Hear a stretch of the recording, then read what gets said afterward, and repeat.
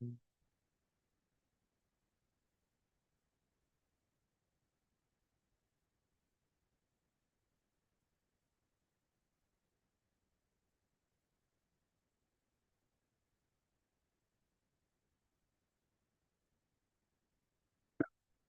good evening, everyone. Good evening and welcome, everyone. Thank you. Just for housekeeping purposes, we have no one in the other room. Okay. Okay. Washrooms, if you're looking for them, are down the hallway. And if you could please put your cellular or mobile devices on silence, that would be appreciated. Thank you. So I'll now call tonight's regular council meeting of Tuesday, October 15th to order. I wish to begin tonight's meeting by acknowledging that we are gathered here tonight on the territory of the Sooke and Shaanu nations. Council, I'll turn your attention to item number 3, looking for the approval of tonight's agenda to be adopted with the inclusion of the new business and supplemental information. Moved by Councillor St. Pierre and seconded by Councillor Beddoes. All those in favor? And that's carried unanimously. Thank you. So we'll move into item number 4. All right. Some good footsteps there in the hall. Welcome to the meeting. Item number 4, which would be our OCP and zoning bylaw amendment for 2008 Murray Road. Your worship, do I have to use myself at this point or? Yes, sir. Oh, wow. Into the microphone, please. Regrettably, I have to recuse myself. I'm a member of the Sooke Lions Club. Okay, thank you, Councillor Beddoes. We will find you or call you when this section of the meeting has completed. One part, I could be asleep, so. Okay, we'll find you. It's okay. Okay, so there's a few seats in the front row.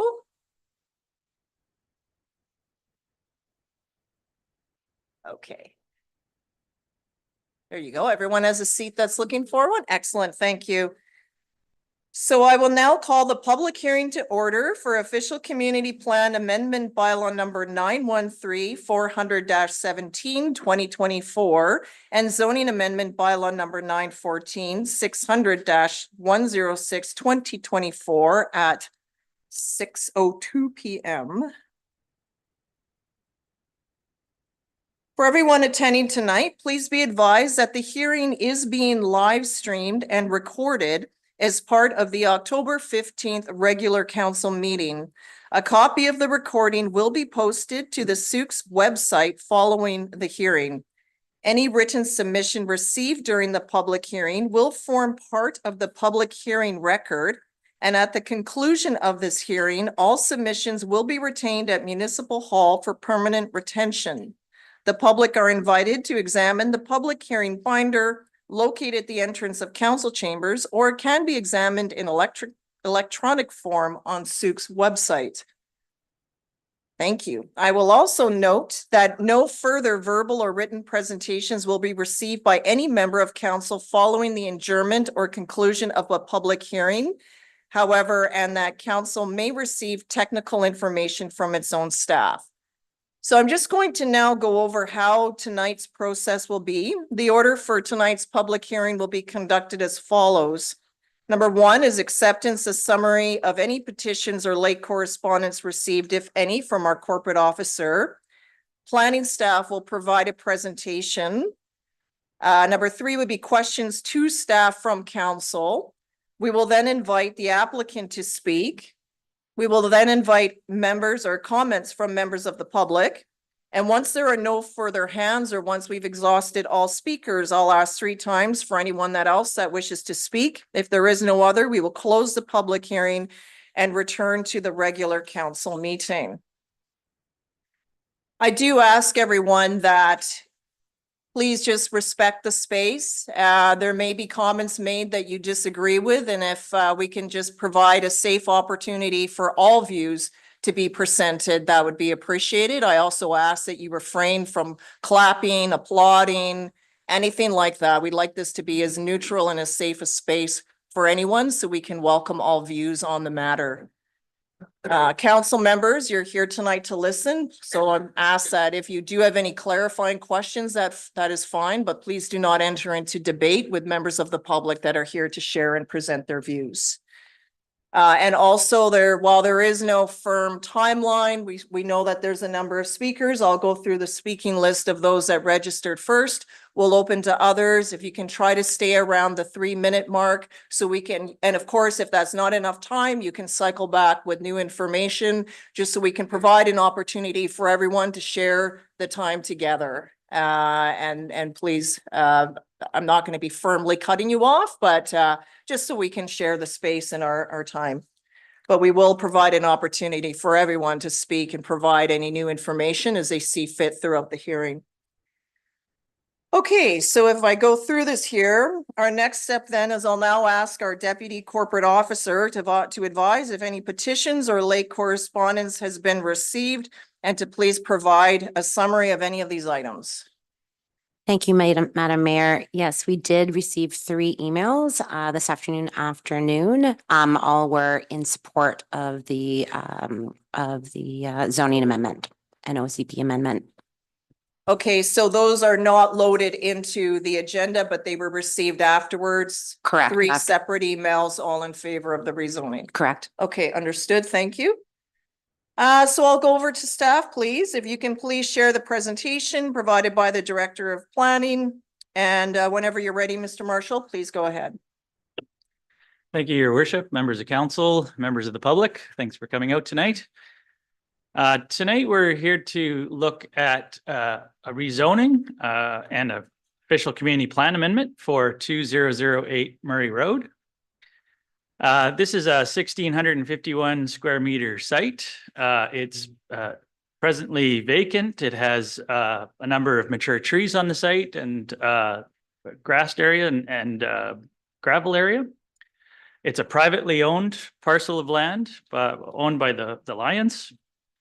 It's presently zoned P1, public recreation, and it's presently designated in the official community plan as park within the town center neighborhood.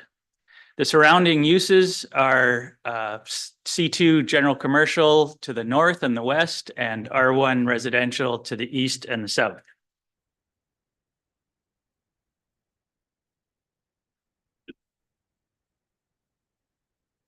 Just to provide a little bit of background, this site was purchased by the Lions Club in 1965. And since the 1970s, the property has contained washroom facilities, a gazebo, playground equipment for public use, all eventually removed due to vandalism and upkeep. In August 2018, an OCP and zoning amendment application was applied for by the Habitat for Humanity, but was later withdrawn due to public opposition to the application. In July 2021, the property was considered for sale to the district as part of a proposed lease for a 1.3 acre portion of John Phillips Memorial Park by the Lions.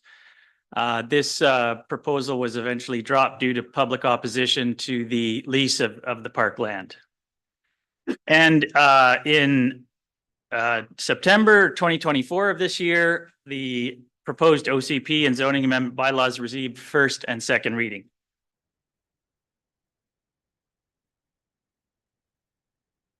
So the application is seeking third reading for the following. It's an OCP amendment from park to town center, and the zoning amendment is from public recreation to general commercial C2. The proposal is to accommodate a development of a health services facility. There is a group that has got a conditional sale purchase of the property. It's conditional on the rezoning and official community plan amendment. That is a use that still is yet to be determined if it will be proceeding, but at this point in time, that's what's proposed.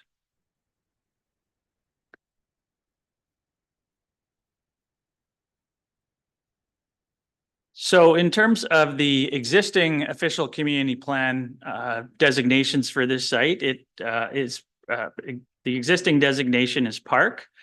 The park designation goals and objectives is to preserve existing parks and open space and other natural areas, development of low impact park and trail activities that do not impact watersheds, and implement recommendations of the Parks and Trails Master Plan.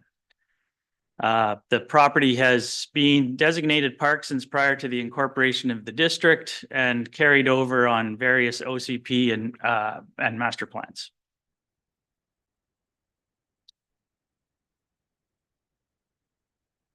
In terms of the proposed official community plan designation, the proposal is to go from the park designation to the town center designation.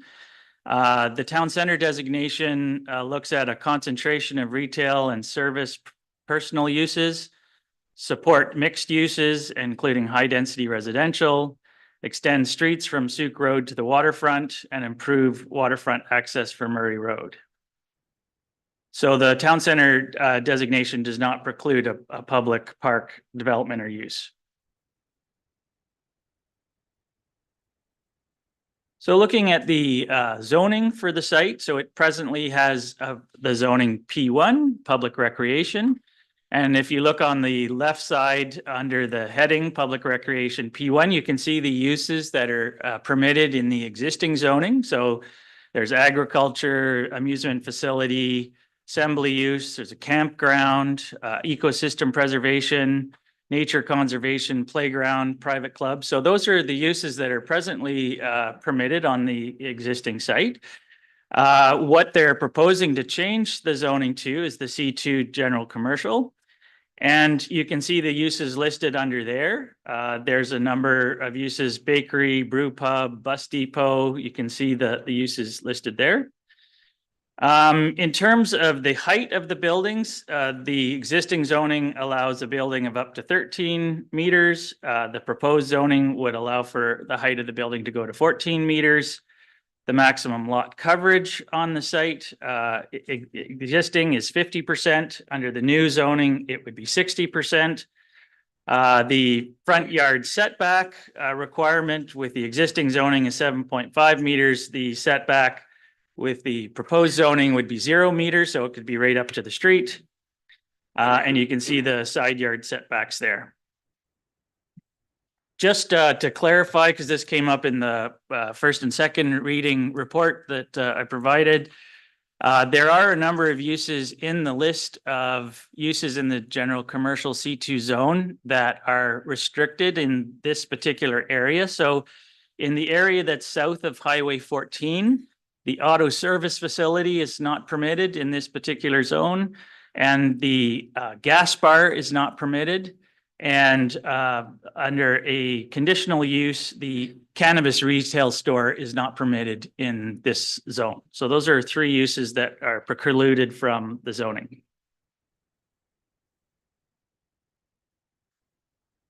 So in terms of the policies in the Parks and Trails Master Plan, which is our vision for long-term vision for the community, the designation for this particular site is open space, which looks at green spaces that contribute to visual character of the community, do not have significant amenities or trails, and consist of small grassed areas, treed properties, steep slopes that do not support a significant amount of use. And just to note, it's a bit of an anomaly in this particular case that we have a site that's designated in the official community plan as park and zoned as park, that it's a private use or privately owned.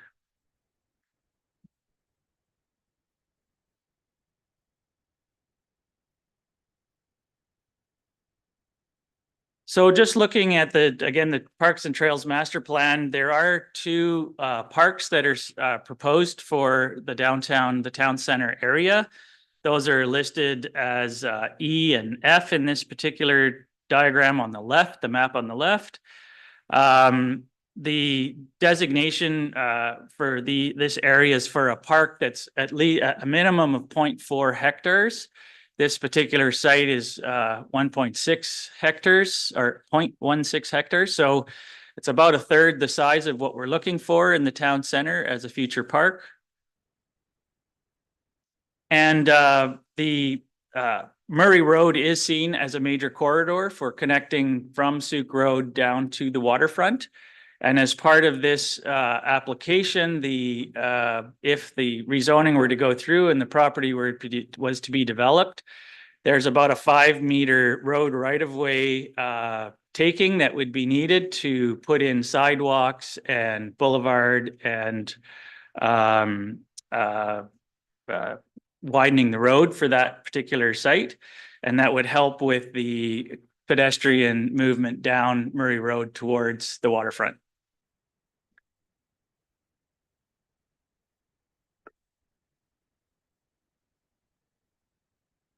So the conceptual plans provided that have been submitted with the application is for a commercial building with associated parking.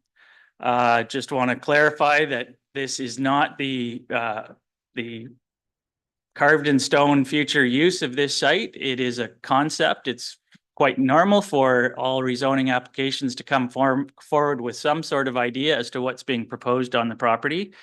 But again, just to qualify this, there's no guarantee that this is what will end up being the case, because any of the uses permitted in the C2 zone are permitted until a development permit and a detailed design and plan for the site is completed and approved.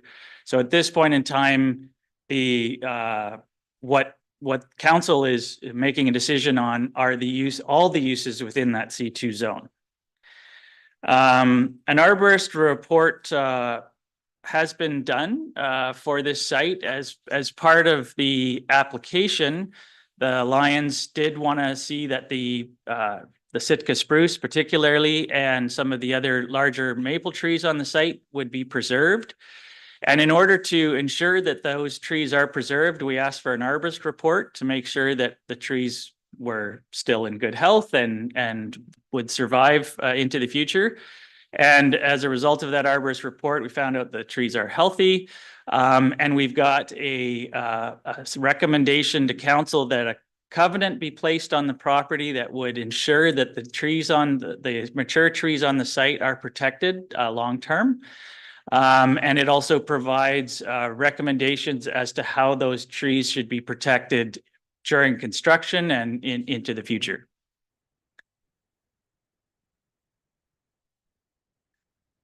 So in summary, staff are recommending that the zoning amendment and the OCP amendment be given third reading later tonight after the public hearing.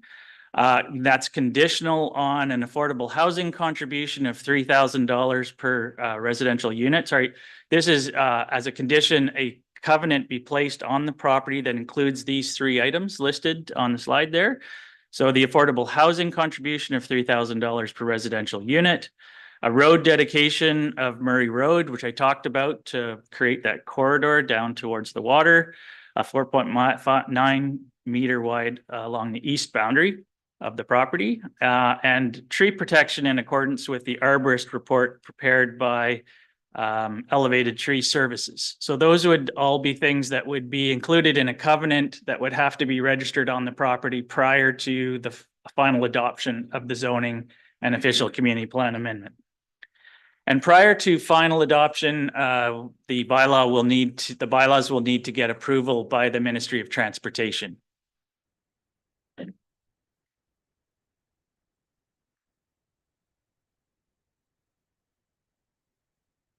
So just for your information, in accordance with the Local Government Act, the district and district policy, we distributed 81 notices to the surrounding neighbors within 100 meters of the subject property. We put advertisements or notices in 2 of the local newspapers on October 3rd and 10th. And to date, we have received a great deal of letters and emails, which were fairly evenly split in terms of their support and opposition. We received a number of postcards in opposition to the OCP and zoning amendment, and we received a petition of 571 signatures against the zoning and OCP amendment. So just wanted to provide the council and public sort of a summary of the types of comments that we received. In terms of the the comments against this particular application. There were comments like the small parcel at 2008 Murray Road should be purchased for a Sooke Community Park.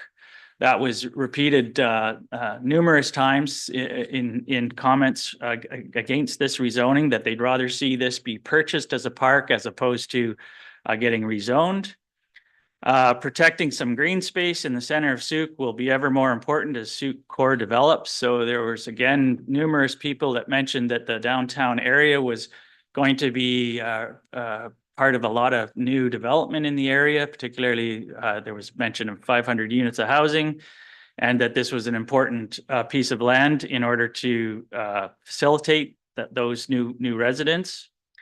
Murray Road is already problematic in terms of traffic, so there was talk of commercial trucks pulling in and out of businesses, in and out of the side streets, parking on the streets, creating traffic problems.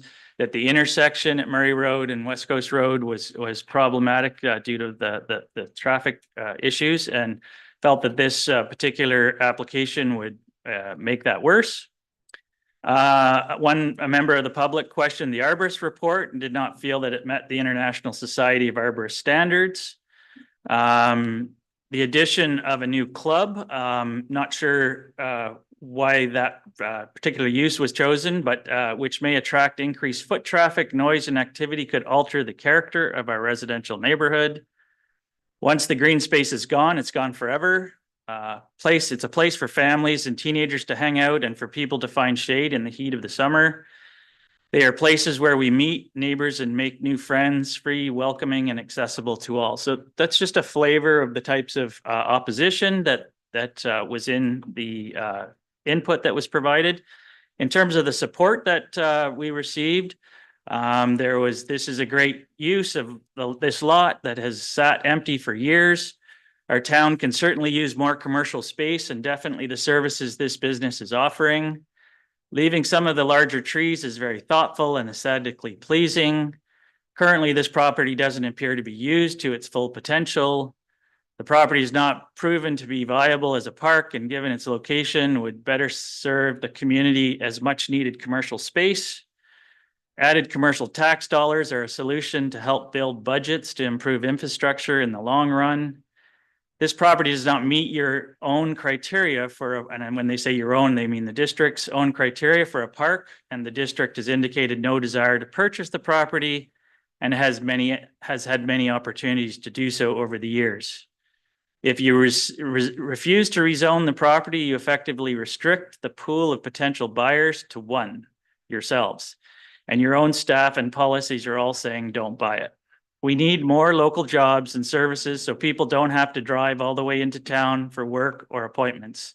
It seems like a win-win approving this application. So again, not providing every single comment because we received a lot of upwards of 60 emails and letters and the petition and postcards. So just providing a flavor of the type of input that was provided. So with that, I'll pass it back to your worship for the next step. Okay, thank you very much for your presentation. I would now like to, let's see here. I believe that the applicant would also like to address council, so I'll now invite the applicant to speak, please.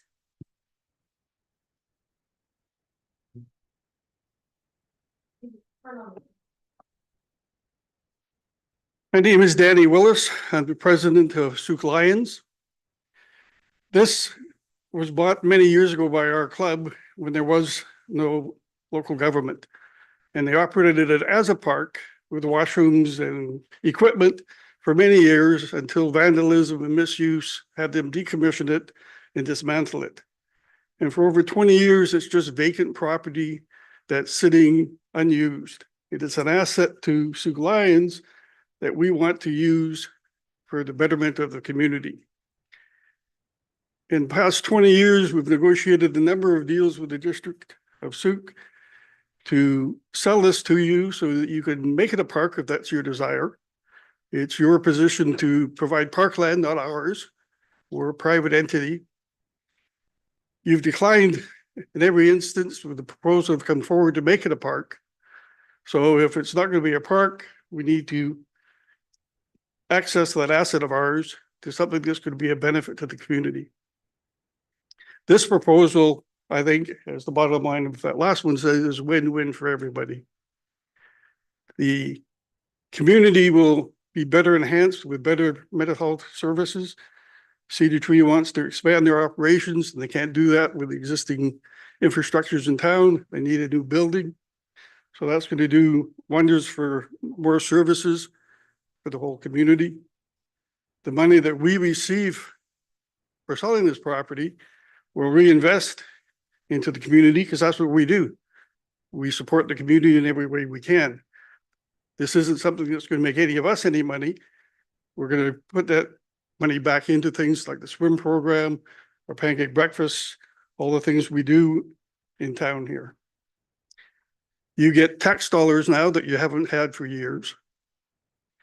And the claim that they want to preserve the tree, this actually does preserve the tree, because right now there is no protection for the tree. But with this, there's a covenant that will protect the tree.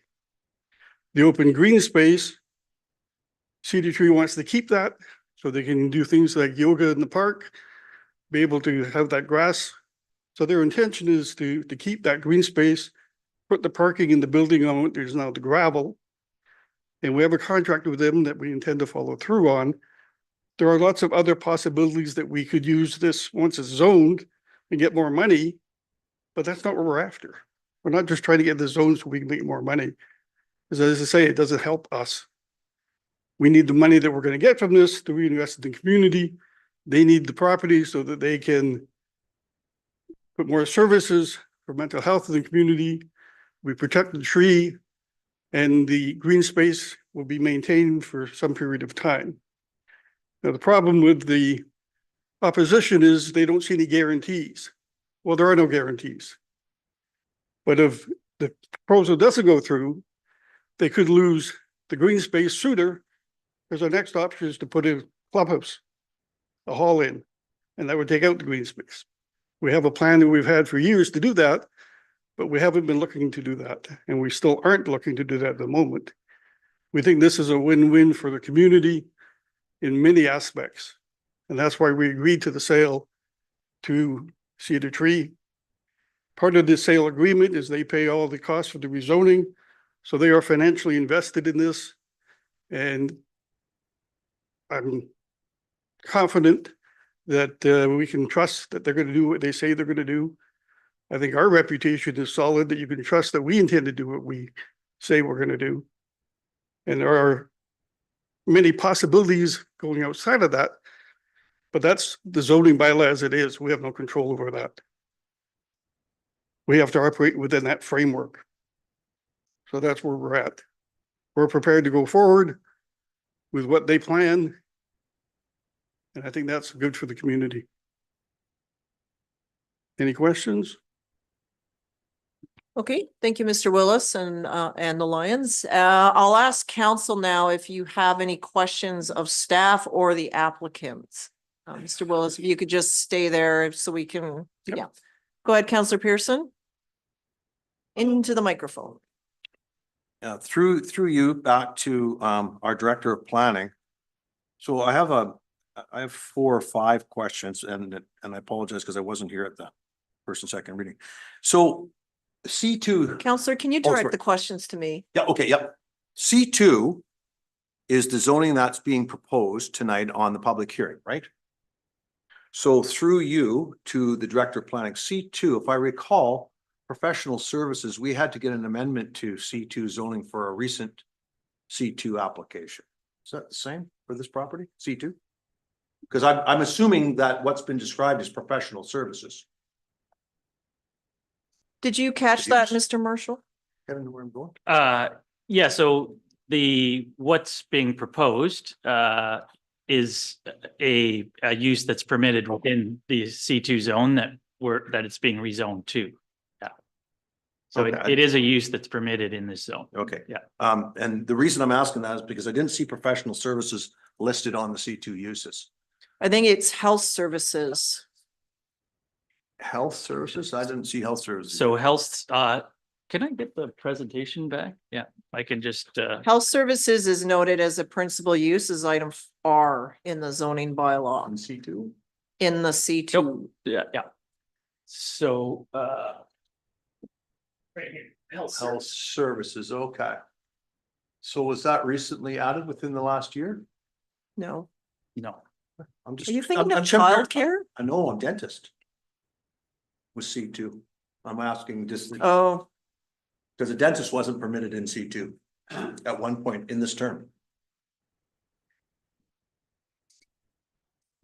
I think that was C3. But down to C3, okay, that's fine, okay, that's good, thank you. P1. The zoning was P1 and the date said it pre-existed the municipality. Seemed to me that that P1 designation was later than that after we incorporated. That it was, I believe, zoned residential. Through you. Do we have that history? No history? Okay, no history on that, okay. It might have been that the district incorporated and then after the original OCP and then a zoning bylaw came in, that is when I'm making an assumption here because when we incorporated, it would have been regional district zoning that would have Mhm. prevailed until an OCP and a zoning bylaw was adopted. 317, yeah, okay. Not sure. Yeah, and the reason I'm asking that question is because the P1 zoning, and my understanding through you to our planner, was put on as a convenience because it was being used as a park. It wasn't fitting the pre-zoning. So I don't know where that P1 came from. I'm kind of trying to understand that history. I tried to talk to some historical people last week and no one seems to have a definitive date. And it's maybe not as relevant as I'm kind of asking the question. That the property was zoned residential when it was originally part of the downtown core. I know it probably doesn't make much difference, right? But I'm just bringing it up. Okay. Thinking of that. Okay, the OCP in your presentation through the chair to you. So it was the OCP past and present or proposed. So the only OCP that's relevant right now that we're talking about tonight is the existing OCP, not anything that's projected because it hasn't passed or so. So it's not relevant to our discussion or germane to our discussion tonight, the future OCP. Is that right? that's correct. Thank you. Okay.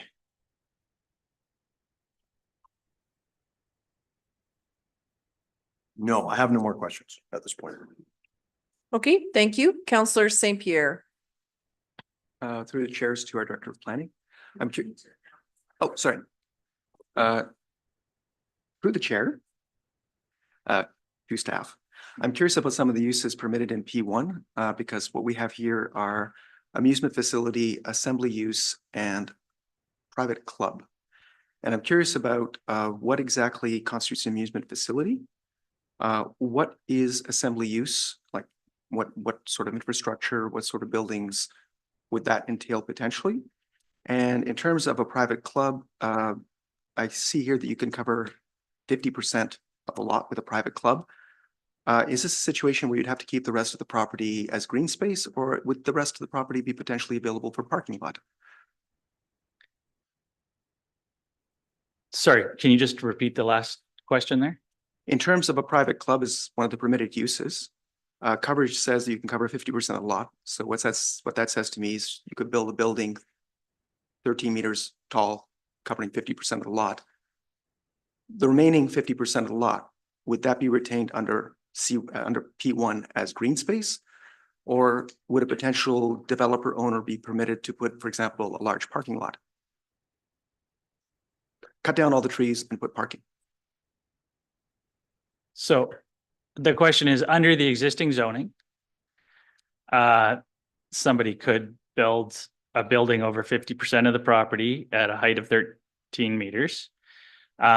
Presumably they would need parking though, so the remainder of the site would probably need to be for the parking for that building, unless you're putting the parking underground, which is probably not financially viable. But yeah, I can't imagine there would be any remaining property left after the parking and the building were developed. So what I'm trying to determine is whether or not there's any protection whatsoever for trees or green space within the existing P1 zoning, because what I'm hearing is that there isn't really any. There is the setbacks. So there's no setback on with the P1 zone, there is a 7.5 meter setback from the street. So from Murray Road back to the frontage of the building. And that could be landscaped area. And we do have design guidelines in the town center that require that you have landscaping along the frontage of the property, and potentially fencing. So there would be some landscaping around the perimeter of the developed portion of the property. Thank you. The counselor had also asked just for an example of what an amusement facility use would be, as well as a assembly use. Can you give some examples of what that would actually mean? I was just gonna look up the zoning bylaw to get a definition for your, just give me a sec here.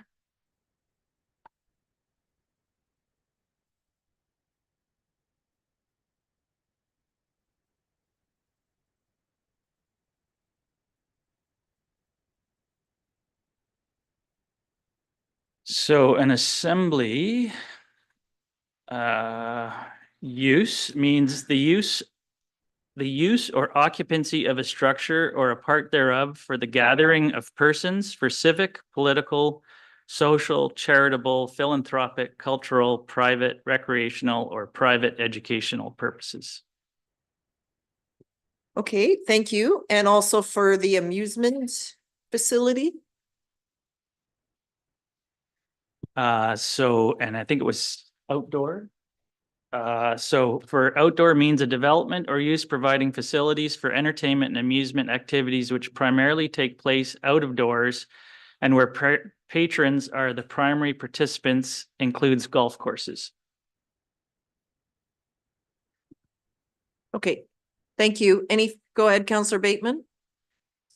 Okay, thank you for that presentation. So I'm looking, I took a screenshot back on September 27th of the conclusion slide by the district in which it summed up staff recommendation to move forward with this on the following rationale. So I just want to go through those one after next. There's 5 of them.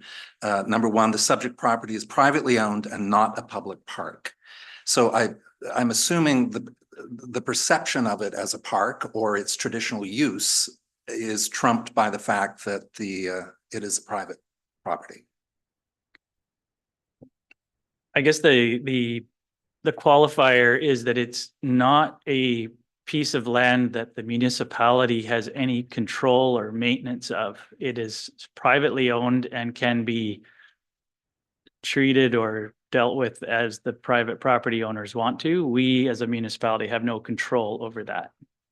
So it's not a public park in that sense. And in terms of that OCP designation as park, that too is a wordsmithing matter, or? As I understand it, it was just a use that was carried throughout the history of the site from one OCP official community plan to the next. Okay, I'll move on to number 2, but first I want to apologize for using the word Trump there briefly. Man, I gotta find some other words. Okay, number 2, obtaining town center public parks are to be on parcels greater than 0.4 hectares, and this is 0.16 hectares. So where does that guideline come from? So that guideline is in the Trails and Parks and Trails Master Plan. So that's the long-term vision for the district's desires for parks and trails in the future. And so that's the guidelines that's, I'm presuming, why council has not taken up the Lions on their offer to sell the property, because it's not the size of park or the location of park that the Parks and Trails Master Plan has identified. little more complicated than that, but nonetheless, that is true. Under this number two other spots are to be considered Lot A Plaza and the waterfront at Mariners Village. Can you give us an update on where things stand with those two potential future parks? So Lot A, which is off of Wadham's Road, where the library exists presently, has 4 quadrants, and the southwest quadrant, sort of that backs onto the grocery store. It has been designated for a future park, and so that's the area that has been identified in that particular site. And then on the site, we're calling it the Bayshore Development now, which is proposed at sort of Church and Sooke Road intersection on the waterfront side. It has a park identified along the waterfront, and that is the park that's been identified. So those are the 2 parks that have been identified and are presently exist. I mean, they're dedicated, they're not dedicated, they're proposed for the future. Yeah. Okay, you've mentioned the tree protection covenant for the Sitka spruce and 5 maples on this Murray Road property.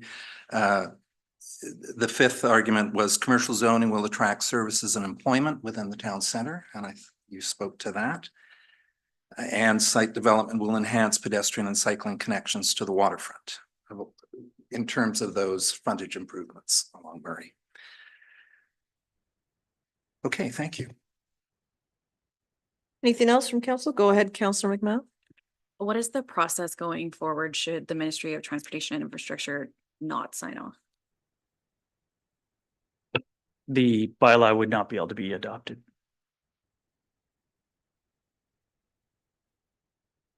I think this is where we wait for adoption until those items come. Sometimes they'll sit for a bit and then we'll get something forward. Okay. Okay, so I believe that's it for members of council. So now you may take your seat. Thank you, Mr. Willis, for sitting there. I would now like to invite members of the public to share comments. The public is asked to please state your name and municipality of residence. And I please ask that you try to contain to about 3 minutes. However, if you need more time, we'll wait till all members of the public have had a chance to speak, and then we'll call back for second-time speakers and so forth. So we do have a sign-up list. So I'm going to start with the members of the public that are on the sign-up sheet. And our first speaker tonight would be Mr. William Wallace. So although I've said your name, please just restate it for the record and also where you live, the local government where you call home.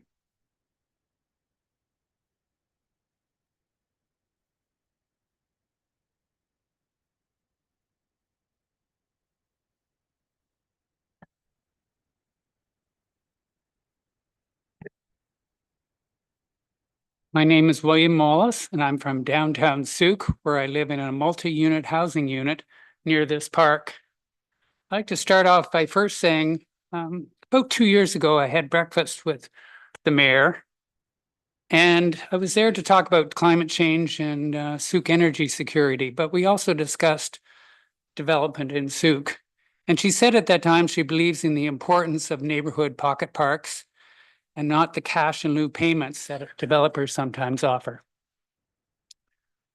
I could spend the time I have here referencing the many evidence-based research studies on the value of urban parks and their wellness benefits.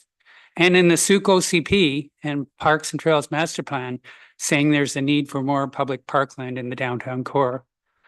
There are many things on which I could spend this time defending this park from becoming commercial, but my primary story is one of it being a heritage land. Our Indigenous neighbors have taught us the use of the value of special pieces of land for community well-being.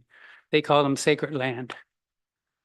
A small Sitka spruce tree began its life in this park over 200 years ago. It faced many challenges and survived in the face of its rapidly changing environment. It has lost many of its tree friends to agriculture, homes, highways, and yet it has grown with luck and guardian care. Many Sooke residents have memories of this park and the value it has given our community. We can only reference the many of old photos shown of us and how it has served our community. I've never spent much time reflecting on my own heritage, but I respect that our Indigenous communities do. They tell important stories of their heritage on important pieces of land.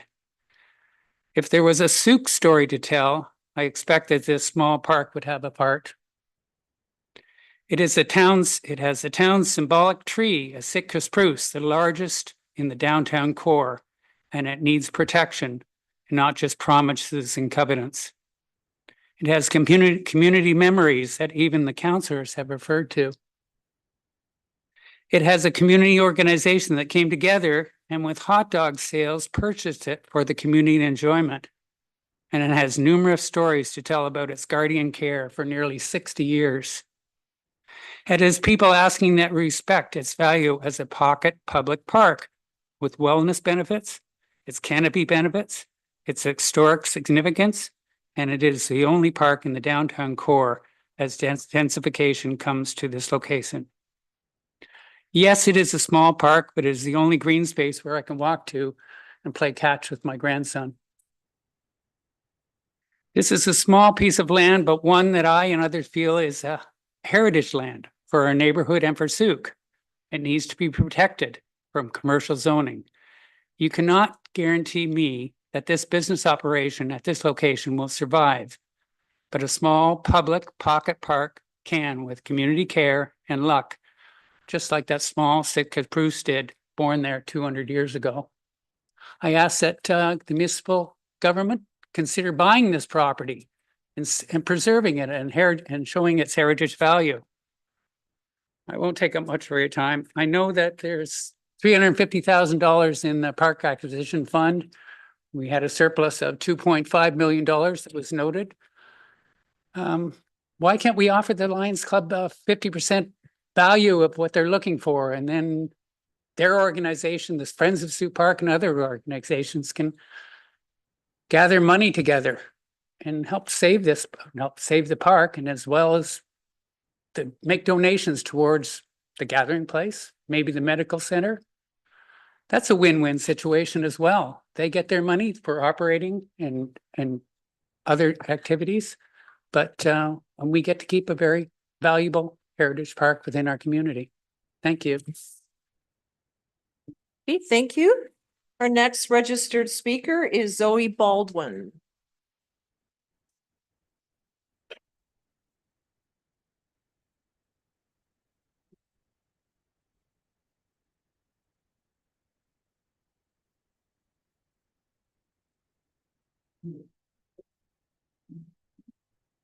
Thank you. My name is Zoe Baldwin and I'm a resident here in Sooke. Before I start, I would just like to say that my daughter and I, my 17-year-old daughter and I, wrote this last night together, and I have been instructed to read it so I don't get it wrong. As a holistic therapist here in Sooke, I have seen how much Seed Tree has helped so many here in our community. Sadly, we're in a time that there's unprecedented numbers of people needing help with mental wellness. The fact that they are looking to expand, which, let's be honest, not many businesses in Sooke are doing so, demonstrates how much this kind of local support is needed. I myself have recommended many clients to Seed Tree. Were they not here nor able to expand and help more people, I would have to recommend to people to seek help further afield, which often incurs extra time and costs that many of them do not have. From a personal perspective, my teenage child has been diagnosed with a learning disability, anxiety, depression, and is on the autism spectrum. Life is a struggle for her in many ways, but she is bright, funny, caring, and at times too smart. But you know what? I honestly believe if it wasn't for the counselling help she's received, she might not be here today. I myself have undergone learnings and therapy on how to help her, and I'm beyond eternally grateful to have been able to do so. It's changed me as a mother and as a person. I know play and green spaces are important, but we are so blessed here to have so many trails, beaches and parks. We're surrounded by nature and beauty. The land they are asking to rezone is really basically unused and quite often misused. And if you've read their proposal, you'll see that they will keep the green space and in fact protect the trees. That to me is really important as well. What Tara is proposing will make the space more beautiful, will give it a very important use, and will help the well-being of our community. To wrap up, I honestly believe Tara has this wonderful ability and vision for helping people, and that we are blessed to have her and Cedar Tree here in Sooke. Thank you. Okay, thank you for speaking. Thank you. I understand that the proponents or Seat to Tree would also like to speak. So I'm going to ask the Seat to Tree to come forward and speak next. There's the slideshow. Okay, so our staff will get the the presentation's already up.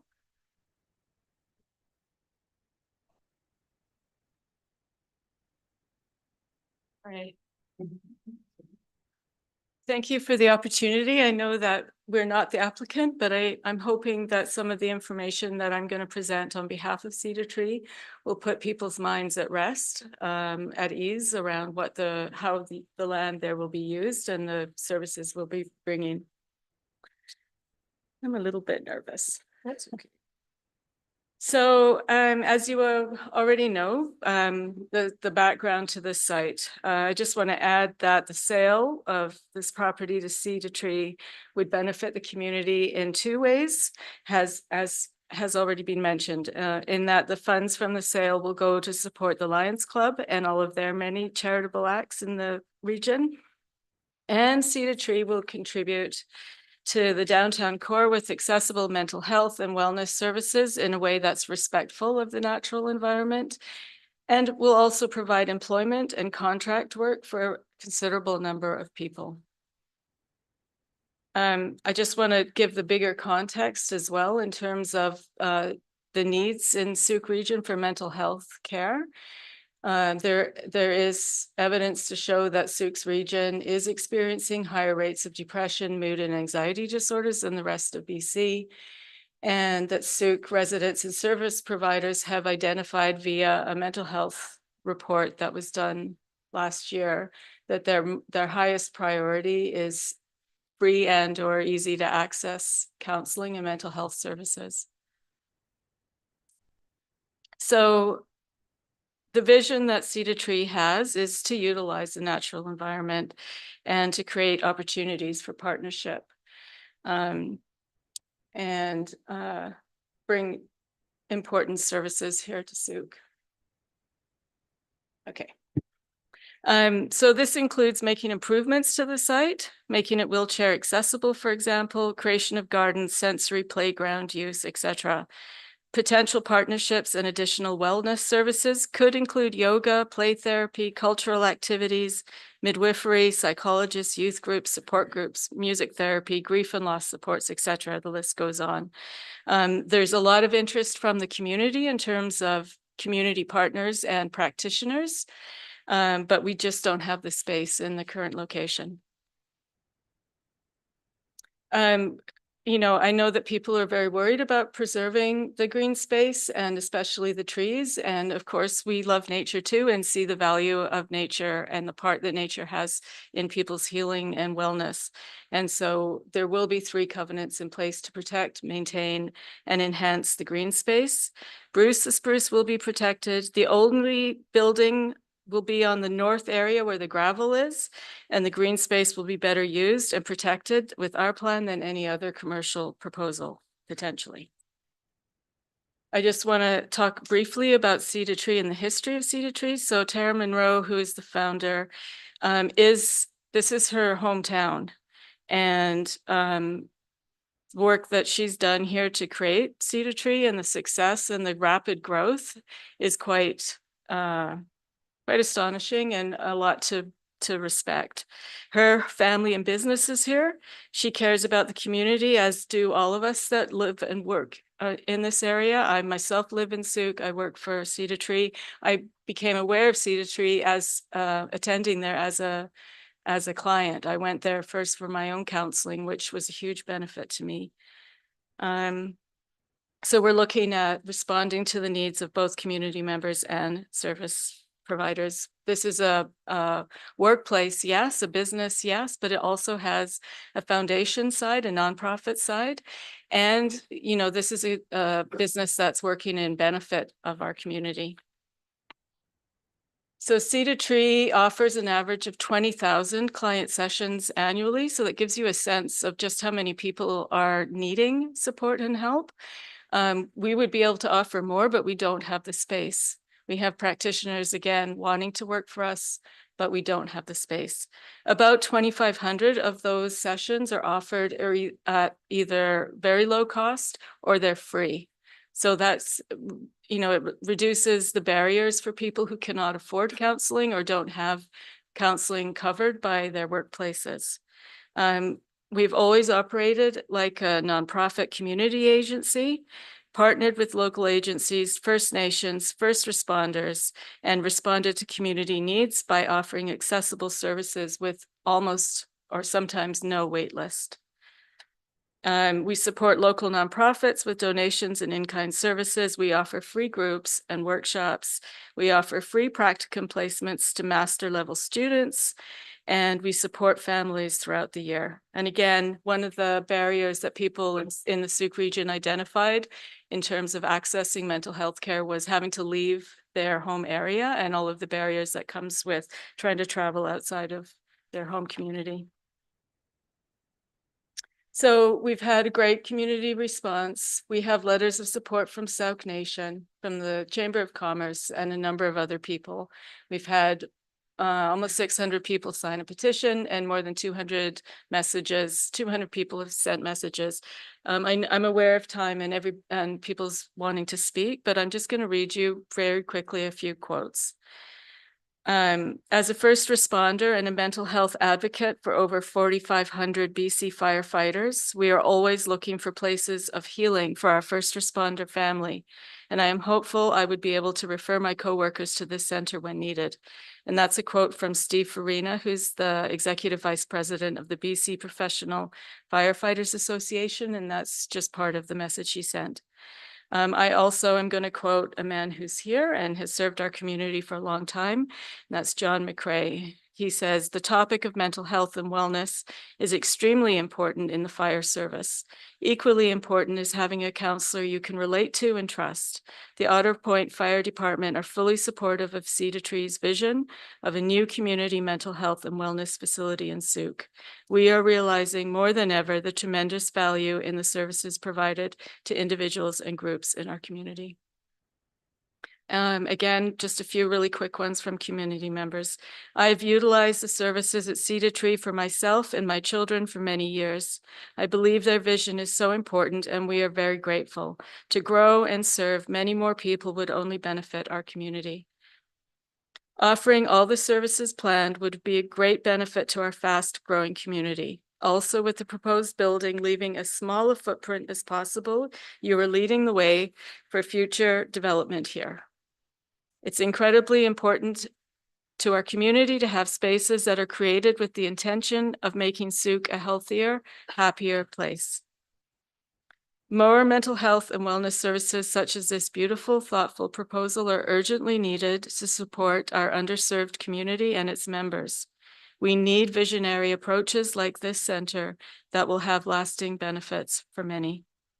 And lastly, I'm a local mom who believes in the power of community healers, village support, and I also believe in the power of play and green space. I hope with all my heart that this goes through. So thank you for your time and attention. Are there any questions? No, we're good. Thank you very much. Okay, thank you.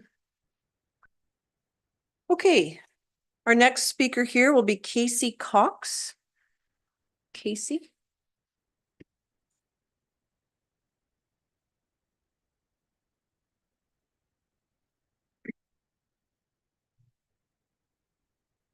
Is this on? Okay. I'm very nervous, so I'm just going to read what I've written because there's a lot of people here. I'm here tonight to support Seed a Tree in their hopes to build a new wellness facility. I don't want to see things as us versus them, and I understand that we may not all agree. I love trees, nature, the outdoors. That is where my family spends a lot of time. I feel in the current situation, the rewards of this project outweigh the risks. I think we must consider what's best for the community and all who live here. The need for mental health and a variety of wellness services is always required and really should be a basic right for all. Seed to Tree has done their best to provide services for people who otherwise might not be able to afford this, and they've continued to do that. Maybe you've used some of these services, maybe you haven't, but my hope is that if you or someone you love needed them, they would be available. Personally, I have found great healing with Seed to Tree after losing my mother-in-law to an aggressive, incurable cancer. She was a long-standing member of Sooke community.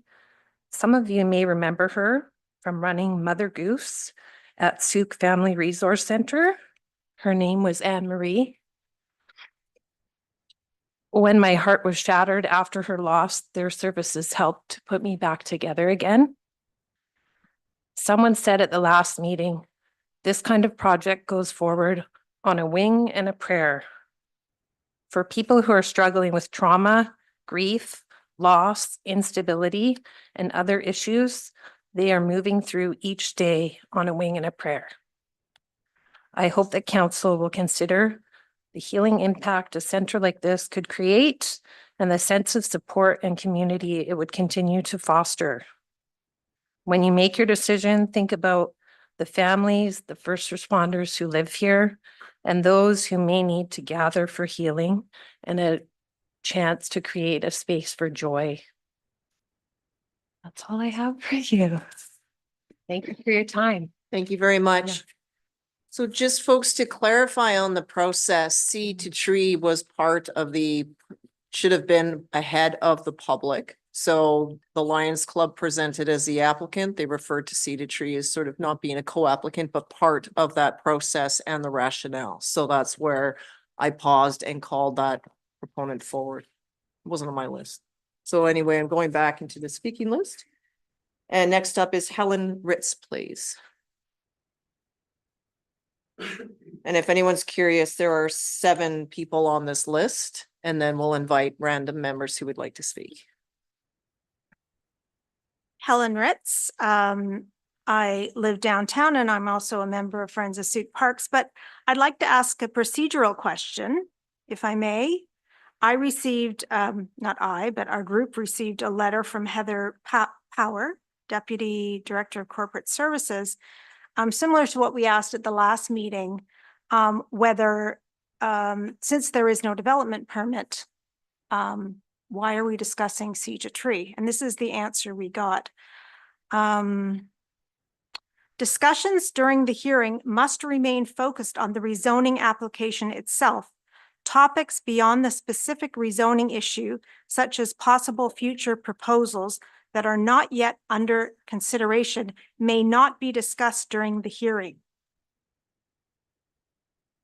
So I'm a little confused. Okay, so you're asking just why we're hearing from Seed to Tree? Correct. According to this, discussions during the hearing must remain focused on the rezoning application itself. Topics beyond the specific rezoning issue, such as possible future development proposals that are not yet under consideration, there's no development permit, may not be discussed during the hearing. Okay, can I ask staff to clarify? Yeah, your worship, members of council and the public. As part of every rezoning application, there is always a concept plan or a vision for what is being proposed. This application is no different. There is a group in the community that has put an offer on this property. That offer is conditional on the rezoning and official community plan. So That is part of this application. The actual design and look of the building that is going to happen on the property is still to be determined through a development permit process. And there are no guarantees in life. So if this particular proposal does not go through as proposed, then all of the uses that are permitted in the C2 zone need to be considered. And this use that is being discussed tonight is one of those uses that is permitted. Yeah. Topics beyond the specific rezoning issue, which you have said is from P1 to C2 in its entirety. That is all that's in front of council to make a decision on tonight.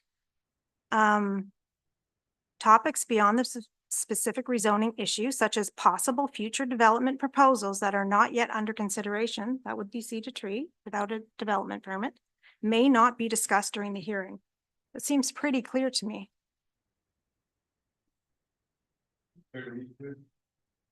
Okay, so I'm looking at public hearings and this property is in front of us because an applicant is looking to change the use and the zoning of the land. Goodness, it's my own phone. So in this case, the applicant is invited to provide their rationale. Why are you rezoning this land? Which is what they have done and presented to tonight. And then that's what council is looking. Why do we want to rezone this land? That's why we're here and gathered here today. If council started to ask, what color is the building going to be? What type of facade is it going to have? Tell us more about the streetlights. How many bike rack parking is it going to be covered? Those are items covered off in a development permit application. The form and character falls under the development permit. This here is about the uses, and we just heard from the from Seeded Tree, their use is this, and that is what they're intending to do. So May I ask if that's what the corporate officers believe? It's just, I'll ask staff to clarify that as the email went out from the corporate officers. Thank you for your question through the mayor to council. I am in agreement with the director of planning on the way that files normally progress through this. I think, and thank you to Heather for answering this email in my absence. I might have slightly tweaked the wording to say that the focus of the public hearing is strictly on the OCP and zoning amendment, and that needs to be the focus of council's consideration, because as a result of a zoning amendment or OCP change, there's no locked in answer to what exactly is going to happen to the subject property. So my apologies for any confusion on that end. So to reiterate, the focus of this public hearing is on the zoning and OCP amendment before council, and that should be the focus of any deliberations on council if they do want to proceed later this evening. But I do understand from a practical note, the director of planning's explanation, providing some context to why this application is before council. then I will just make a quick, no one has said that Cedar Tree's contributions are not valuable and needed. That has never been said. This is a land use issue. We have one small little piece of green space in our neighborhood, in our downtown core. If you pull up the zoning map, you see this little speck of green. And to take that away makes no sense at all. Cedar Tree can find other, if you look at Artisan Gardens down the street from us, they took a house and they made it into a thriving coffee shop and garden store. You look at the dentist, they get little houses and they make it into this and whatnot. And the lawyer has done the same thing in town. Like, the OCP supports that kind of development. Then that could happen anywhere, but we only have one small piece that is zoned P1, that is zoned for a park that's been a park for 60 years. We have to figure out a way. It's in an area that is going to be the densest residential development in Sooke. We have to find a way to save this little piece of land. And the Sooke district of Sooke and the Sooke Lions need to work together and figure that out. Thank you. Okay, thank you. Next up would be Ann Nolan, please. No? Okay, thank you. Janelle Kent, please.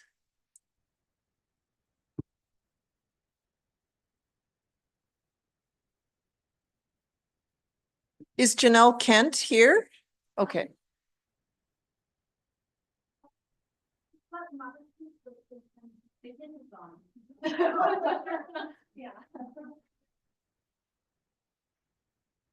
Okay, Janelle, please come forward. You're next on the list, and then we'll be opening up to others.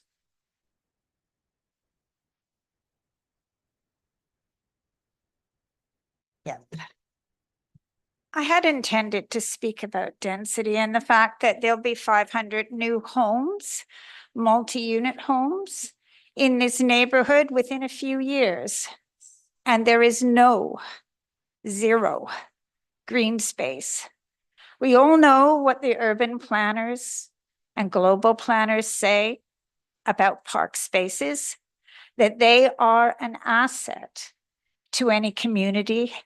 They contribute to the social, health, and environmental benefits in any community. And the odd thing about this particular instance is it has been a park for 60 years. And so people living there, not knowing how council works, not knowing how the Lions work, have believed that they have had a park there for 65 years that will continue to be a park. What they found out recently is that is not so. And of course, it is upsetting to them, particularly when they read the development proposals coming thick and fast. There will soon be 30,000 square feet of commercial space in 3 developments, 9,000 in the 161 unit building already approved, 9,000 plus in the 2 developments on the waterfront that are across the street from the 161. We have a new health services building being proposed for Townsend and Sooke Road, and it will have housing above it as well. Now, you're telling us that the people in this neighborhood living south of the highway will go through 2 very busy shopping centers to get to the park on Wadham's Way. They will also cross a major highway.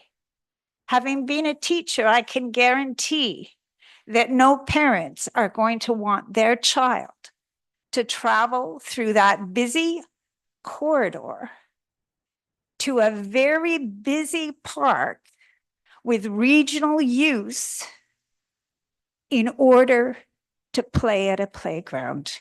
It's just too dangerous these days. So the people living south of the highway will have no park. You've talked a little bit about the park that is part of the Bay Shore development, if that's what it's being called now. But again, that's a wing and a prayer. We've seen the first part of the development and there is no green space dedicated. We have not seen as a public the second part of that development because it has not officially been presented to council, from what I can understand. So again, we're looking around and saying, we have this park, it is useful to us. It may not be useful to other people, but it is useful to us living in the neighborhood. Just having the green space and the big trees is comforting. Just having a place where you can go and kick the leaves around when your grandchild visits is useful. And I think that the whole neighborhood is stressed and shocked that we were never asked ever what we thought our neighborhood park should be. There was never even the thought that we should be approached, that there should be any kind of public engagement when all of a sudden the only green space is taken away. And I find that reflects not only on our town and its attitude towards parks, but also reflects on how we view ourselves as residents of value in this community. And I think that is very discouraging when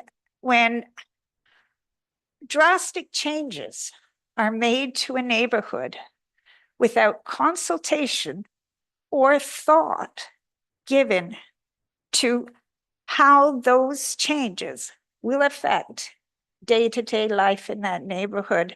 I find it so discouraging that a park I value is being told or talked about as a park with no use. It's vacant. It's not something that anyone wants to have around. And I can say, after walking door to door with a petition, an ink and paper petition, that 85 of the local residents signed out of 88 possible residents, that everyone is upset and everyone is disappointed, I think is the word in the end, that they are valued so little that all of a sudden their community can be changed so drastically. I'm not saying we don't need health services, we do, but this is a private business. It may have a foundation component, but the zoning is being changed to accommodate a private business. The park is being lost to accommodate a private business. We are not, as a neighborhood, able to come to terms with that. Thank you. Okay, thank you. Now open it up to other speakers. If you could please come forward and introduce yourself. Everyone will have an opportunity, so just sort of as you get there.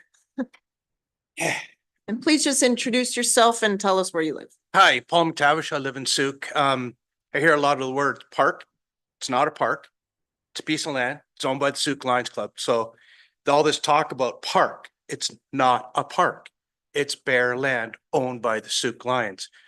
Also, as a person with mental health issues, I do have to travel into Victoria and sometimes Vancouver for help. If I could do it locally, it'd be a lot better. So, you know, this whole talk about park, it's not a park. It's a piece of land. And people got to remember that. It's a piece of land, not a park. I don't know how many more times we can say it, but it's not a park. Thank you. Okay, thank you. Next speaker, please.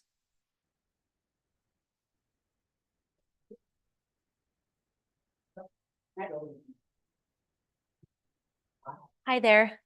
Turn on. Okay, thank you. My name is Brianna. I Can I get live, your full name? oh, sorry, please? Brianna McMahon. I live in the downtown core of Sooke. I live right across the street from the Artisan Garden Coffee Shop, which happens to be quite a busy little neighborhood. I'm a mom of 4 kids who are very active, and they've been very upset with the idea of seeing possible fences going up again. These were my oldest son's sign here. They really wanted to show everyone, but as we know, 2-year-olds don't really like waiting.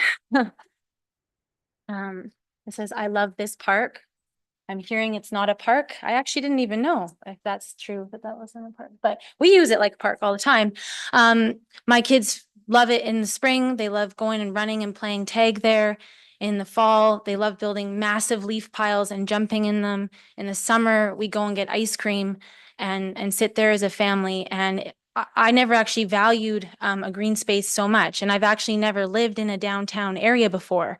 I grew up on the mainland, and much of what I'm hearing here is reminding me of when I lived in Delta. It was a very fast growing community, and a lot of changes happened very quickly. And that's actually a big reason why we left Delta, is that things were not being preserved.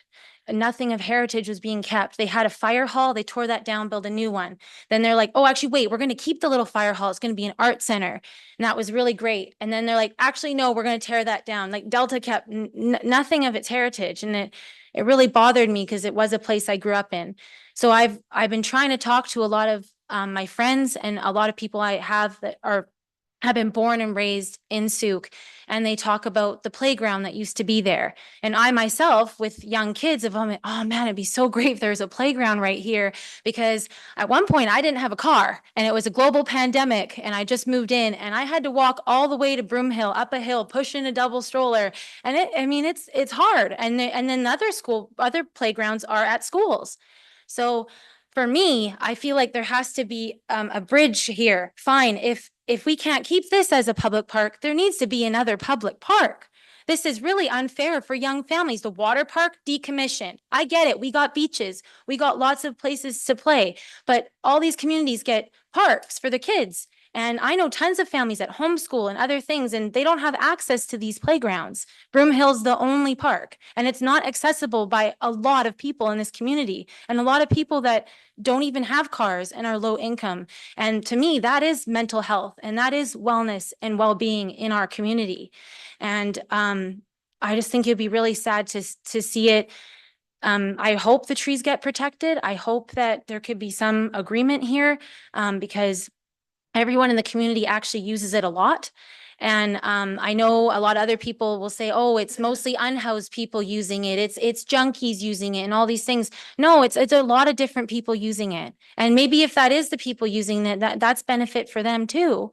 And everyone in our neighborhood really appreciates that little park. And I just hope from my heart, obviously tonight coming here even, I have 4 young kids, and like my husband's at home doing bath and bedtime routine on his own. Like, it's not easy to pull this off, but that I'm trying to show you here that it really means something to me, that little park in that area in our neighborhood. Right now, down the street from us, on the other end, it's been fenced for almost 2 years.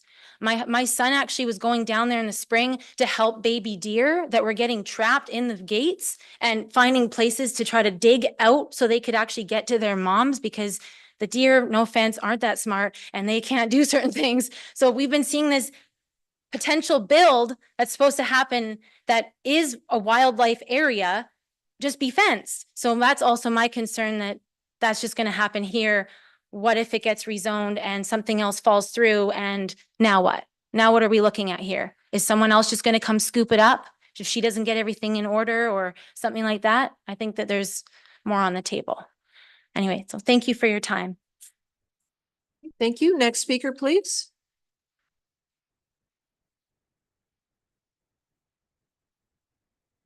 Hi, my name is Sherry Gagne. I am a resident here in Sooke. This is the first time I've ever spoke publicly, because now I have a voice. I am a client of Tara Monroe's. I'm very thankful for her facility and what she does for this community, and her growth is well needed in this community for everybody. She's not going to hurt the trees, the green space. I love all those things too. And it's so important that she expands.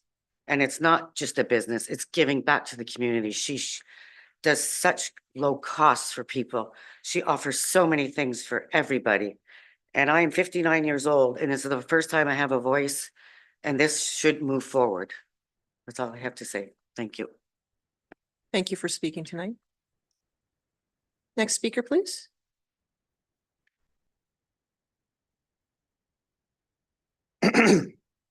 Hi, Noah Dowie, Sooke. I'm here tonight to speak in favor of the rezoning. I sent a letter last week containing my more rational thoughts on the matter. I hope you all had a chance to read it. I saw some of my points were in the presentation. Tonight, I was just going to sort of reiterate some of those points, but today I came across some media that for some reason made me a lot more upset about it, and so I'm going to talk about that. It started with sort of one-sided radio broadcast this morning where a member of the public was talking about our park is not for sale, which came off to me as very entitled and presumptuous. It's private property, although the person on the radio didn't really seem to acknowledge that fact. Later, I was alerted to a CBC article that was fairly more balanced, but however, again, a member of the public was quoted as saying, why not take advantage of what we already have?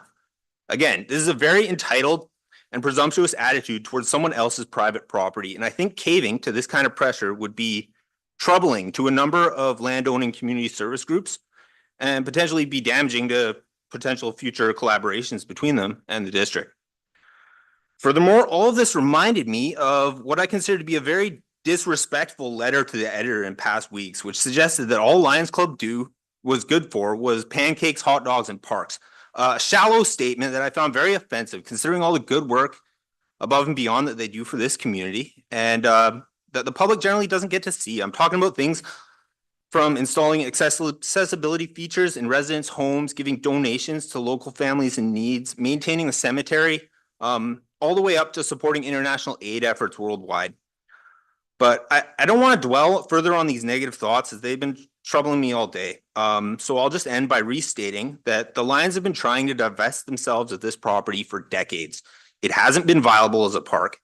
The district has had multiple opportunities to obtain it. Your own staff has stated it does not meet your criteria for a park, and rezoning it will provide valuable commercial space right in the core where it was needed and desired, allowing businesses to stay in Sooke, as well as allow the Lions to move on and utilize the funds from the sale in a way that I'm sure will be to the betterment of our community. Alternatively, if you deny the rezoning, you may be forcing their hand, and I don't think anyone here would be fully satisfied with the result. Thank you. Okay, thank you. Next speaker.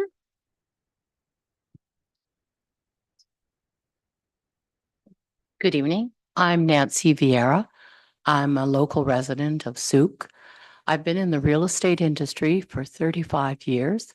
I have watched what has happened, and I've always been very pleased with the decisions made by the district, and prior to that, the CRD. I am a well-known tree hugger. My family is a tree hugging family. My mother, Louise Patterson, was on many boards, and she saved many a frog from disaster during a development. I am here to support the rezoning on the Murray Road privately owned property, and I agree with the covenant for the protection of the tree. Regardless of who purchases the property, the C2 will be a benefit to our community. I took my daughter to that park many years ago and played on the merry-go-round. And it disturbed me the years that followed where the grass was overgrown, it was unsafe. They finally removed the merry-go-round, and then the illicit drugs, the groups of abusive teenagers, and the homeless most recently disturbed me. And it put an unsafe factor. It's like an unused lot sitting there for whoever goes along to use it, and it really upset me to see that. And yes, there is a room for green space, and I am expecting the district to always look after that for us. Thank you. Thank you. Next speaker.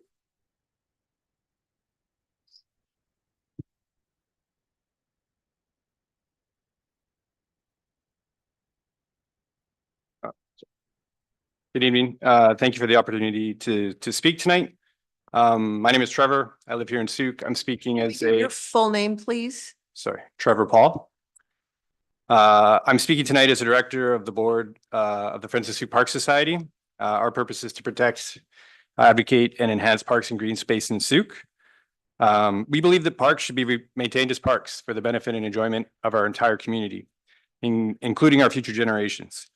And we know that if Lions Park is rezoned commercial, its designated land use as a park will be lost forever. And despite promises or best intentions from potential future buyers, the new commercial zoning immediately increases the park's land value and will allow for any number of commercial activities, which we've seen tonight.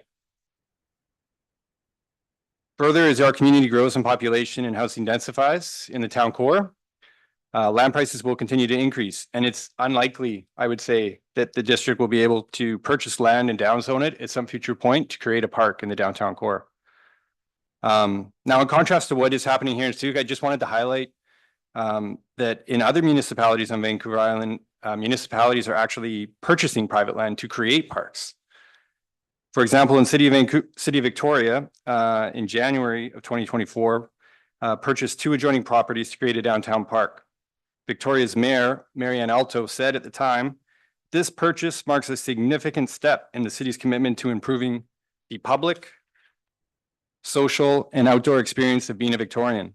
A new downtown park will boost quality of life for downtown residents and add vibrancy to our core. In December 2023, the town of Sydney announced that it had purchased a 1-acre parcel in its downtown core to serve as a community park. Mayor Cliff McNeil Smith said at the time, "I'm glad council is looking to the future and considering the need for green space as we accommodate more housing density and our population grows. This new park will be a place where people of all ages can stay active, make social connections, and enjoy the outdoors." Council members, I urge you to demonstrate similar leadership and vision, as well as some fiscal responsibility, and say no to the rezoning of this park to commercial. Having this urban green space already zoned as a park should be looked at as a competitive advantage for our town and for our community. Something to improve on and build upon. It's not something to squander. I did want to just address as well the point about this being a park or not a park. I think the confusion that comes about is the fact that it's zoned as a park. It's in our official community plan as a park. It's in the 2020 Trails and Masters Plan as a park. The Lions Club themselves have paid no property tax on this property since they've owned it. Any other private owner in this community pays property tax. Thank you. Okay, thank you.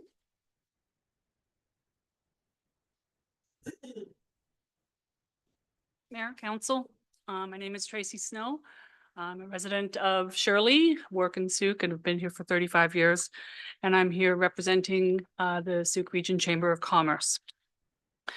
So I'm here to speak in support of the property rezoning at 2008 Murray Road. This proposal seeks the transition, the zoning from parks to commercial to allow for the development of a wellness center by Sea to Tree Health, led by Tara Monroe. This project aligns with the values of our community and has the potential to greatly enrich Sooke's down core. The Wellness Center will offer services like counseling, yoga, holistic therapies, including inclusive space that promotes the physical, emotional, and mental well-being of our residents.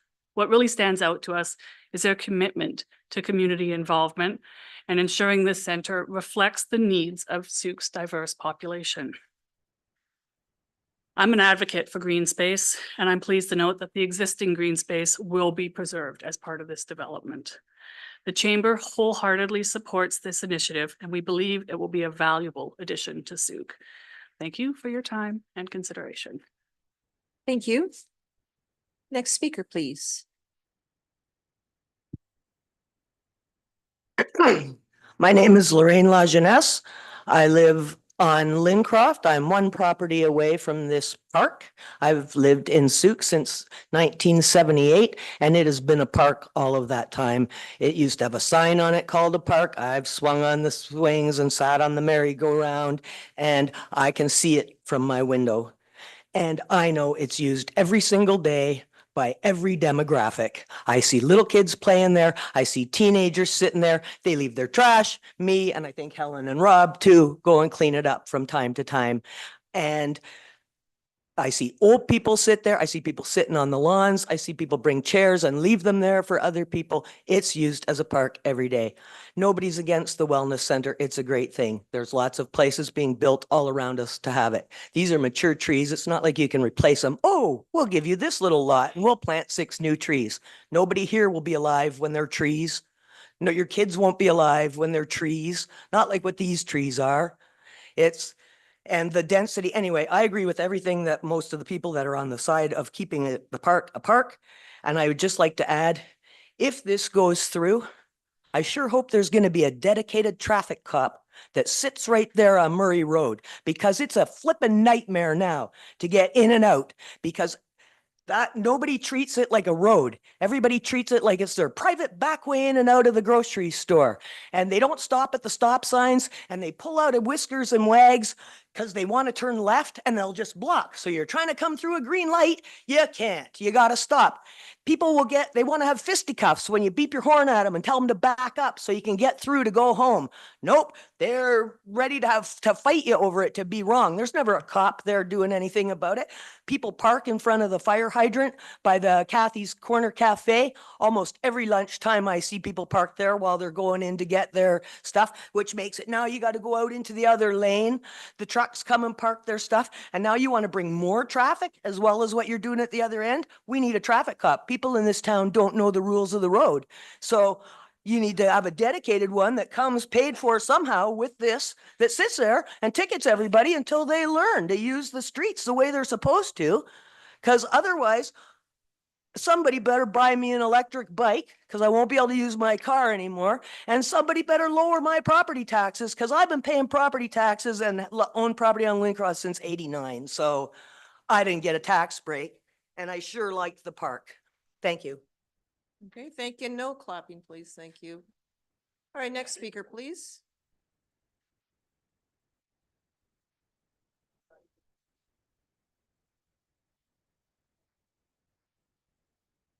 Ellen Lewis. First of all, I want to say parks cost money. As we know, our Parks Department went from a few short years ago from 80,000 to we're over $1 million now in our parks. We can't afford to buy another park. This land is private land. Yes, it's P1, which allows different things on it. Parks, one of them. Sooke doesn't have money to buy a park. They haven't paid taxes, but they've also kept the property in order and allowed other people to use it. If this property is developed, we'll be collecting taxes. Well, and the district definitely needs taxes. There's a boardwalk and McGregor Park just down the road. Very short walk. I've been an advocate of asking for mental health and addictions numbers with the RCMP reports. And finally, we're getting those reports, and we know that mental health and addictions is up to 80% of their calls. And with the fire department, 70 to 75% their calls. Do we need to have help in this community? Yes, we do. We need help with mental health and addictions. The tax dollars that it costs for the police department and the fire department to attend mental health and addictions is really high. We know that. When RCMP are called out for mental health and addictions, they have to take people down to, what's the name of the hospital? Pardon me? Yeah, they have to stay down there until the people are released. So we can lose a whole shift to an RCMP officer. So we don't have officers here. This is an opportunity to get people better. And there's going to be green space there, as we saw with the presentation. There'll be green space there. There'd be a place for kids to play. I remember when it was a playground, and I do remember also the number of times that the lions would be down there picking up broken glass and bottles and things that have been paraphernalia. Now it's a lot worse, which is a danger, and it's a liability, and they have to have a high liability insurance. And already we have enough costs on the district. We don't need more costs. This is an opportunity to get people healthy. And there's plenty of place for parks. There's already park space there. Like I say, McGregor Park is just down the road. And people, if we keep our yards big enough so that people can have their children play in the parks instead of making small lots, we'd be a lot healthier community. Thank you. Thank you. Our next speaker, please.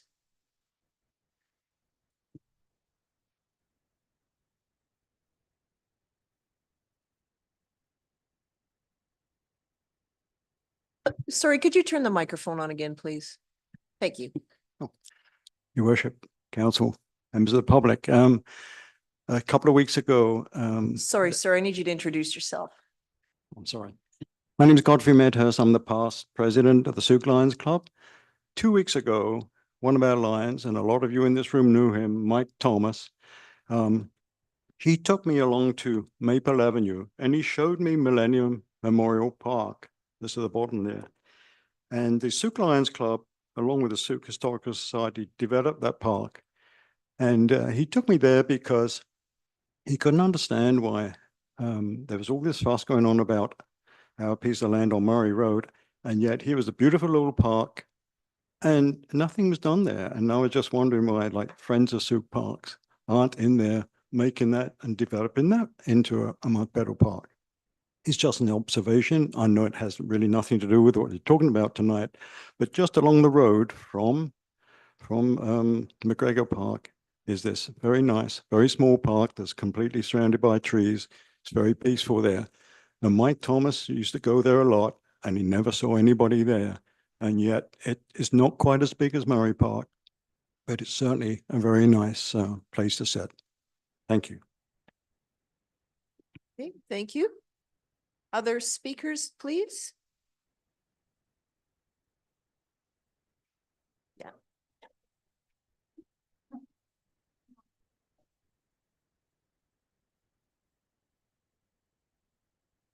Okay, I wasn't expecting to speak tonight. My name is Myrna Martin, and I'm a 1 year and 1 month resident of Sooke. I live a few blocks from this place on Murray Street that we're talking about. I came from Nelson, BC, which is a community about the size of Sooke that has many of these little pocket parks spread throughout the neighborhoods of Nelson that are exceptionally well used. And I go past this park, I'll call it a park, although I've heard what's been said, at least twice a day.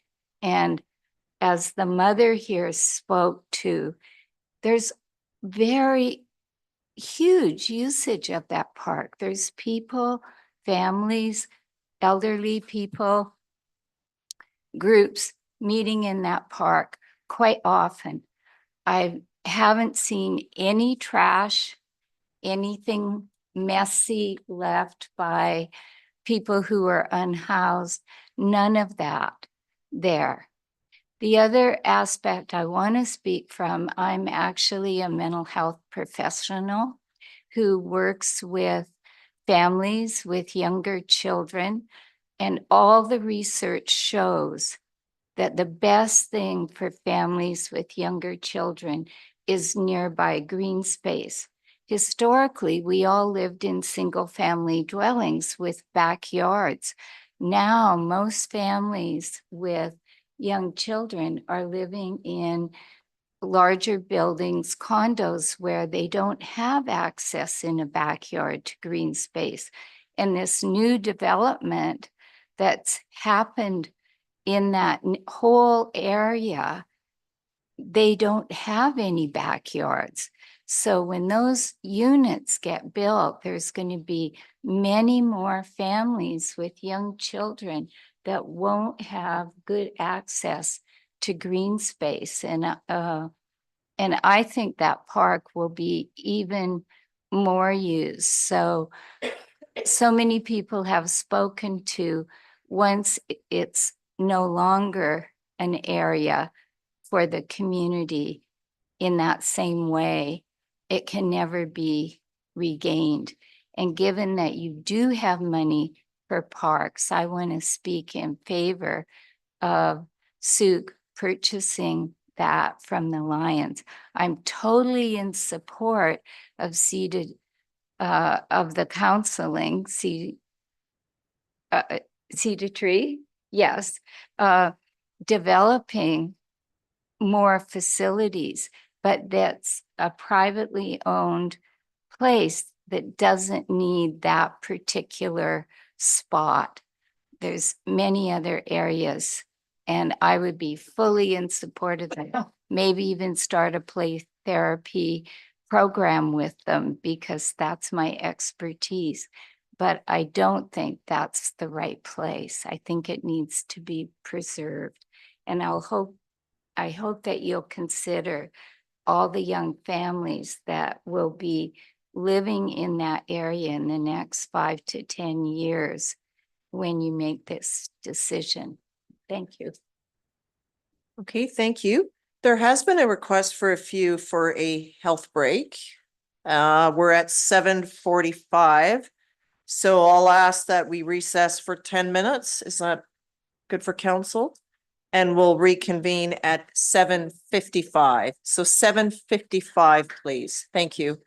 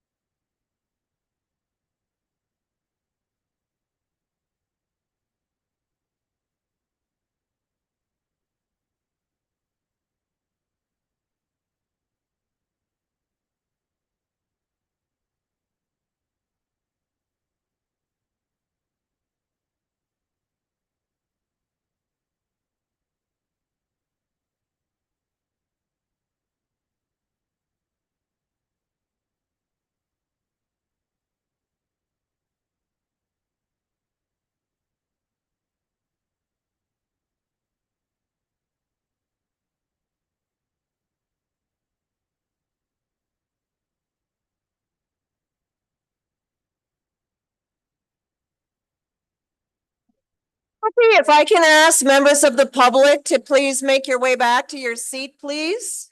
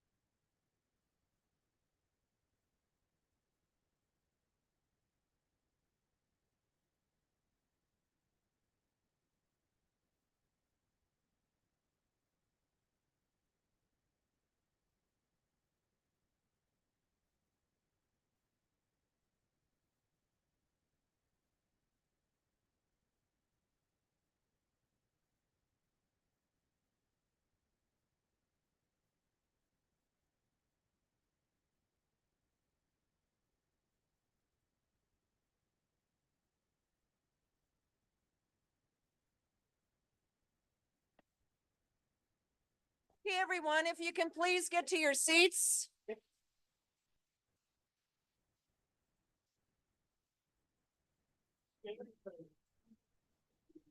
Please take a seat. I know. I saw that. Absolutely. Okay, is anyone standing? There's a few seats in the audience that have opened up. If you would like to take one of those. There's a couple in the front, in the second row. There's a few here and there, everywhere.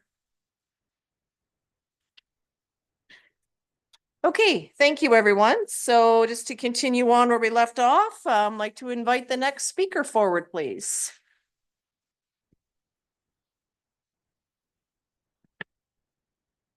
Hello, my name is Deb Wood. I live on Maple Avenue, right beside Millennium Park. Right beside Millennium Park. It's a jewel. It's a little pocket park, and I thank the Sooke Lions for making it as beautiful as you have. And I really hope that we can work together because we really are. Can you please direct your We comments can- to me? To you? Okay, I just wanted to tell him because he went to the park. Millennium Park is a little pocket park along with the historical cemetery. It's used a lot. It's used a lot because I live right beside, and it's even used more now since the town and the street is getting busier and busier with multi-dwelling houses being put on the street. And it's it's well used little park. It's just a pocket jewel. And this is what this little Murray Road Community Park could be, the community's park. It's a jewel of a little park. I think we should not rezone it, but I don't think we should leave it up to happenstance. I think it should be purchased. I think the town should go do good deed. The municipality should give us something. I was here in 72. I remember that park. It's probably the only thing I recognize about this town.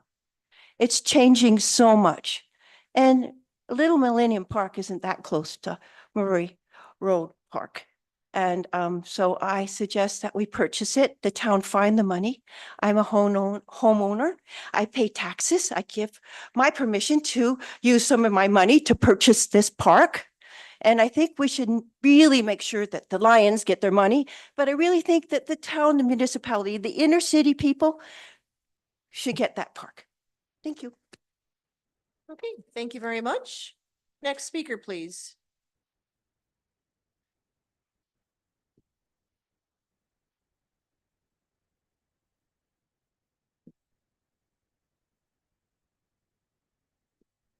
Your worship, councillors, my name is Norman Amiro. I'm a resident and citizen here at Sooke. I come this evening actually to talk about a separate topic, but I thought I might have an alternative in the parks issue. It seems to me that I, for one, am in favor of parks, even small pocket parks like this one. The difficulty is that although it's been called a park, it's a private owned piece of property that's zoned P1. There is no covenant to protect the tree. There is no covenant on the use. Therefore, the current owners could legally and rightfully so flatten everything that was there, put up the clubhouse and a parking lot. And this seems to be a bit of a compromise on what things could do. Why I talk about this as a separate topic was we were also talking later about tax exemptions. And we have one, for example, it's $217,000 for one specific group that's asking for a tax exemption on their property taxes. So my suggestion would be is to look carefully at that, and that 217,000 that organization should likely pay in taxes could easily be used towards the purchase of the property and maintain it as a small community park. Thank you. Thank you. Other speakers tonight?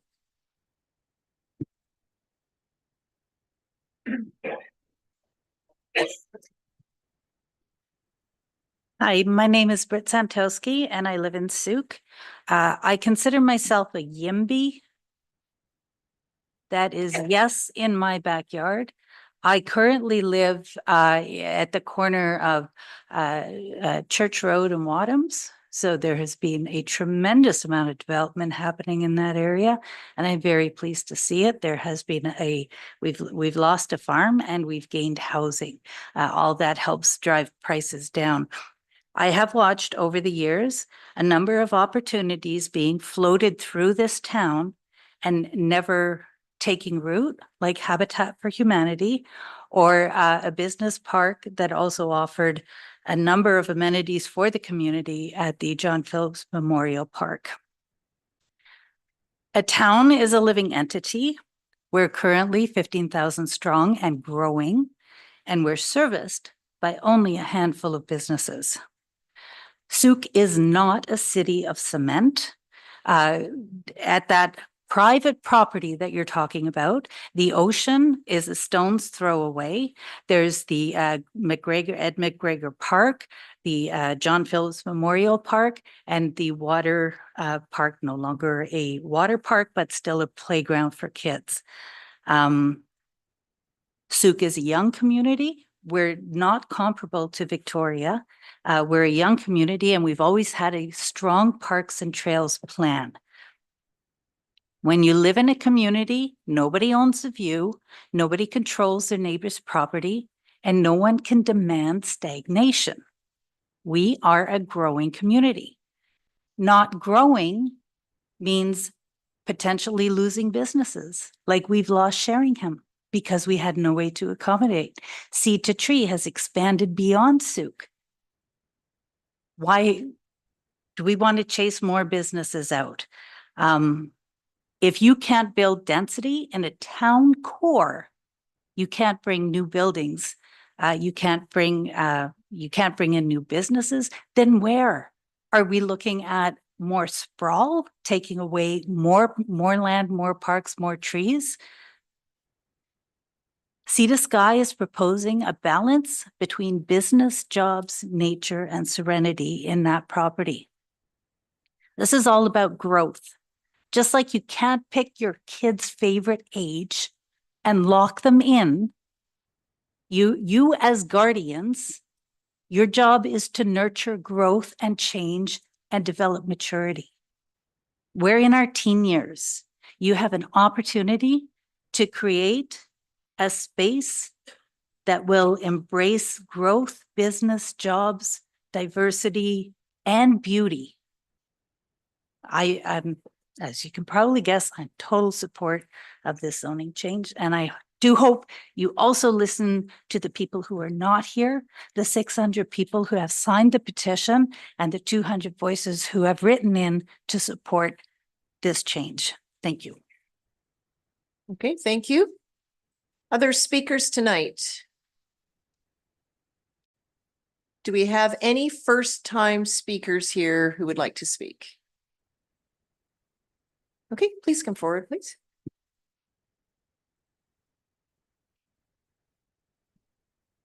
My name is Rob Martin and I live in Sooke. I would like to speak against the rezoning proposal.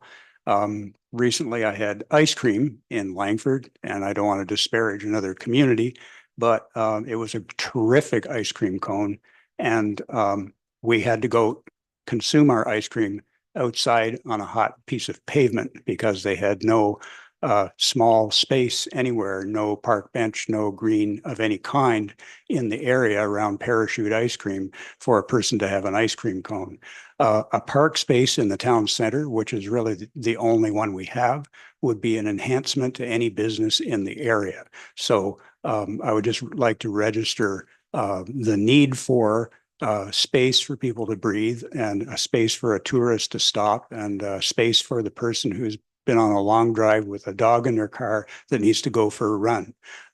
Not too much that's close to the road that they might find anywhere around where they could throw a ball.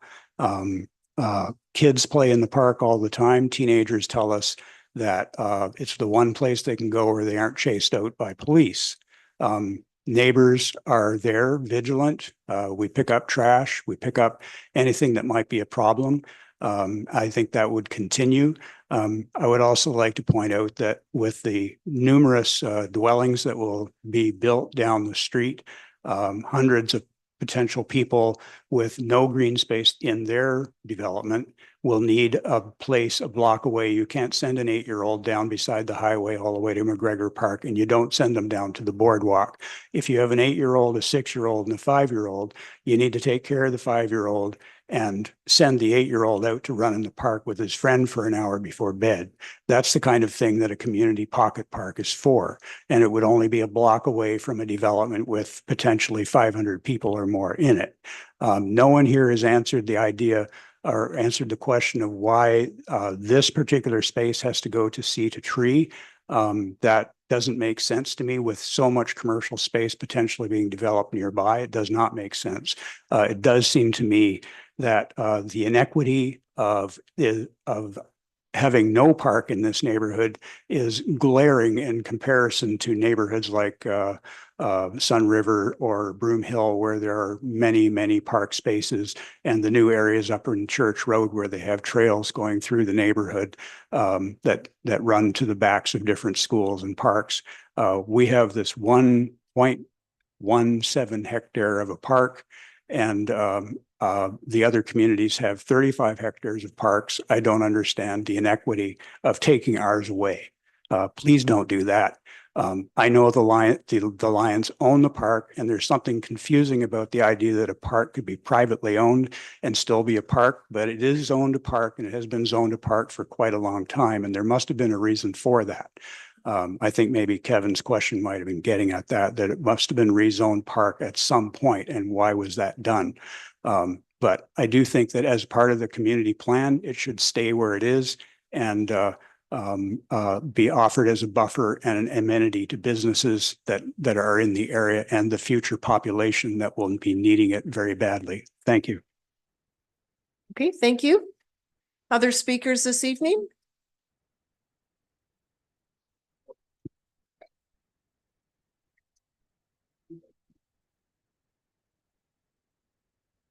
My name is Sean Welters. I live in Sooke.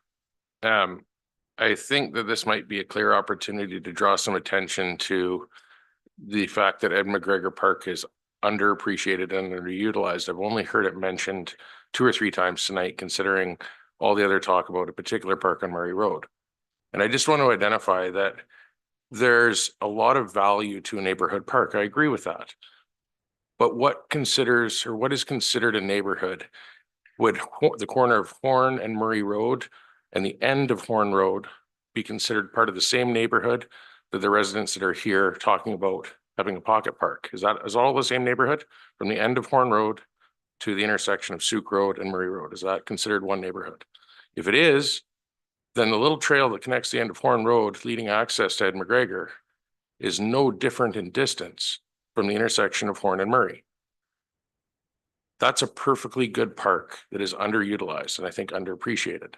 So I'm not sure what all the commotion is about an ill-equipped piece of land that does not meet the criteria for Sooke's zoning as a public park. Ed McGregor Park could be focused on by the groups that are challenging this particular rezone. Maybe that would be time and money better spent. Okay, thank you. Other speakers this evening?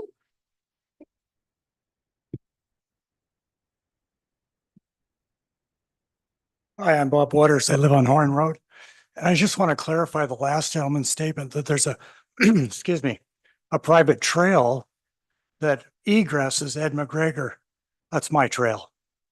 And I choose to leave it open at this time, but when I develop that property, you will not have access to Ed McGregor from Warren Road.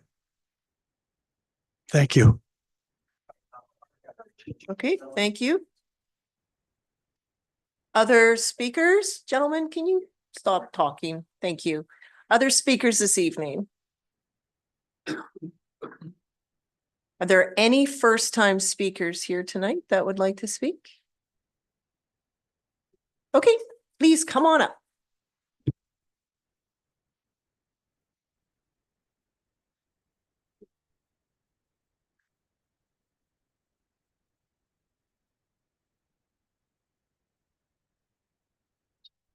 Hi, Melissa Van Veen. I live in Sooke. I have lived in Sooke my whole, well, aside from a small part after high school, but I've lived in Sooke my whole life. My younger years, I actually grew up in the house behind where Chevron now sits. And it's, at the time, it was a park with apple trees. So I do understand the devastation of losing a park that's right next to you. I am now also currently the owner of Bits of Bliss, and the back of our shop backs onto this park, the gravel area.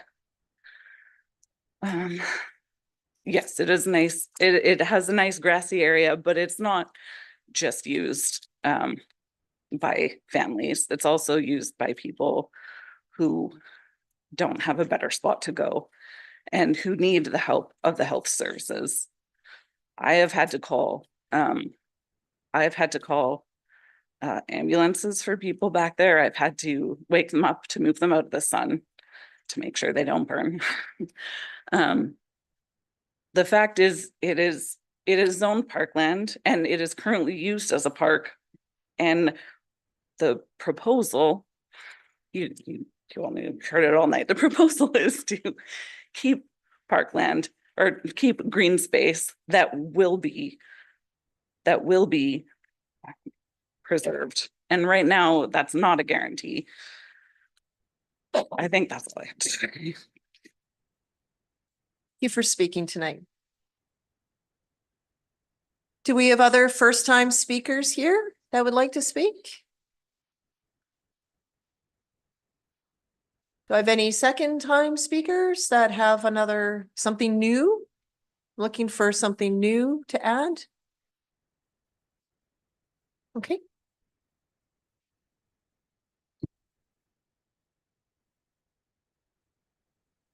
William Wallace, sorry, I thought we weren't allowed to talk about Seed a Tree, but now that it seems to be fair game, there's just one thing I wanted to state, that I really believe Sooke is a compassionate community, and we do our best to look after our residents. Sooke has a total of 97 health and wellness operations. 63 are not-for-profit, and 33 are for-profit businesses.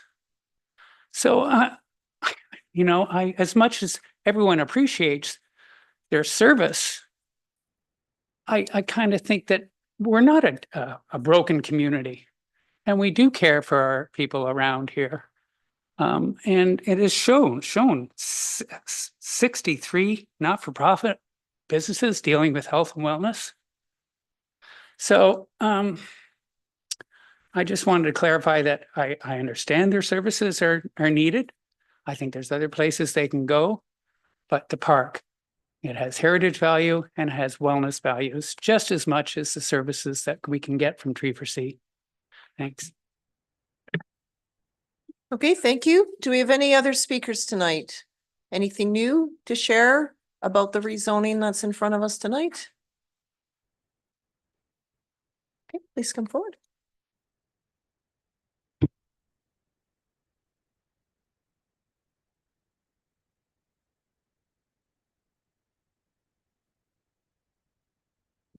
Hi, Zoe Baldwin. I live in Sooke. I just wanted to answer to the gentleman that just spoke. I'm a holistic therapist myself.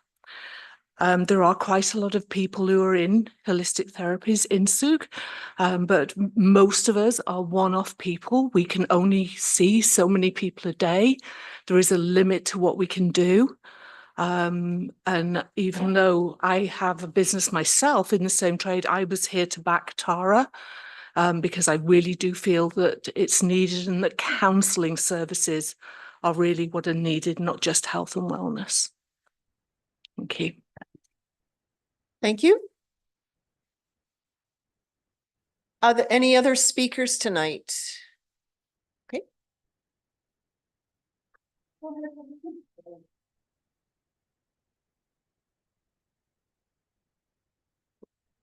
Tracy Snow, Shirley, Sooke. I spoke in my professional volunteer capacity as the president of the chamber. And now I want to speak in my personal capacity as a client at Cedar Tree.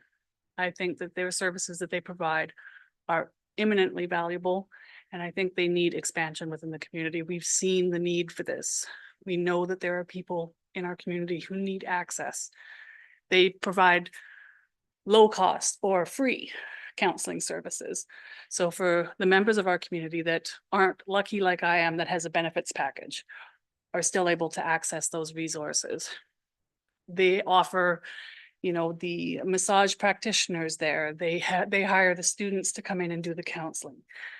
My whole family has benefited from Cedar Tree. And as an individual, I do think that we need more business development downtown. And I think that this is an opportunity to use that space for some good development.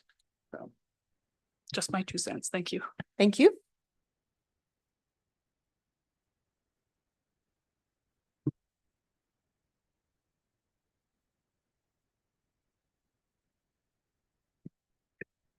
Helen Ritz, I live in Sooke. Gee, I have a lot of thoughts swirling through my head. I have lived across from the park for 15 years. Nancy actually sold me the house. And in all those years, I've picked up one needle. For sure, there are different types of people that use the park, but parks are for everyone, and that's the whole point of parks. It was brought up that Ed McGregor is not accessible except for our neighbor letting us cut through. And that's really not accessible for strollers and stuff. And getting down to the boardwalk is quite scary from Murray Road. You just slip and slide. I can't take my mother or anyone down there. It's a certain, you know, pretty hardy person that can make it down to the stairs there. So the other, you know, the official way to get to Ed McGregor is to walk along the highway, which is quite a ways. Yeah, it just seems the elephant in the room, like we all agree Cedar Tree does wonderful things. Health and wellness is important. We all agree that the Lions do wonderful things, but I don't understand. And this is about zoning. Should a park, and it is a park, it's P1, it says park right on the rezoning sign. It's listed as a park in our OCP. It's listed as park in our parks and trails. So should a park be rezoned commercial? And nobody seems to be able to answer that question, why this one piece of land has to be sacrificed for a private business, a worthy private business. No one's arguing that, but why does a neighborhood have to give up their only little bit of green space for a private business? Nobody is answering that. And our parks, you know, then they said, what is the size of a neighborhood? Well, our parks master plan actually defines that. And they say there should be a neighborhood park within a 5-minute walk of everyone's home. Well, I mean, we're obviously lacking, and the Parks and Trails identifies this area as one area that is lacking in neighborhood parks. This is the only park we have. The other thing that seems really odd to me is to say that, you know, it's not big enough to be a park. Well, this park was never meant to be the Town Center Square Park. That's for Lot A or for the old Mariners Village or wherever. But this is just a pocket park. And it's like saying, when you say like, it's not big enough for a park, so we'll just take it away and leave you with nothing. It's like saying, you know, that sandwich, it isn't big enough for lunch, so I'm just going to take it away from you and let you starve. Like the logic just doesn't make sense to me. And then leaving us with no park and then promising us these 2 future parks, no timeline, they're just a wing and a prayer. If that's not a solution, you know, I think if I had a lawyer beside me helping me negotiate, she would tell me not to take this offer. And I'll just remind you that acquiring parkland was the number 3 priority of Sooke residents on your recent budget survey. This land is not vacant. It is used by so many people. No council ever regrets saving a park. That's all I can say. Okay, thank you. Okay, for other speakers? I didn't get a You need chance. to Sorry, yeah, reintroduce yourself. my name is Brianna McMahon. And earlier, right after school, my kids got to making the signs that they wanted to make. And they're pretty passionate about this. So we're having some conversations, having our after school snacks. And my 10-year-old son says, yeah, I just don't really understand why people would want that park. It's not really like it's like some gigantic area where people could build like an apartment building or something. And he's 10 and he's going over things. I don't know.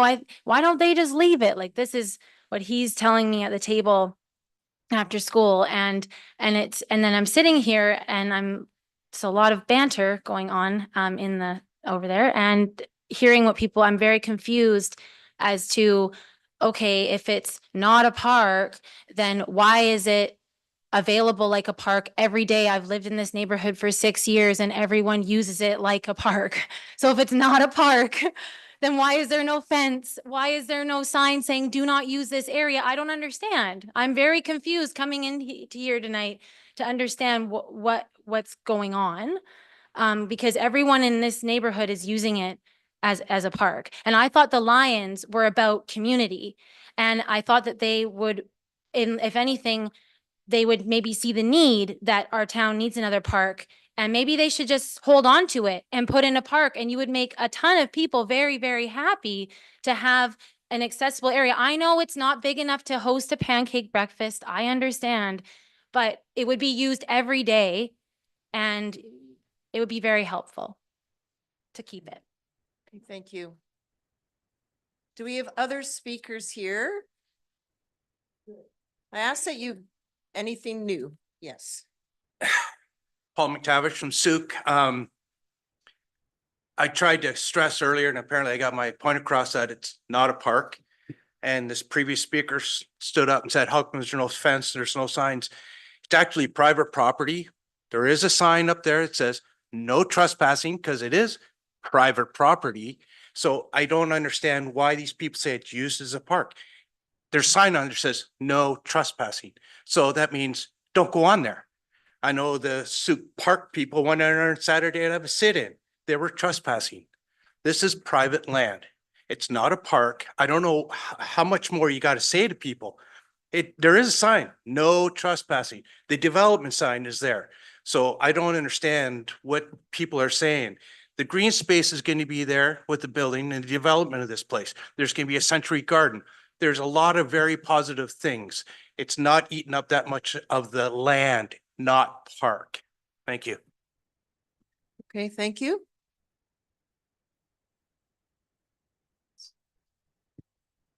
Bob Waters, Horn Road, Sooke.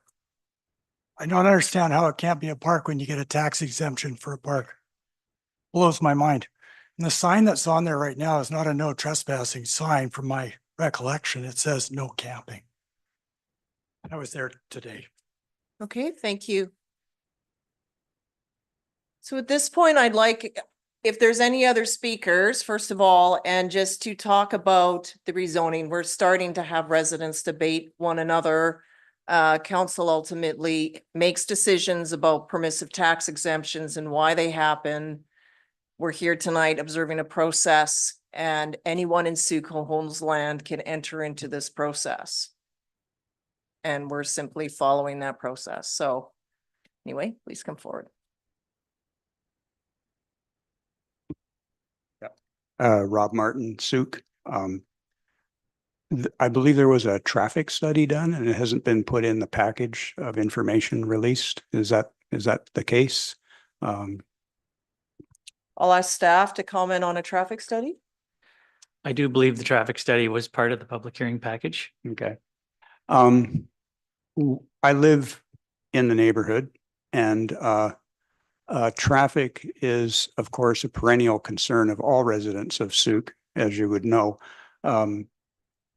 It seems to me that with all the land in Sooke that's zoned for some sort of future development, that the only power that council has to sort of limit traffic or to control it is to not zone land that is not currently intended for development into something that will be developed, because of course that draws traffic. But our little microcosm there is quite unique. We have between 4 and 5 semi-tractor trailers park along Murray Road. They drive with their wheels on the sidewalk on the side that the park exists on. They would block any driveway that is added there. So we currently have the Kathy's Corner, a business that we love, by the way. That whole corner is too close to the intersection, too close to the highway, but it has 2 driveways in and out. Then the Whiskers and Wags, another beloved business with a very problematic driveway. And Logan Lane comes out, which of course is the preferred exit for anyone from Village Foods if they're leaving to go any place up Otter Point Road or out West Coast Road if you're leaving Village Foods. Then you're talking about adding another driveway right beside Whiskers and Wags. I don't understand how that's going to work traffic wise.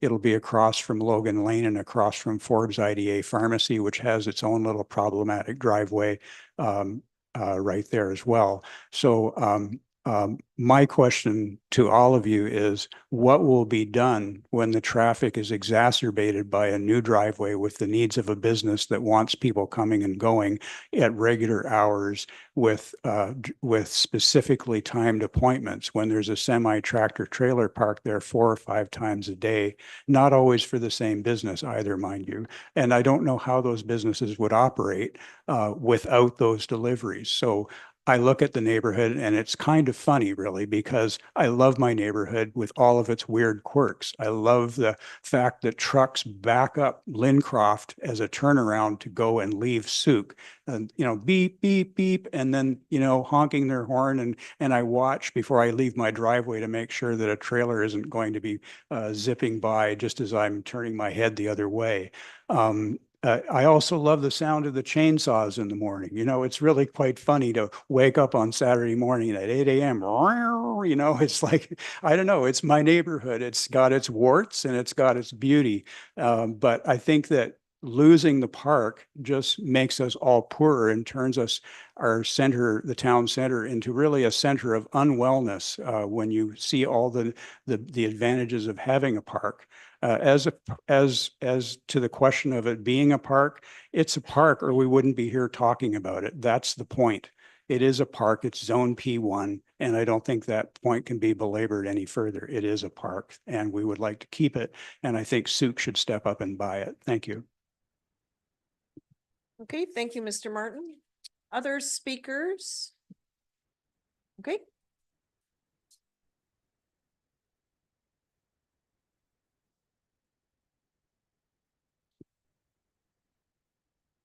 Casey Cox, Sooke. I just wanted to add one more thing when we're talking about rezoning. And I just want you to think about all the people who aren't here, who can't speak, who would say they want you to move forward with it, to be able to go ahead with Seed a Tree.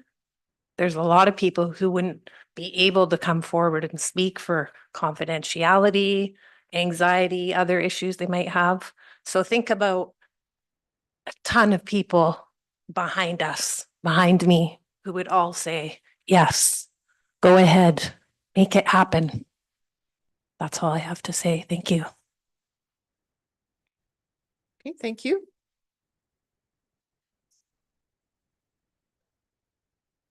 Hello, Janelle Kent, Sooke resident. Through the mayor to staff, I did look in detail at both agenda packages that came out, there was no traffic study. Okay, so we're here to hear views. I'll take that. Staff has received a traffic study and that We have a formulated their summary of response. it or some information about it, or because it is a concern in the neighborhood. Our staff report, the counselor here just advised me that the staff report references that report. So that came forward as part of the recommendation from our staff. Okay.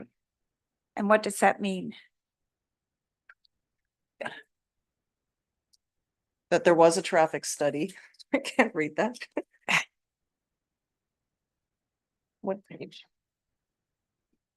A second. Is it on this one here? Sorry, where am I looking?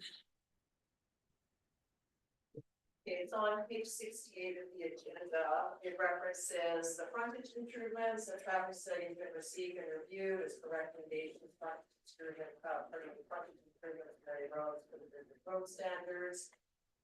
Designing constructional frontage improvements along Murray roads for the for town center, 20-meter cross section to include but not limited to curb drainage or meter paver sidewalk, street lighting, street trees, street furniture, 2.5 meters.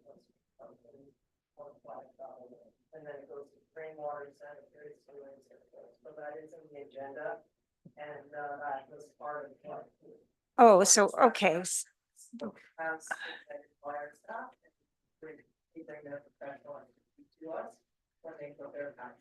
Okay, thank you. Oh, sorry for folks that I didn't have my microphone on.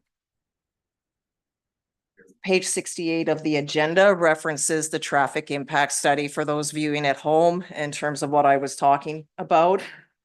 No, it is in the agenda, and I just stated that a traffic impact study had been received by our staff and that the recommendations were provided that form part of staff presentation to us tonight. Sorry, folks, for those that were online. Other speakers?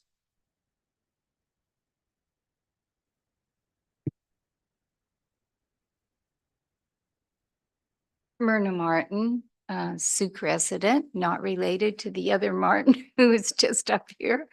I just want to stress again, hearing everything about the traffic, the trailers, that corner is extremely dangerous.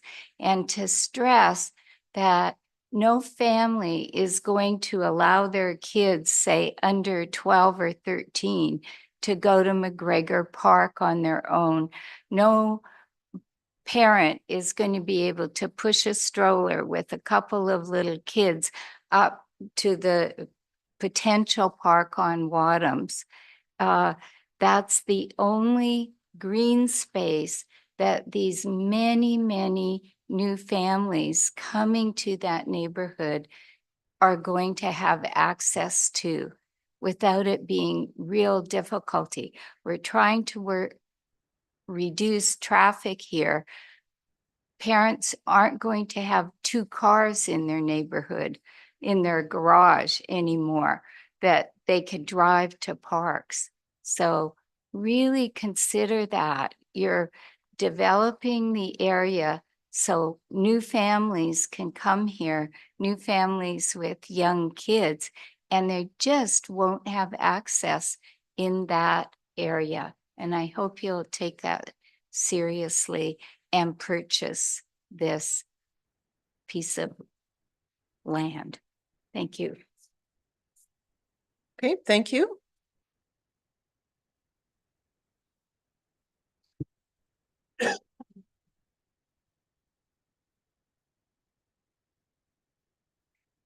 Tara Monroe. I live in Shirley.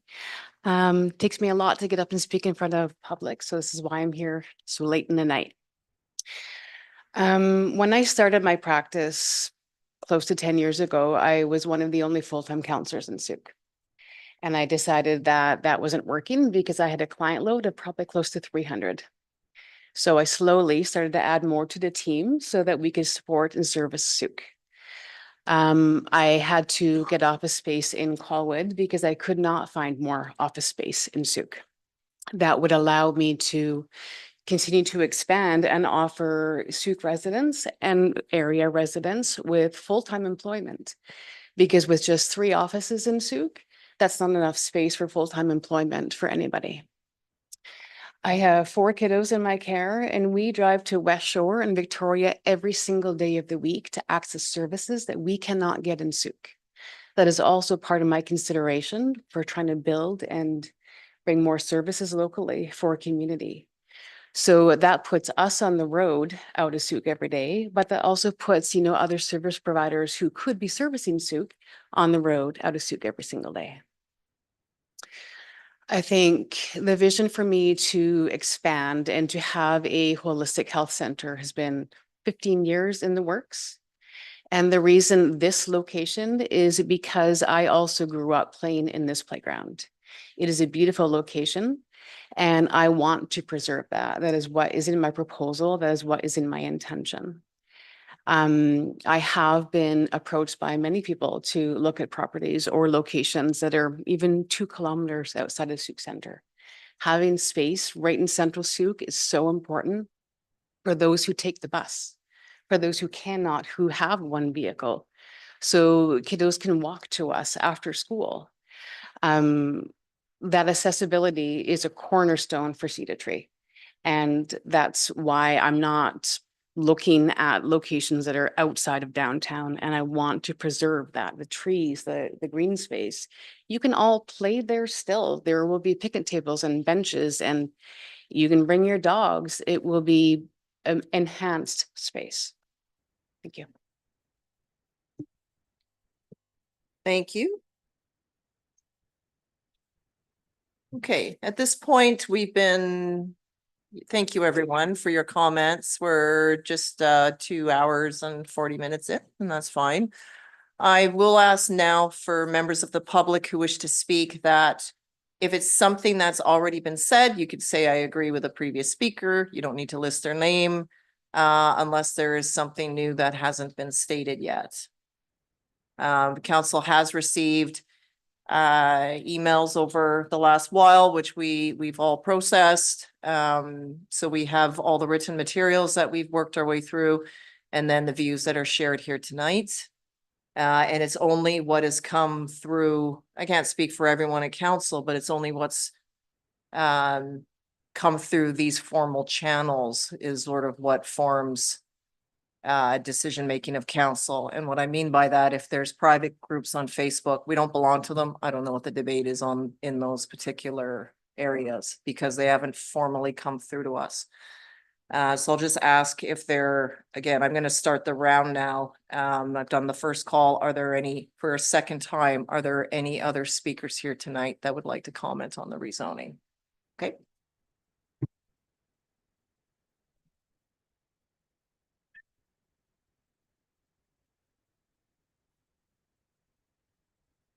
Good evening, everyone. My name is Pavel Zions, and I'm resident of Sooke. And I'm again here talking about the park. And I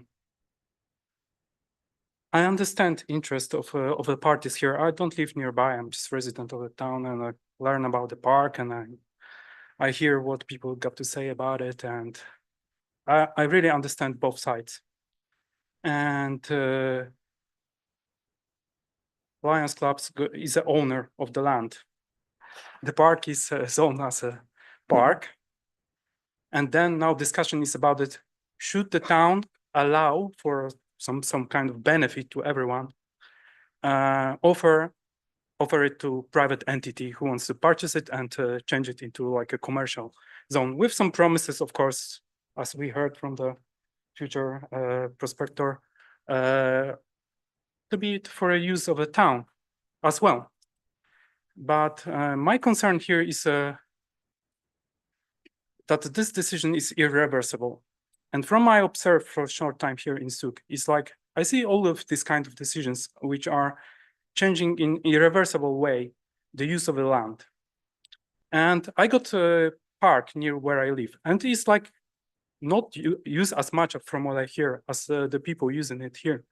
But my fear is like at some point, somebody gonna come with this decision that they, for example, wants to extend it to some sort of development, whatever, like housing, any other use. And this situation opens, in my eyes, precedent for something like that happened. Any practically land that is at this moment zoned as a park. This situation is a bit more complex because like the park I'm talking about is owned by the town already. So like probably I would hear from people like people will have more resistance against it because we cannot like argue because way ago people make the decision, they were thoughtful, they want to have this land, they want to use it for their own uses, but also they share it with the community. But at this point, taking like a virtually global perspective of what's happening, and especially in Sooke, where it's like we heard, there's not much of this space in that area, no green space. We got huge park just around there, but it's not accessible to everyone. It's just for people who live around here. They must be very happy to live here because they got this close access. Where I live, I also got access to the park, but this park is owned by town, but it's unmaintained. There is not even path to walk into there. You can stay at the edge of it. It's beautiful. There are like deers and bears and jaguars hanging around. I am happy for that. Maybe it's better even, but it's not have much use of a community, and people don't use it because they cannot get in. So it's the paradox of not being able to use it because there is no facility to use it. So maybe we don't use it. Is it park or not? And here it's the same. I've seen this park. It's a field to me. I mean, where I come from, park is park where you got the trees. But in this park, there is not even a single bench to sit on. People brought their own chairs. They cannot use this space as it is right now. They can sit on the grass. When the weather is bad, there is no shading. You cannot sit underneath. It was there. People would use it extensively. People would make like a kids parties, birthday parties. They meet up for a lunch, even if it's a rainy day. But now it's not even possible. Only way for me would be that park becomes really park. The community really like focus on that to make it in the park, make it nice for these people around there. Towns paid little money of maintenance and building it up. And that's the way forward for this. I understand the need for the business, but with all of this rezoning going on, the multiple flats, buildings that's gonna be built soon in the proximity, like one person said here already, where these people gonna go? Why they cannot have a nice park where they could like aim and meet there and start to meet each other as a community? If there be a facility, facility, there'll be people meeting there probably too, but they will be going there for their own business and solving their own problems. And like somebody mentioned here, 60 something businesses in that field. So it's not like exceptional one business. I understand the efforts to like get there and get this place. And I really see that, yeah. And I think it will be viable, but it's trumped for me by the needs of the community. In that sense, these local people. And they also should take an effort if they got opportunity, but they probably couldn't have because, as we said, the land is owned privately by someone. So they will have to go through the motions of like requesting that from someone where practically they pay taxes for it to be maintained and made into a nice place. Somebody said like time ago, there was merry-go-round, carousel, like why wouldn't be that right now or in the future? It's the center of the town. It's a place which is going to represent the town. People come by, they don't come around the town hall and see the park. They don't roam into the town further up Otter Point, if by chance. They see the town as it is. And what is there? There are some estates with commercial shops with a massive parking space, roundabout, and that's it, yeah? There's no feeling for me coming here, like there's some sort of community. Where is it? All around the roundabout? Where is the place where the people meet in the town? Have you seen it? I know you live here for a long time, but I don't see it. I don't feel it really. I wish there would be like a place like that when it starts to happen. Okay, I'm gonna ask you to wrap up. Yeah, I'm please. wrapping it up. That's what I got to say. I hope you understand me and see this perspective here. Thank you so much. Okay, thank you. Other speakers? I'm gonna call for a third and final time for speakers tonight. Third and final time. Okay, so that is last call. So, oops, thankfully, okay. Sorry about that. Okay, so thank you for everyone tonight that has spoken, and also to those that have written in advance. Hearing no further comments, this public hearing is now closed, so no further verbal or written presentations will be received by any member of council. However, we may receive technical information from our staff. So now I will now go back and commence the regular meeting at 8:45. Okay, so I'm going to turn this to council and ask if you have any technical questions of our staff, given what you've heard from members of the public tonight. Go ahead, Councillor Bateman. Yeah, well, the first thought is that traffic impact study, and I think through you to Ms. Matson, you reported out on that. Can you give us any insights on very short notice?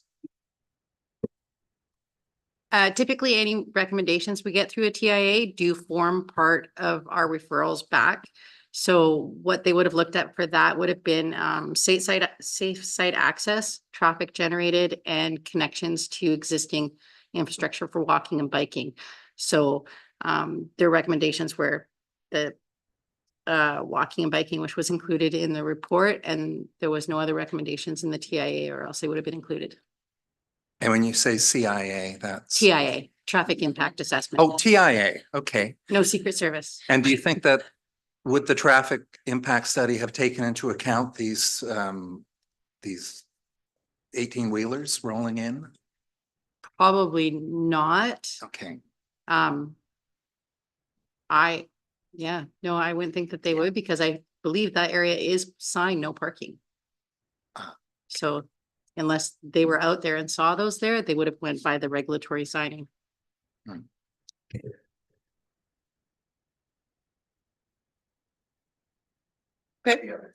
Other questions from members of council to staff? Okay, anything else, Councillor Bateman?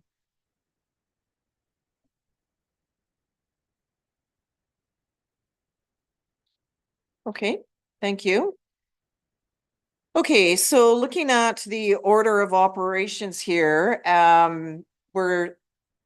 we have processed first and second reading. We've had the public hearing, which is now closed. The information is in front of us. There is a recommendation here, and that is that council, well, that's long, that council give third reading to official community plan amendment bylaw number 913-400-17-2024 to amend the land use designation of the property legally described as Lot B, Section 3, Sooke Land District, Plan VIP 2451-2008 Murray Road from Park to Town Center. Okay, so I thought we would sort of do these in sections. Okay, so Councillor St. Pierre is moving third reading. Is there a seconder for third reading? Seconded by Councillor McMath. Okay, to speak to it, go ahead, Councillor St. Pierre. Okay, so first of all, I'd like to say there's no bad guys here, not the Lions, not the Friends of the Park. The only bad guys here are us, because we get to be wrong no matter what. Just saying. I'd like to point out that because of this, councillors also need councillors.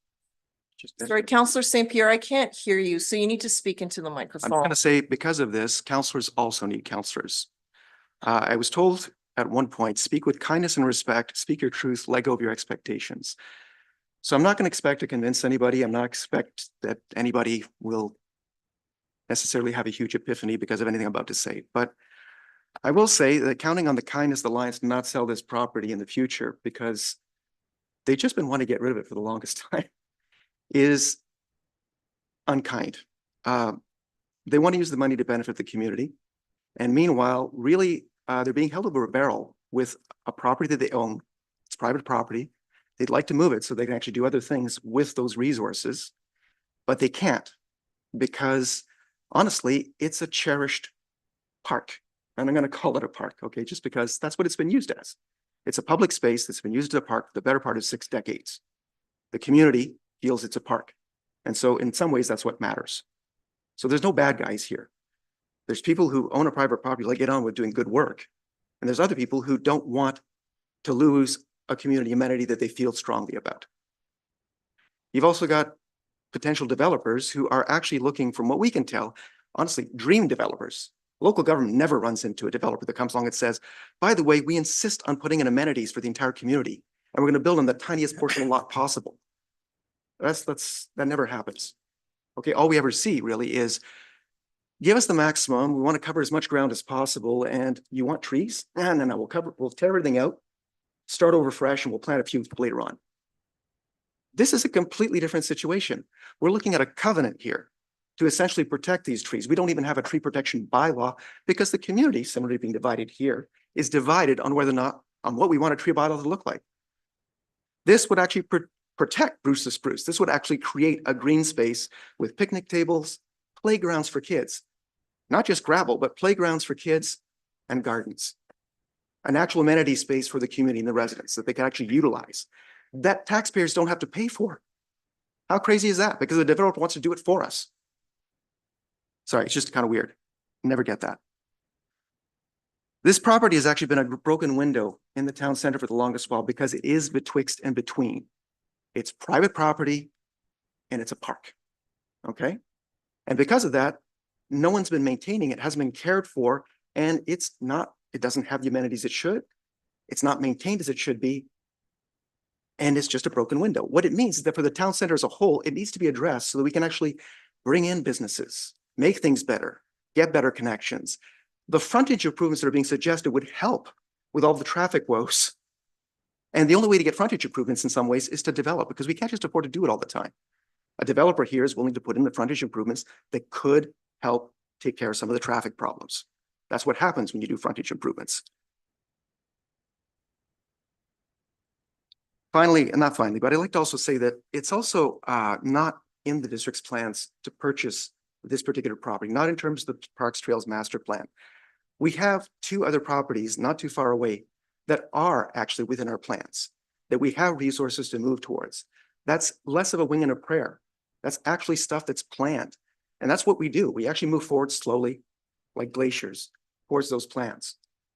I actually think that one of the problems we have here is that our Parks and Trail Master Plan does not actually recognize pocket parks. I think that that definition of 0.4 acres should be tossed out the window. It should be recognized if it's 1.16 and actually useful to the community, but that's not what we have right now. That'll take time to change. Meanwhile, we have a developer willing to maintain the park. So I think that's a great thing.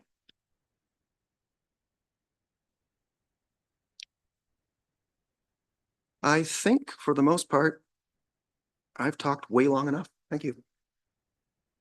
Okay, thank you. Councillor McMath.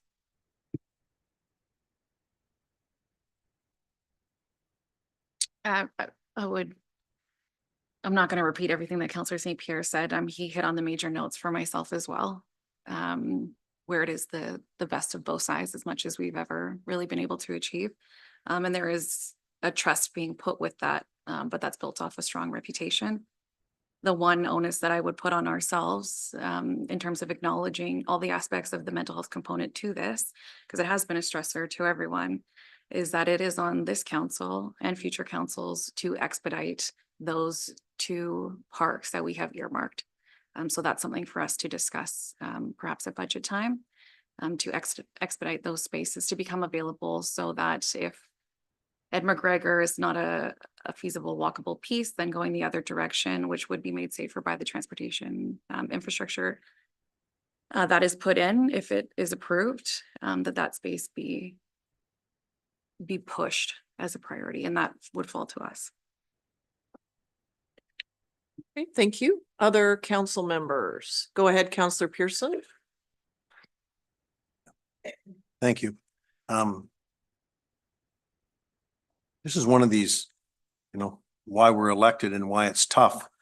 I have two worries and, talking tonight and it's a divided issue in our property or in our purview tonight.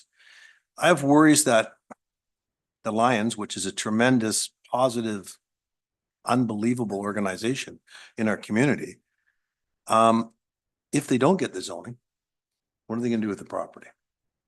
They're gonna fire sale it out and who knows what's gonna happen, and the next person's gonna apply for zoning and things like that. And then what really is hitting home for me is the intrinsic right of property owners, not only in Sooke, but in everywhere in Canada. They're private property owners, and I struggle with stepping on the rights of private property owners. That's the big crux for me. When we hold our hands up or down tonight, we lose a potential green space in our community forever. And, you know, I've heard great things from a potential developer. That doesn't mean it's going to happen, and it doesn't mean that it's not going to happen. It's just been presented. We've taken an issue of mixing a rezoning of a property into the sale of a property and a proposed almost development permit like conversation, which, you know, to Councillor McMath and to Councillor St. Pierre's comments, you know, this could potentially give us some badly needed services in our community. But underlying to that is a community park and a community space and a sense of well-being just by being in that park. So I'm struggling with those couple of points for me. We have to be cognizant of the fact that we as a council and myself personally have voted down not buying that park. I think I voted on it twice now in my time here of not purchasing that land. So, you know, now here I am saying, well, we should keep it. Well, my time was to speak before. I'm struggling. I'm really struggling with losing that space because it is in the center of our town, and I don't know where else one that size is going to come from. I know it's not in our Parks and Trails master plan to have parks under, 0.4 of a hectare, but it is a pleasant space. I've been there with my own kids. I bought ice cream and walked across there, and my kids played on that treacherous thing that was called a roundabout, or in those days a merry-go-round, I guess. And yet, it feels like we've got two entities in our community sort of going against each other. Tremendous organization that's done so much for us. People speaking up for the environment is also good, and it means your community is well served by people watching out for our environment. So kind of having a tough time with it. Anyway, that's it. Thank you. Councillor Bateman. Yeah. So I've held back because I'm having a tough time too.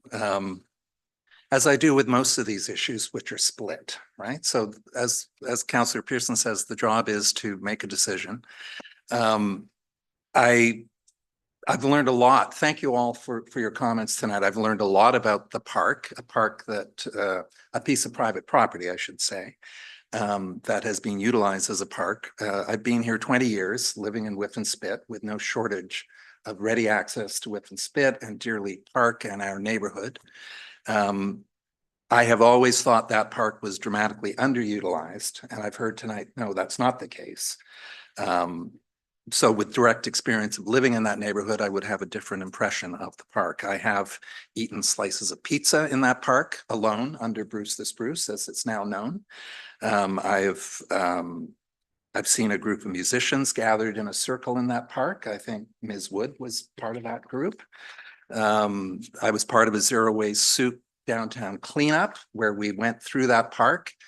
I personally found a collection of syringes which were neatly piled at the base of not Bruce the Spruce, another of the trees.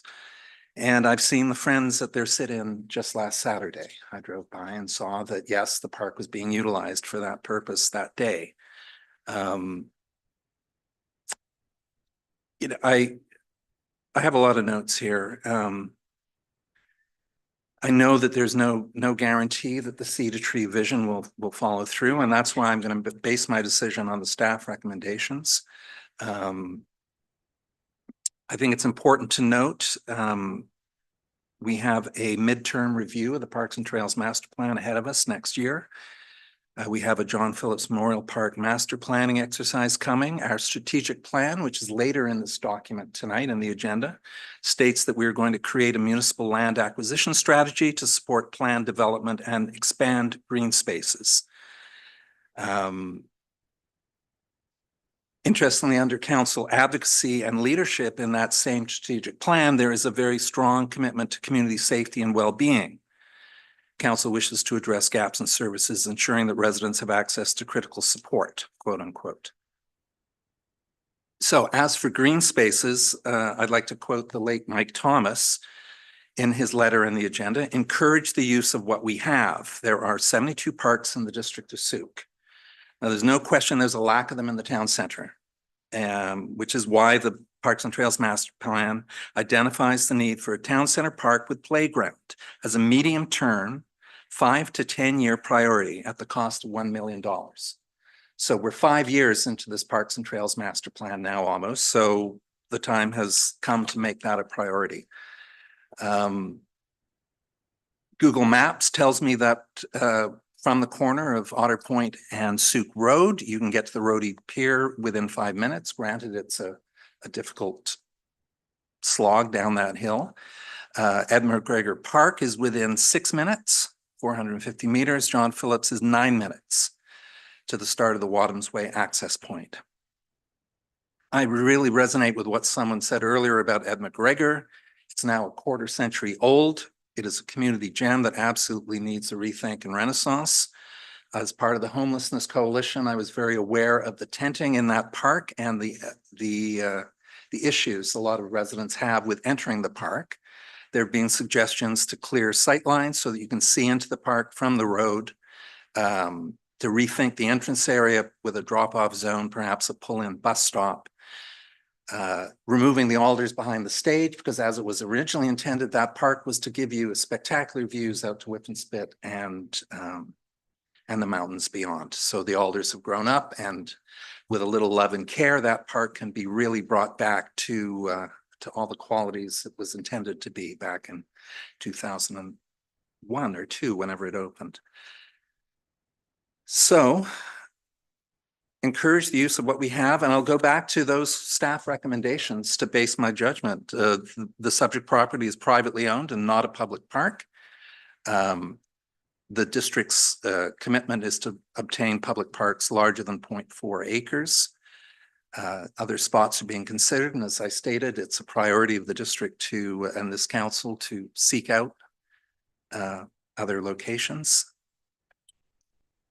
Commercial zoning will attract services and employment within the town center, and the site development, the improvement of the frontage will enhance pedestrian and cycling connections to the waterfront.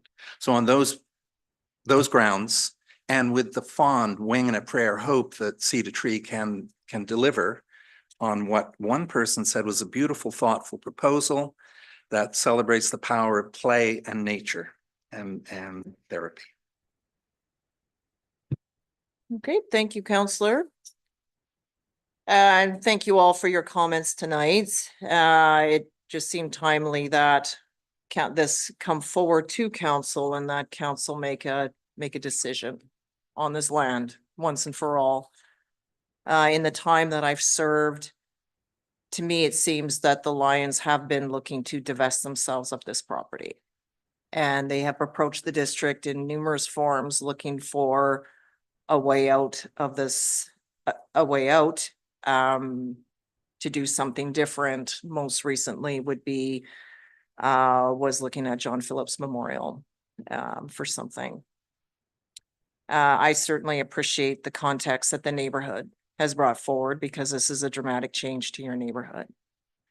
It was also reminded me of the hurdles that Artisan Garden went through. Pure Elements before it was that. Harborside Housing, the changes that those developments made to the character of the neighborhood. They were all privately held properties that came forward through a public process, and they are what they are today. In terms of the district, yes, we looked and considered at this, and I would say that council is in support of acquiring land for park, but we're looking for strategic investment in that, because it does take money. And it's finding those lands, and there are significant parcels of Sooke that are at threat of development, that are heavily treed with eagles and have distinctive qualities to them. And that'll be a conversation that will come forward at another day. But in the time that, and some ask, okay, why is this land a park? Well, we refer to it as such in our planning and so forth. It has certainly served, the land has served as a park in its time that it has. Why is it not fenced off? To me, because the Lions had looked to keep it accessible to anyone who wanted to use it. That was also an argument as to perhaps why they would have a permissive tax exemption. They hold the land and it's open for people to use. And so it is what it is. And I appreciate the neighbors who have stepped up to keep it tidy. I see neighbors, in fact, doing that in all areas of our community.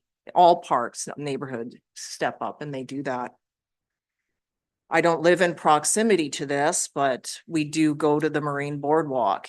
And I did note that there was some reference to Ed McGregor, very little, but almost nothing to the Rotary Pier. So what can we do as a community to showcase that amazing asset that seemingly no one from town uses, but everyone from out of town drives to use because it seems to be busy down there all the time. I can appreciate that the walk down is not easy. Maybe there's an approach that or something that council can do, but it's a steep slope down there. But it is a way to access the water. And to have that in your neighborhood is a pretty cool feature to have because it's not accessible everywhere. In terms of the Bay Shore and Mariners development, there are two covenants, as I recall, one around the Gary Oak tree to protect that tree and also down along the waterfront. And that would be for, and then the new Bay Shore development as it came forward looked at inclusion of amenity space, not just for residents, but also for the community. So it does take time for these things to come forward, but that was also always part of the recommendation is that we look for those. In the Wadhams Way development, there is space for the strata, but there's also community space that'll be put forward as part of that development. And it's the same, I'm thinking of the other one down Brownsea is that we looked where there would be community access to that. Right now it's gated, but as it develops, that would be a part that they need to retain. Will this go forward? Will it be as we know? I don't know, because there is no guarantee on anything. And certainly having sat there with these developments that are not progressing at this point, although we're seeing some action at Mariners, I don't know that for sure, but the covenant does protect the land. So even if this doesn't come to be, and Cedar Tree chooses not to pursue this, council will be considering a covenant tonight to protect the trees and to protect a significant portion of that land. So should they decide, no, I don't want to do this, we're going to flip to someone else, that covenant remains in place. And when the bylaws adopted, when we have the clear off on that, nothing can happen until those things occur. But let's say the bylaws adopted, the property decides to change, the covenant still remains on the property and those values are still protected. And there would have to be a process to come forward to take that covenant off the land. Right now, though, there is no protection. So the tree, everything could be chopped down.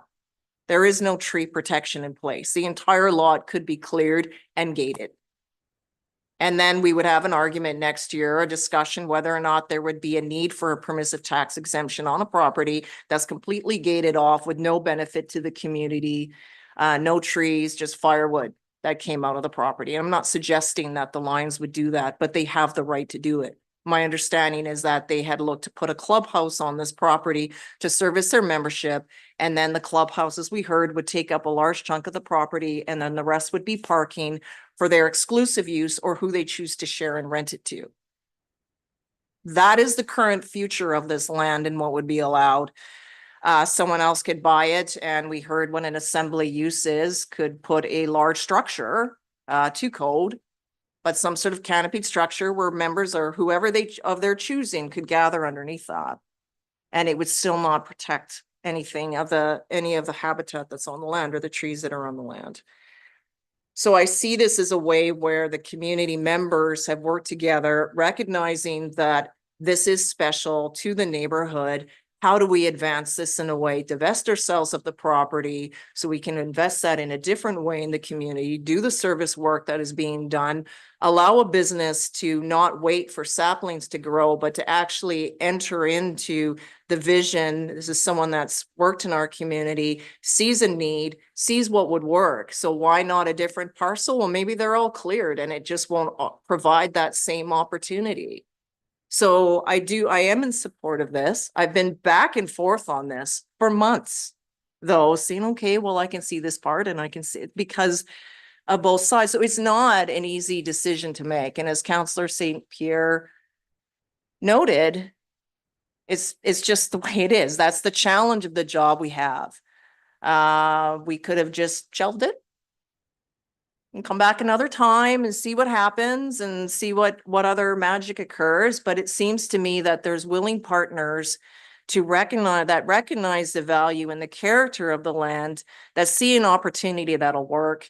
It is close to transit proximity. There is a way to address the flow of traffic as indicated by others. And for the Lions to let go of this and to move on with other initiatives that they may have. And then meanwhile, I really hope you come up with another name than Bruce. Like, I get that it rhymes. I'm sorry. I'd like the worst boss in my life went by that name. So I'm trying not to react to it. And I get it's a cute rhyming piece, but maybe there'll be something that more captures the essence of the neighborhood that would suit it better. That's just my personal take, but maybe as the property develops and it flourishes and thrives, the children that visit it come up with something way more creative and lovely that recognizes and captures the future and the potential and the vision in a way that I don't react to. It's just odd, but I push that. It's not anything that's influencing a decision. It's my opportunity to share that. You need a different name for that. It's the same as Lot A. We need to name that differently too. Anyway, but there is a lot of work that'll be outstanding here. Council does have a strategic plan coming forward. There's different ways with the Parks and Trails midterm reviews on what we can do that takes what the community is looking for into mind. What can we do to the Marine Boardwalk to make it more accessible and user-friendly so that the neighbors can access it in an easy way or that children can access that place. But meanwhile, I do appreciate what is in here and what our staff have done to recognize those values on the land and how we can protect it, because it's our only way to protect the trees and to also get the benefit out of it that the community needs. So I'll leave it at that. And I'll just ask members of council if anyone wants to speak for a second time. Go ahead, Councillor St. Pierre. Just very, very briefly, we've been working for years to try and get a community center for health. And now we're going to get one, our first one, and then hopefully another one, but this is really beautiful. And the other thing that I'd like to just mention is we need businesses so desperately to get cars off Route 14. Not just the clients going that way, but also the workers, everything. We need as many businesses as possible to make our community resilient, to take cars off the road, to reduce our carbon emissions, to make it possible to live in Sooke without 3 cars or 2 cars. This is such a step in the right direction. It's hard because you're giving up something, but at the same time, I'd like to encourage people to look to the future of having a nicer park with playgrounds that kids can actually use, that are maintained. So I know change is scary here, but we hope that the residents will actually really appreciate what results from this. And we don't know, wing and a prayer always, but that's certainly what we're hoping. Any other comments from members of council? Go ahead, Councillor Pearson. Yeah, it's the way this has come forward over years and years and years, it feels counterintuitive to me to be talking about a zoning of property to get the sale, and I don't like the way that this has kind of come forward, and I know it's our process. It gets down to when there's a live customer who wants to buy a piece of property, they're going to buy it on the condition of it being rezoned. I think this property has got some legacy issues around. I actually believe that and this property has been downzoned. Because if it was C2 or even residential, probably it was downzoned some time ago. And I'm not sure what the benefit of that was. you know, I'm on record of wanting to keep that park. And I'm not convinced even now that disposing of it is the right thing to do, but you know, I go back to the rights of the property owners, and that is the fundamental piece, is that they have that right to dispose of it. We've made some, I don't want to say the word goofy, that's not very technical. We've made some mistakes along the way with this park. And it's a lesson to us going forward, is that, you know, it feels good to put P1 zoning on it, but that was the wrong mistake many, many years ago. Where that happened and how that happened, I don't know. But it is what we have to deal with. And we're going to have to correct it here tonight. And to your comments, Mayor, that's, you know, it's been kicked down the road for a long time, and a lot of heartache has been back and forth, and organizations and people pitted against each other in our community. And I heard somebody say we are a caring community, and I think we continue to be that. And that's our stick. So anyway, I guess I'm going to be voting in support of rezoning it. Okay, so I will call the question. All those in favor of the rezoning or the OCP amendment? Sorry, that's what we're voting on, the OCP amendment. None are opposed, so that carries unanimously. The second part of this is that council give third reading to zoning amendment bylaw 914-600-106-2024 to amend the zoning of the property legally described as Lot B, Section 3, Sooke Land District Plan, VIP 2451-2008 Murray Road from public recreation P1 to general commercial C2.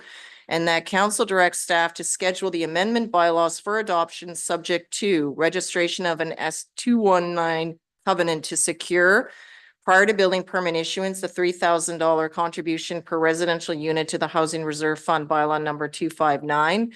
Prior to building permit issuance, road dedication of a 4.91 meter width along the eastern property boundary, tree protection in accordance with the recommendations of the arborist report prepared by Elevated Tree Services dated June 18, 2024, and approval of the amendment bylaws from the Ministry of Transportation and Infrastructure.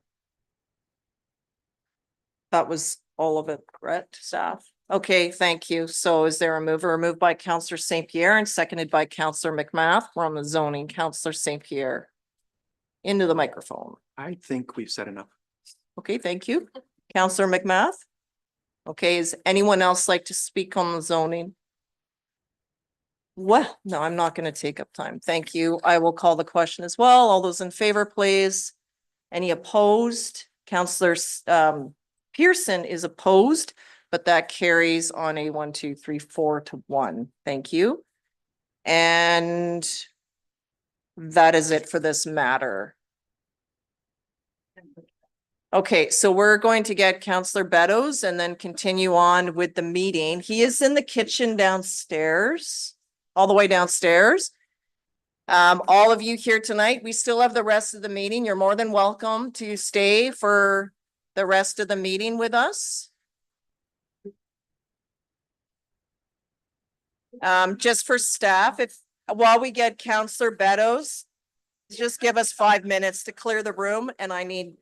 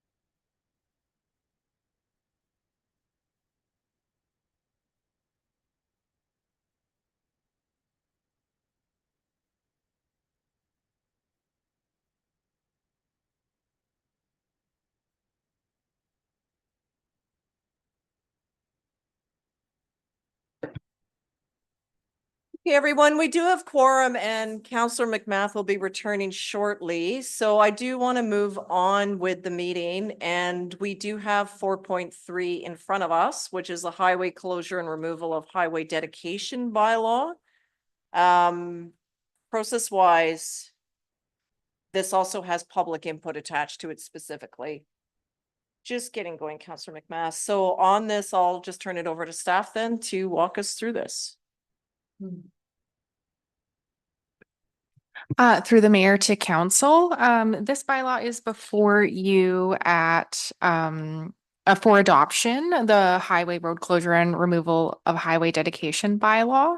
After 3 readings, staff had sent the bylaw off to the Ministry of Transportation and Infrastructure and approved the bylaw as we presented it to them. And now it is back before council for consideration of adoption.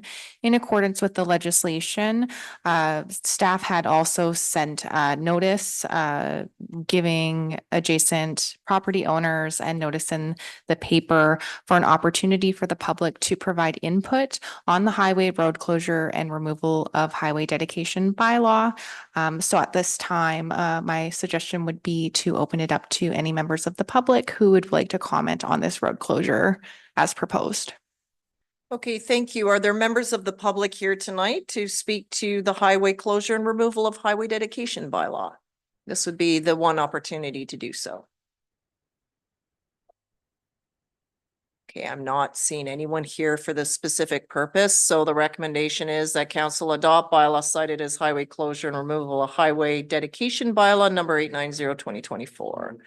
Moved by Councillor Pearson, seconded by Councillor St. Pierre. Any comments from anyone?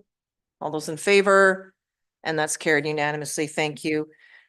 Before we go into adoption of the minutes, I do want to see if council is willing to move an item that had been postponed from a previous meeting forward. That would be item 12.1. It's unfinished business for the variance on AM Road. The applicant had sat through quite a considerably long meeting, and I just am mindful of the time, and they are present here tonight. So to wait till we get all the way through the agenda, I just would like to move it forward now. Okay, so I'm just gonna do that as chair. I'm just gonna move it and you could challenge me if you like, but I just, given how long that they've been waiting for this. So this is the postponed motion that came forward from our last meeting. And this was that council to issue the development variance. So I'm not gonna read it out, but you're all aware of that meeting and the deliberation that where we landed on, and it was a split decision in either way. So now it's in front of us again tonight with the postponed motion on the floor for consideration. So I'm going to put this on the floor again, and that would be that council issue the development variance permit PLN 01809 for 2102 and 2112 AM Drive to vary section 2.2A of the subdivision and development standards bylaw number 404 to relieve the owner from providing required improvements to the public road right of ways, condition of subdivision approval. So that was where we landed the last meeting. If I may. Yes. My apologies. There is an opportunity for public input before the mayor places it on the floor for deliberation. Okay, so I've just read it out. It hasn't been moved yet. So are there members, and maybe I'll invite members of the public then who would like to speak forward, and the applicant as well, if you would like to, this would be the opportunity to comment. Okay, thank you. If you could please turn on the microphone. Hi again, Noah Dowie, Sooke. I'd just like to speak briefly in favor of the applicant for 12.1. I think the application of the urban suburban connector cross section to AM Road, as well as most other existing rural roads in Casinos area, was clearly a mistake. I have no issue with these cross sections being required for new roads and subdivisions, but I'm sorry, the idea that AM or Ludlow or even my own road, Parkland, will ever see these cross sections built is not realistic. I'll honestly be surprised if we even get sewers in my lifetime. Additionally, to say that they are to say that they are getting a deal on the cash in lieu for an upgrade that will never materialize is bluntly, it's insulting. I'd like nothing more than to be proven wrong about that for my own road, as there are serious safety concerns that I've written to you in the past about, but not at the cost of what looks to me like extorting tens of thousands of dollars from an average family of lifelong Sookies who are just trying to do what they can to stay close together in their hometown. They're not some big developer who stand to make millions from this subdivision. They're just trying to do the responsible thing and secure their future here. I agree with Councillor Pearson's remarks at the last meeting that you don't need to worry about a precedent. The individual circumstances of the land and the applicant are exactly what variances are for. All the neighbors seem supportive, and extracting this money from folks like this is not the way I want the town to be doing business. Thank you. Okay, thank you. Are there other speakers tonight?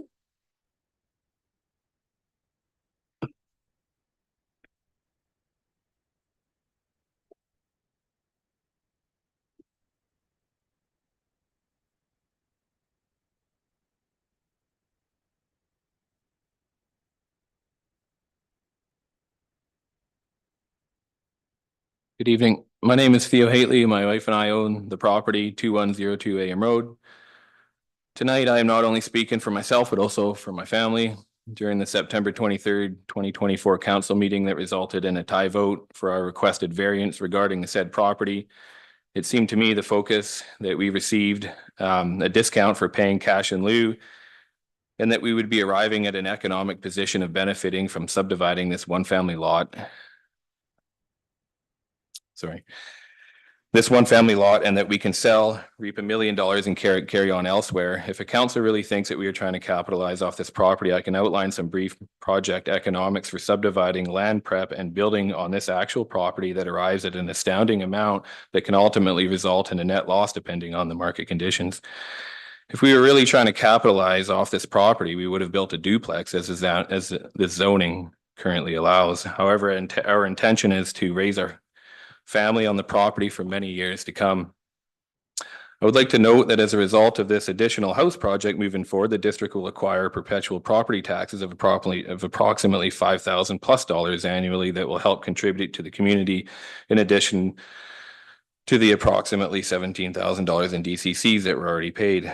I would like to quote bylaw 404 that states in 7.2 clause B. First, I'm going to read this clause and I'm going to repeat a pertinent segment. This is quoting bylaw 404. The approving officer may permit the provision of cash in lieu of construction of the frontage improvements required under this bylaw where the frontage improvements can be more efficiently or economically provided as part of other works and services that are planned for the future. And for that purpose, a municipal engineer may require the applicant to provide a professional engineer's estimate of the cost of frontage improvements required under this bylaw. And I repeat, it says, where the frontage improvements can be more efficiently or economically provided as part of other works and services that are planned for the future. The bylaw specifically states the cash in lieu monies are specifically for the subject property's frontage improvements and not for road maintenance, as Jeff Carter, Director of Operations in the last meeting, mentioned the money would be used for. Unless I am missing something, I did not find anything in bylaw 404 that states the cash in lieu monies, for example, can be used for fixing a pothole 400 meters from the subject property or possibly some other road improvement that is not directly in front of the subject property. So if the cash in lieu can only be used for the frontage improvements of the subject property, and the district staff has confirmed that full frontage improvements in the exact location are not in the foreseeable future, then I question the legitimacy of the cash in lieu acceptance. Furthermore, the district received $62,710 from my wife and I over 2 years ago. We received no information as to exactly what that money would be used for. It left me with an unsettled aftertaste. Pay the money into a coffer of unknown usage and you're allowed to subdivide. To me, the cash in lieu option sounds perfectly reasonable as an example for a property closer to the core that has sidewalks, etc., on the radar for the upcoming 5-10 years, and or maybe there's municipal infrastructure, i.e. water main upgrades, so it is more pragmatic to install the sidewalks, etc., following the municipal upgrades. I feel there is a general agreement that this bylaw is not a one-size-fits-all as it is written, and considering there is no board of variance, as I understand there is supposed to be, this places the discernment in the hands of the council members and mayor. This concludes what I wish to say at this time. Thank you. Okay, thank you very much for presenting tonight. Is there anyone else in the public that would like to speak on this particular item? If there's any questions, I'd be happy to mention to. Okay. Thank you for being here tonight. Okay, I see that there's no other members of the public to speak on this. There was an email that came in late this afternoon that I forwarded to corporate services as well to all of council in support of this application. So now we have the postponed motion on the floor. Is someone willing to move it? Okay, I It's just already have on a the question floor. first, sorry. I'll go to council, sorry, you spoke while Councillor McMath spoke. My apologies. There is no mover and seconder required. It is Okay. on the floor. Oh, it is on the floor. It is on as the it floor. Okay, so question Councillor McMath, it's on the floor. So previously you asked about the Board of Variance, and I'm just curious where that stands. Yes, your worship, members of council. We did follow up on that. So the Local Government Act does require that all municipalities who have a zoning bylaw have a board of variance. So it is a requirement that Sooke have a board of variance. So that is something we will have to set up. So when would sorry, Councillor McMath, did you have a follow-up? I was just going to ask, in what circumstances do matters go to a board of variance? The applicant has to prove hardship. As I explained at the last council meeting, it would be a situation where a property had a weird shape, like a triangular shape or an oblong shape that made it very difficult to place a home within that lot with all the required setbacks. So in that case, you could consider that a hardship, that it's very difficult to build a reasonable sized home with the required setbacks of that zone. It's up to the applicant to determine, what hardship is. Staff can say that's not something we consider a hardship, and so we won't be supporting that going forward to the board. But it's ultimately up to the applicant to determine whether they want to proceed with the application. Okay, thank you. Okay, so this matter is on the floor. It's been moved and seconded. So now I'll ask if members of the council wish to speak to the motion. Councillor Bateman. Okay, so I did ask for this postponement, and thank you all for granting that motion. So I've done a lot of research over these last 3 weeks, and perhaps I'm more confused, which is sad. It speaks to this aging brain, perhaps. I did look at decisions made by this council, the staff reports, the minutes from the 5651 Woodlands, 2084 Ludlow, the rezoning, 2109 Mowich, 5627 Woodlands, and 5686 Woodlands. And there are others, of course, but those were the primary ones in the Gateway Residential.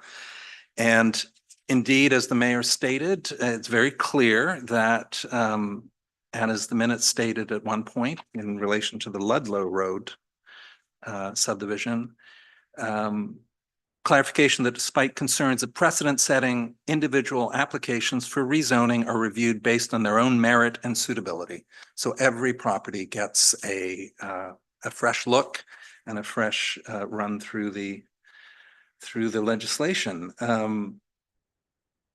What I found, so each one is pretty unique unto itself. For me, to cut it short here, what I've consistently found missing in staff reports is a timeline for frontage improvements. It's often these reports are presented in the case of Mowich, for example.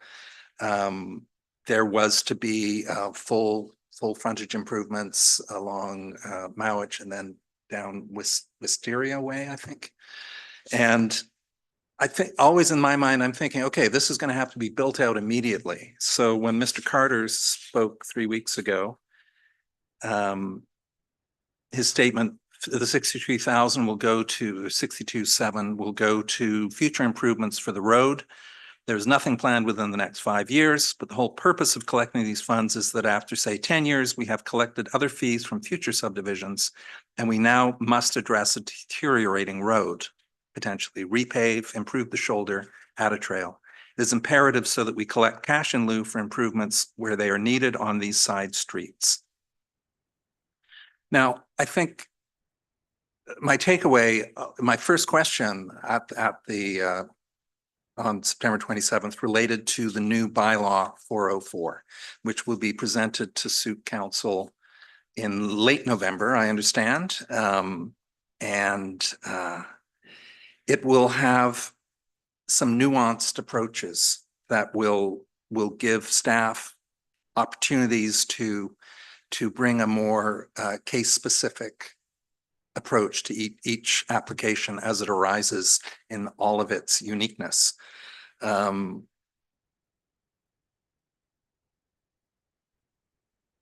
Yeah, and I look forward to asking a lot of questions that night. I know the district, as I understand it, has collected approximately 1.7 million in cash in lieu as of December 2023 from numerous developments over the years.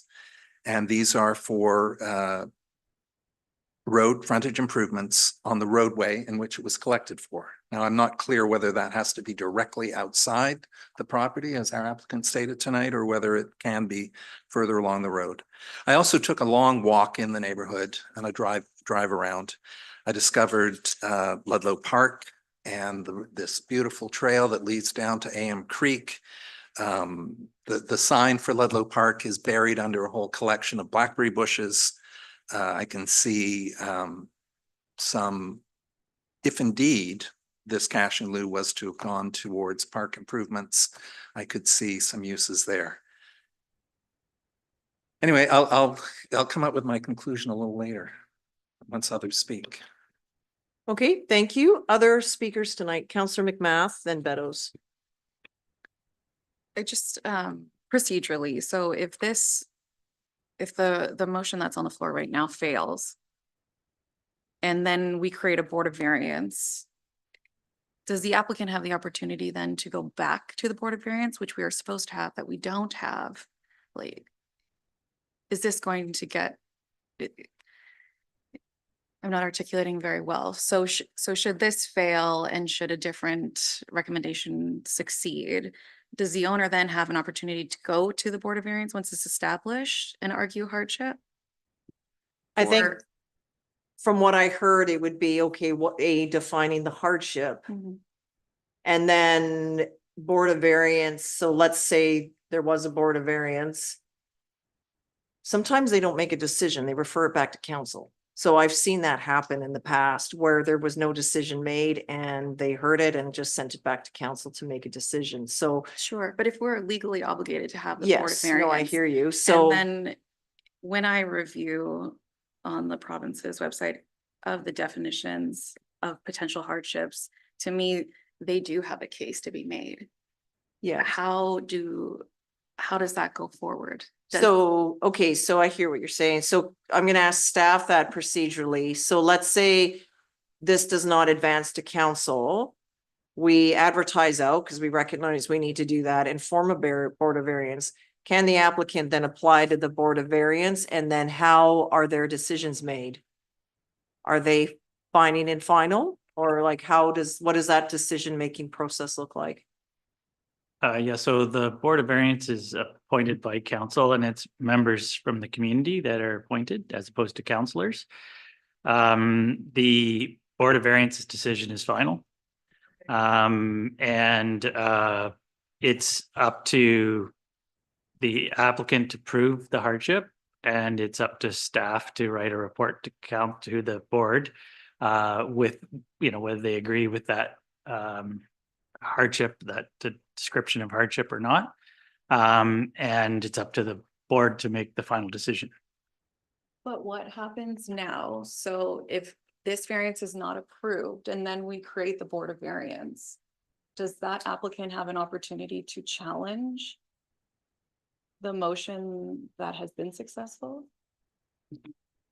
Well, I guess it could be split, right? If it's split and defeated, then there's like no decision by council. So yeah, can they approach the Board of Variance and have a decision made there? Because what we saw at the last meeting is it wasn't going anywhere. Mhm.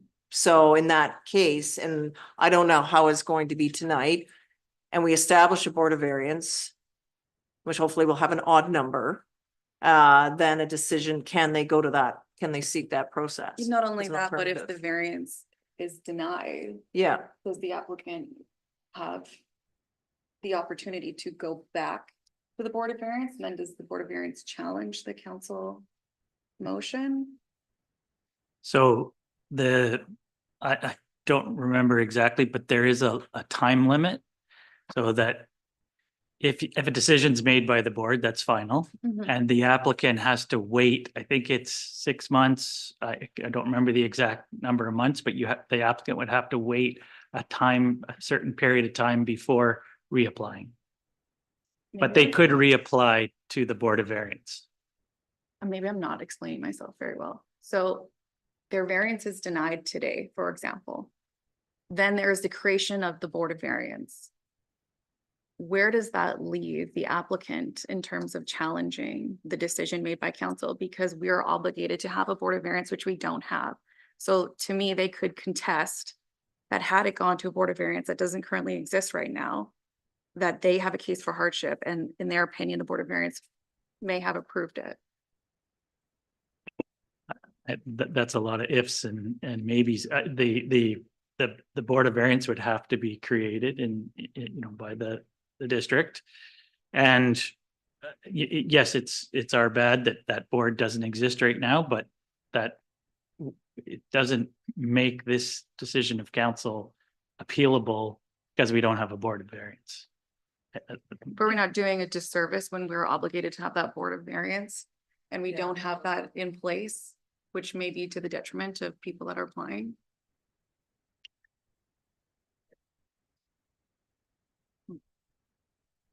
I just don't, the fact that we don't have a Board of Variance does not make this decision of council appealable in my mind. They're two separate things. So it's like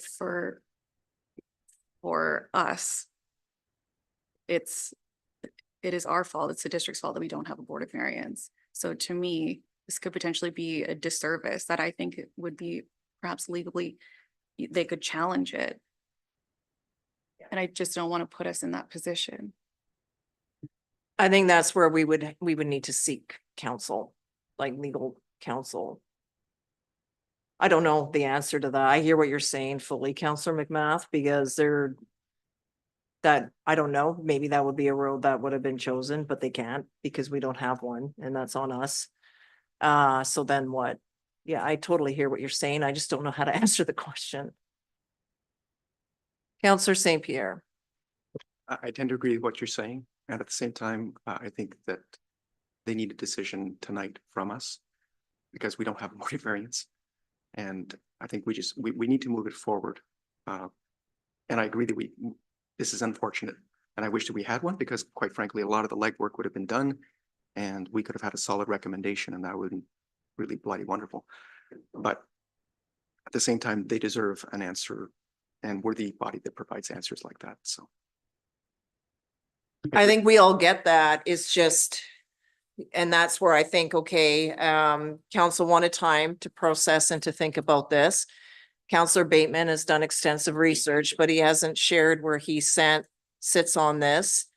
I've looked at this again, and I'm still of the opinion that we should approve this and not require those improvements. I appreciate that our staff is looking at every avenue to raise revenue, to put in the necessary infrastructure that our community needs. I totally get that. But this is a one-lot subdivision in a rural area of our community with no wastewater. It has water. And it's by a park that is a natural area that already has controlled access by way of Harborview.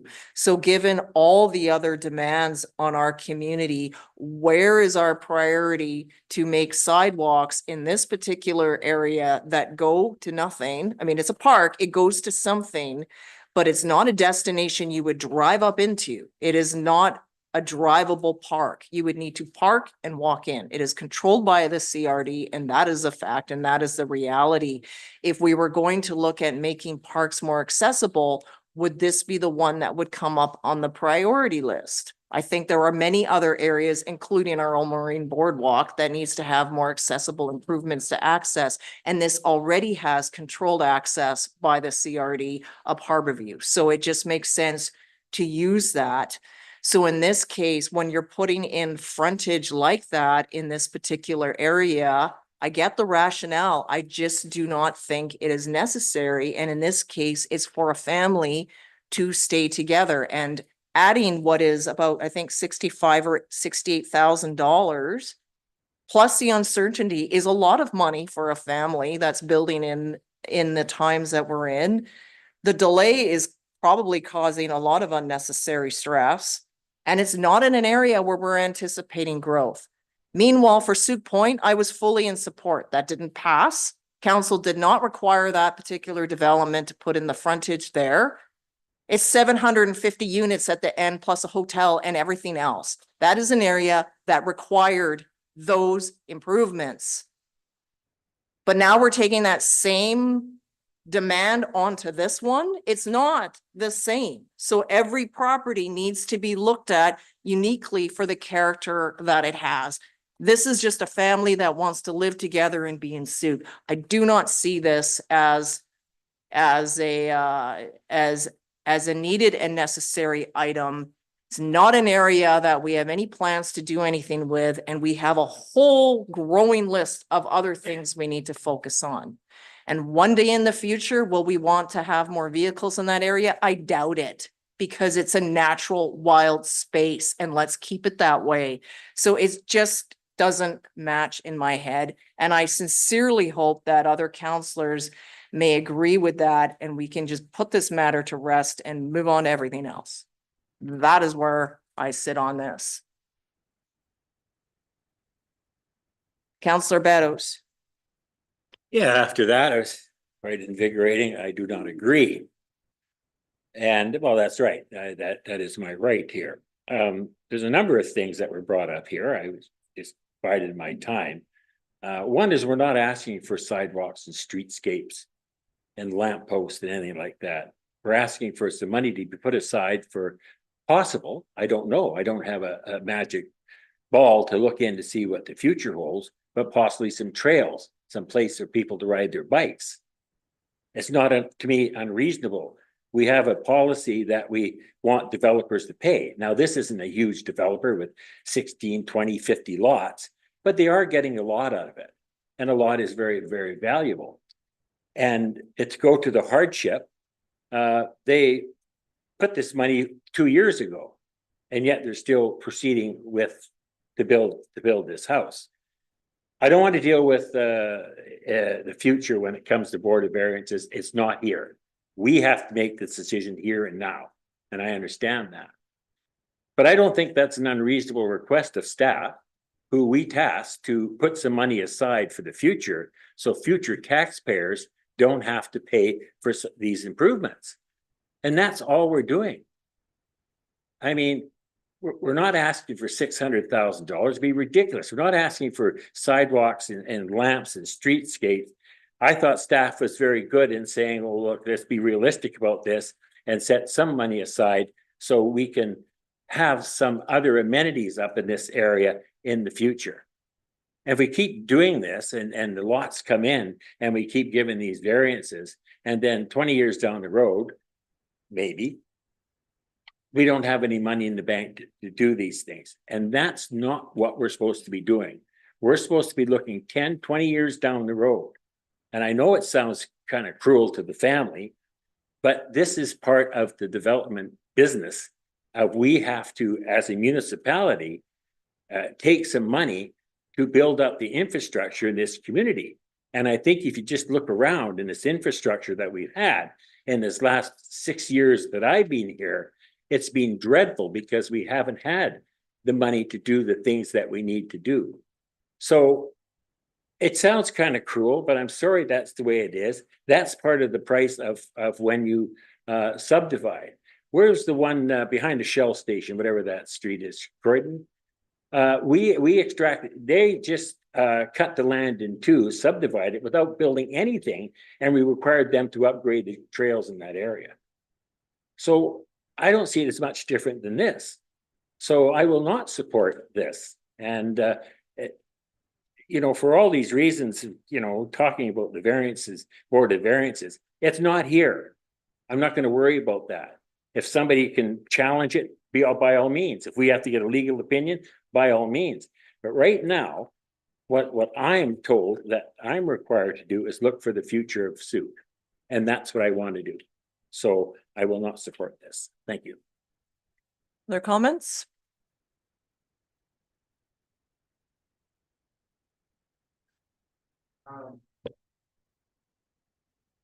I tend to feel that when council is divided this way, it's because we don't necessarily have clear policy where we've actually managed to get our policy in line with our values. So that's really unfortunate because it confuses things for everyone, for staff, for the developers, for families trying to build an extra house because they need the space. I have concerns over this that I've explained before, but I'll go over it again as briefly as possible.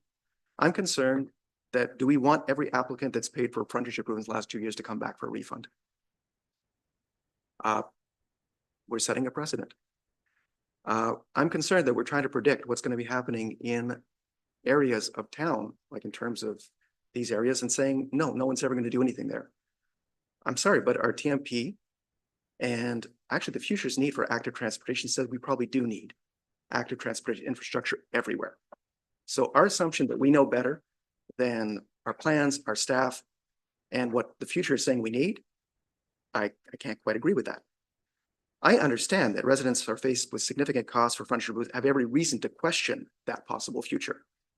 And once a variance is granted by believing the TMP and our professionals, we're left with only political convenience and what's easy to do to basically guide us in our decision making. If we're throwing our plans, our staff's opinion, and the needs that we have recognized, the community has said loud and clear, we need sidewalks, we need active transportation. Okay, maybe in that area, everyone's always going to use a car. But maybe they'll get on an e-bike and they might appreciate some trails and sidewalks. I suspect they will. We need to be planning for the future. We can't actually dump all this on future taxpayers. They can't afford it. They can barely afford what's coming at them right now. I actually think we need a better policy for dealing with this sort of thing because quite frankly, it's too much. I was looking at the email that we received and I'm sorry, but when you've got 60 meters at crazy amounts of money per meter, there's no way that you're going to develop when it's going to cost $160 for frontage improvements to build one more house. So I think that policy probably needs to be looked at carefully. Do we want that kind of development? Do we want people to just put one extra house? Are we basically trying to push people into putting in an apartment building instead? Is that what we want for Casinos? I don't think so. Well, these are all policy questions. And right now, I think that we have a 404 policy that's coming forward for review. It's going to be new stuff. There's going to be the future walking and rolling network, which ideally is going to set the stage for no, just like people who are paying, even though they don't have kids, they pay for schools. Even though they may never be sick, they pay for hospitals. Even though they might never go and read a book, they pay for libraries.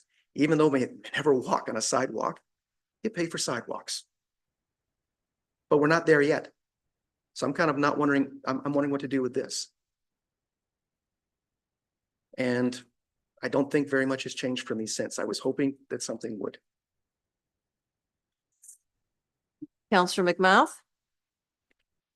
There's a couple of things. Part of the dilapidated infrastructure is not solely due to variances being approved like this one. You can look at a multitude of factors, including 0 and 1% tax increases over multiple years, which is why we are paying for so many things now. It was just referenced that we're to follow staff recommendations from a technical perspective. And I touched on this on the previous meeting where if you disagree with a staff recommendation, it has nothing to do with the trust. And again, if you solely are going to make every choice you make based off whatever staff tells you to do, then you should be forfeiting your position in this chair. The job of this group is to protect and preserve and push the community vision, which includes parcels of rural areas in Sooke. So to suggest that a young family, if they had the opportunity, would use e-bikes, that is not ground in reality. And it's $60,000-$70,000 to a single family can be an absolute deal breaker. It's not a minor inconvenience, as it was referred to previously. And the other thing is, it's publicly been acknowledged that 404 needs to be amended because it isn't a one size fits all. So staff has to make a recommendation based on the policy that's in front of them. So to acknowledge that 404 does not work for all areas, but then to say you agree with the staff recommendation in this instance, it doesn't, the logic does not fit there. So again, going back to like your position in this chair is to make decisions that complement and benefit the community. And it is, again, the infrastructure issues we have are not solely based on one-offs that, as we have just discussed, they're not precedent setting. They are piece by piece, scenario by scenario. My other concern is, if you are concerned about the amount of money that the district is losing, I would suggest that you consider the amount of money that the district and its taxpayers are going to have to pay for a legal opinion. Should we make a decision that's unfavorable multiple times, as we've already done, without a board of variance, and the amount that's going to cost for lawyers and all those pieces, and that could be hundreds of thousands of dollars. So there's just some of the things that are being stated don't match the reality that is occurring right now. Well, I'll just add that this amount is in lieu of installing road frontage improvements to meet the urban suburban road cross section standards. That's how the value had been created, is based on that particular road standard in this area. Other speakers? Go ahead, Councillor Bateman. Are questions allowed through to staff while the motion's live? If it helps. Yeah, it would. I would like to get through you to Ms. Gray. Give us an update on the new bylaw 404 and what we can anticipate. Perhaps germane to the subject at hand. Sure. Well, I don't know if Raf wants to, Ms. Mattson maybe wants to speak to bylaw 404. I know the draft is with legal review right now. We've done a round of developer public engagement on this early on. The draft of the bylaw, the idea, I guess, behind it, again, Ms. Mattson can maybe speak to the details of it as they're just working through that, but it would be the bylaw 404 is supposed to tie into the parks and trails and the transportation master plans, and that is how we're using that interpretation now. However, clearly, as stated, it doesn't work. It's not a one size fits all. So the idea behind this would be way more specific, get specific direction from council on specific neighborhoods, how it aligns with the OCP that's coming forward to council again as well, and then just be way more clear, because a lot of staff are stating that have come from other municipalities, they're shocked by the number of frontage variances. This isn't normally a common thing. This has already been predetermined. Other municipalities eventually, will have a street atlas, which will be common knowledge. You'll be able to look up at the street and say, I know on this street, I got to do sidewalks on this side of the road and a bus stop on this side or whatever. That's the idea to get there. To try and back solve that for the current bylaw just doesn't feel like a good use of staff's time right now, which is why we're putting all our efforts into the new bylaw 404, and really, I'm hoping council will take serious consideration of that, and everyone from council will be at that meeting when it's first presented, because it's very complicated but it's very interconnected, and this is something that is delaying development, and it's something we've heard from the developers time and again, that this is taking too long, it's too confusing. This will be a clear understanding, recently updated from council, and then the ultimate goal would be the weeds of a street atlas, which will be very clear in black and white on this street. This is what council says is their expectations, and Hopefully that should limit the Board of Variances requests other than unusual situations. And it would cover at least the majority of the properties would be the ultimate goal. So the plan for that is, like I said, is with the legal review. And then most likely at the last meeting in November is to present this to council and just start this conversation with council and then come up with a plan for re-engagement with the developing community again, just because this is now the draft we've created with the engagement. Hopefully if that answers But question. if I may, just that being said, though, any applicant always has the right to appear before council. Should Correct. disagree with a recommendation that comes by staff. So there is not going to be a magical process. It's going to answer. There are going to be times where, as we said, where people may disagree and may choose the route to come to council. Everyone has that right. That's why we're here.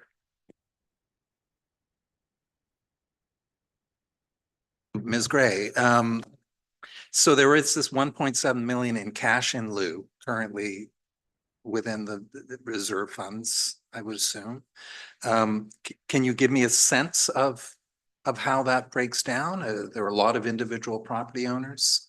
Definitely a lot of, it's a lot of small amounts we collected over the years. I don't have the details in front of me at this time. We can maybe present a bit more details with the next quarterly financial report coming forward or something. But there's one large amount from the Macola development that is in the fund. And then the rest of the fund is literally made up of smaller amounts over the years. We've collected 10, 20,000 for certain properties, 60,000 I've seen on there.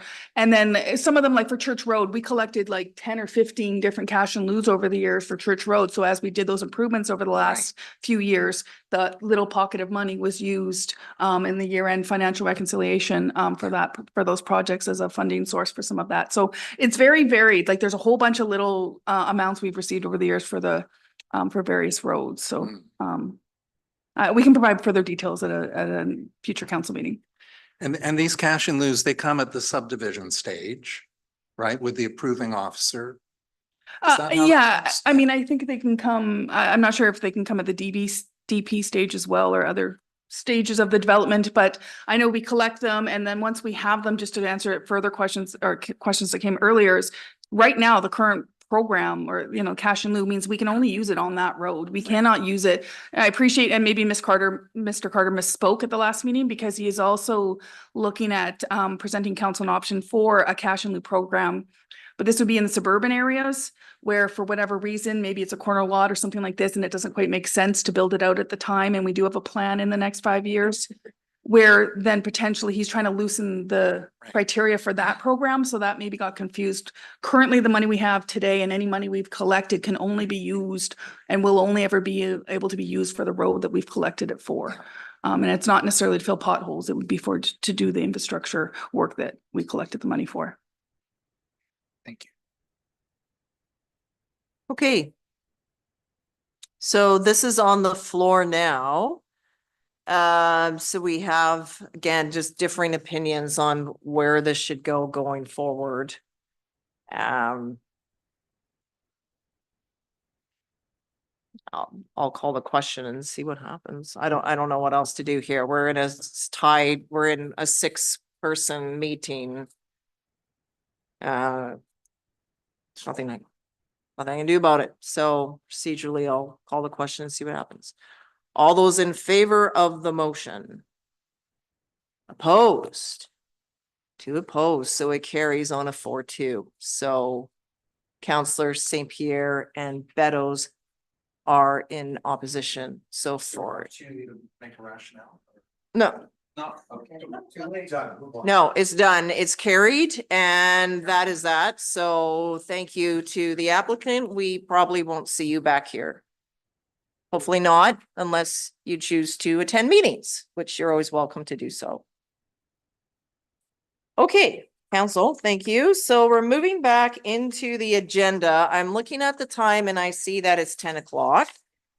So I'm going to ask our staff, there's likely matters. I know that our staff sergeant is here tonight, so I would like to hear from him. I'm sorry, I just see that you've been sitting there patiently this whole time. Thank you. It's nice to see you for being here. I'm just going to ask our staff if there's some items that we can advance tonight and others that we can put to an upcoming meeting, or we can maybe tack on to next week's committee of the whole that aren't time sensitive? Or do we just continue meeting through the meeting? I didn't even say that right. Okay. I could maybe suggest we could just try to continue through the meeting, and because some of these items I don't think will spark a lot of conversation. I'm hoping, and maybe one item might spark a bit more conversation, but I'm hoping that the few items here, at least I know for the couple I'm doing, and Ms. Lou is presenting on the asset management, will be very brief. Okay. Knowing that agendas are jam-packed going forward, that's all. Well, that's just it. Okay, so we're just gonna carry on then and we'll see how we do. So we're at item 5.1. So adoption of meeting minutes, please, from September 23rd, moved by Councillor St. Pierre, seconded by McMath. All those in favor, please. And that's carried unanimously. Thank you. Invited presentation, Staff Sergeant Wilcox. Thank you so much for being with us tonight and your patience.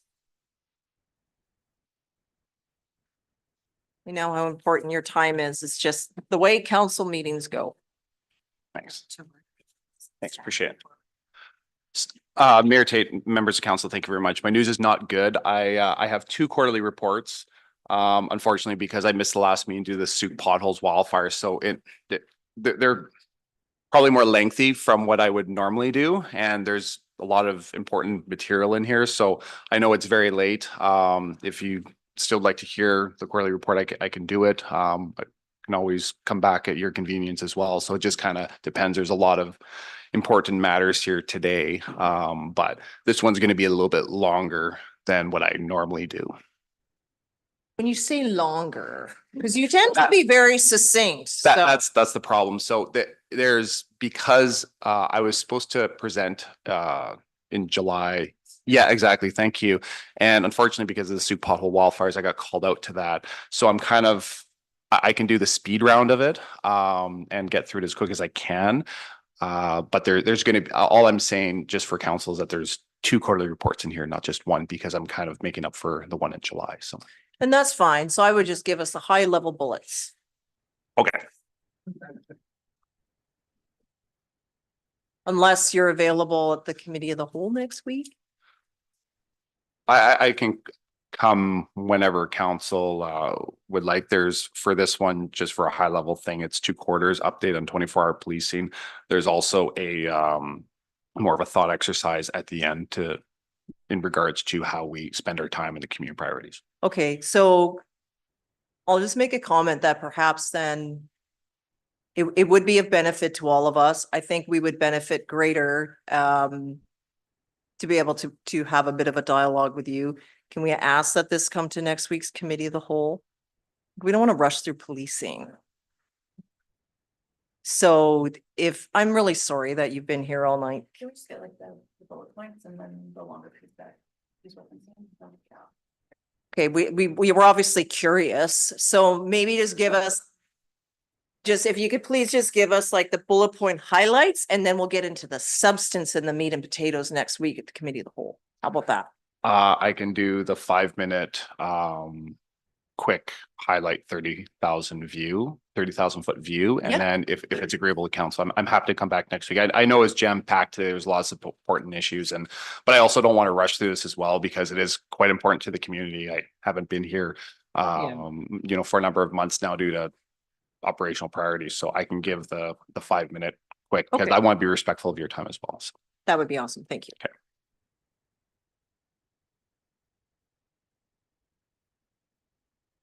Okay. So like I said, this is for 2 quarters. I'm going to go through this really quickly. We'll talk about that another day. So this is just a reminder, excuse me. This is just a reminder of our performance plan priorities. Just very quickly: enhance road safety, crime reduction, accountability and good governance, our community involvement, contribution to employee wellness, and respectful workplace. This job is very hard and we got to take care of our people, and reconciliation, relationship and trust building with Indigenous communities. So just a quick update on 24/7 policing coverage. It is going to be enacted by the next time I do the quarterly meeting. Now, not next week now with the new meeting coming. So I just want to temper expectations, but probably the following one, I would say whenever that's going to be, first month or two of next year. So things are going very, very well. The wonderful thing about this is we have incredibly experienced police officers that have moved here. From different jurisdictions, also through the experienced policing program, and they want to come specifically to Sooke. They're here right now. I'm completely full. So my staffing level is full. So we're ready to go. This is very exciting for us, and this is going to be very exciting for the community.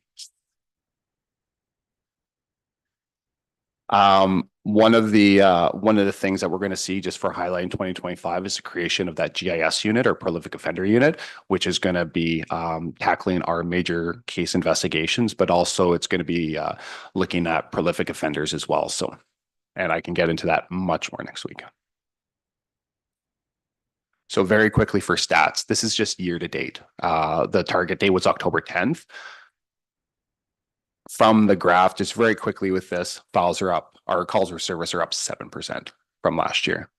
Projected file count is about 5,800. These are just projections based off of a compounding rate of growth of 3.5% and 7%. The green bars are the 3.5% compounding growth. The orange ones are in 7%. And I got the 7% because we're up 7% year to date. So obviously, you can input different numbers in here based off of projections, but as you can see from 2030, regardless of kind of how you cut the pie, we're going to be higher than we are today. Again, I've said it before, it's going to be more so because of our population growth here in the community. So this is just a quick snapshot of calls for service from April to June. As you can see, in April to June of 2024, which is the last quarter, we've had 1,147 calls for service. This is up 14% from the same quarter last year. And if we go to the second quarter, which is going to be July to September, you're going to see we're up by 9%. So this is quite consistent. Mental health calls for service, we're down, which is pretty amazing. And I attribute that anecdotally because the officers that I have right now spent a considerable amount of time with some very key individuals in order to get them help. They front end loaded a lot of the work. This is what my members do, and they're incredible for it. They front ended a lot of the work to get certain individuals the help that they need. Obviously, we partner with our healthcare service providers, but in one case, one of my members would call an individual every morning to see how they're doing. So this is why these calls for service are down. Now, the question came up at a previous council meeting of how long it takes us to go back and forth to the hospital. It takes a considerable amount of time. So to do that, especially when it comes to traffic, like it's, our average wait time, I think in the greater Victoria area is kind of around 2 hours. So, and that's actually really, really good provincially.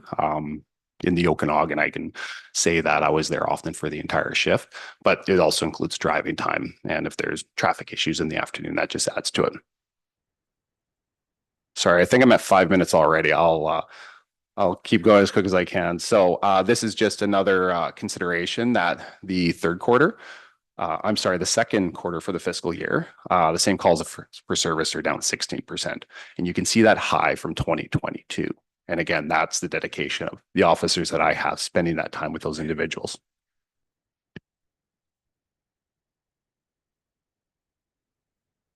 So these are mischief calls for service or property crime. It could be a broken window. It could be, some sort of property that was damaged under 5,000 or over 5,000. In this case, they're up by about 29% from the last quarter. Again, this is April to June.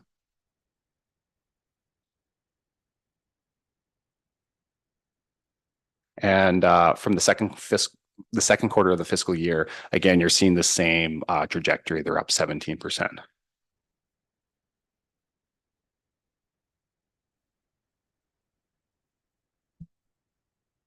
To your previous slide with the mischief calls. Yes. Is that just a small group of perpetrators that are pushing those stats up?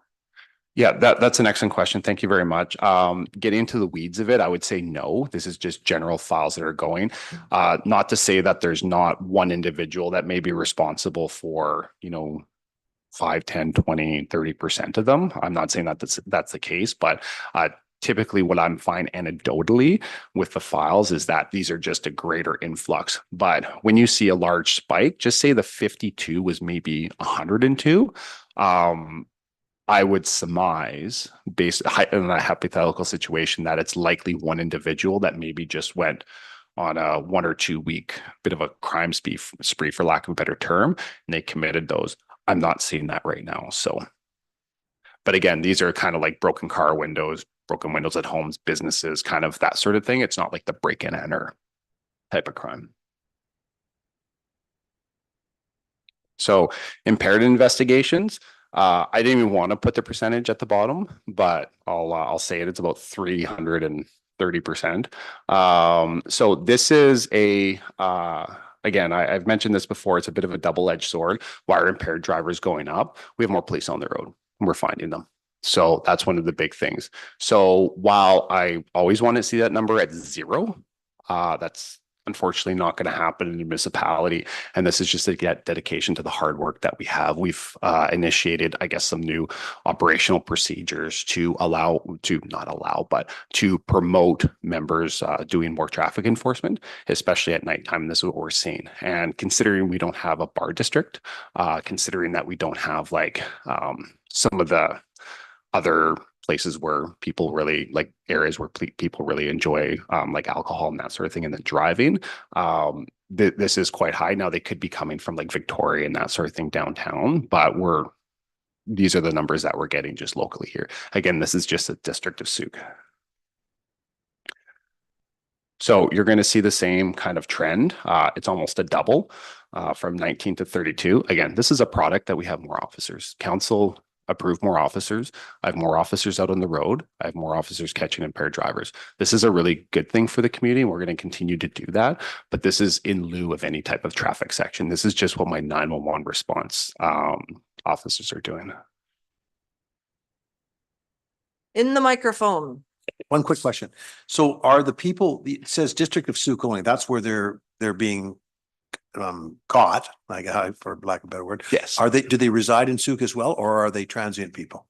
Or do we track that? Just overall, yeah, we know exactly where everybody is. I haven't looked into that specifically, but typically they're local drivers. Yes, we may have, drivers from other areas, but Sooke is, while it's a tourist community and people do come here in the summer, it's not like a like a like a Kelowna, for example, that has 2 million tourists a year. I know it's a bigger city, but in a place like that in the summer, it might be 50-50, that sort of thing. So but yes, I'm sure there is some, but it's majority local.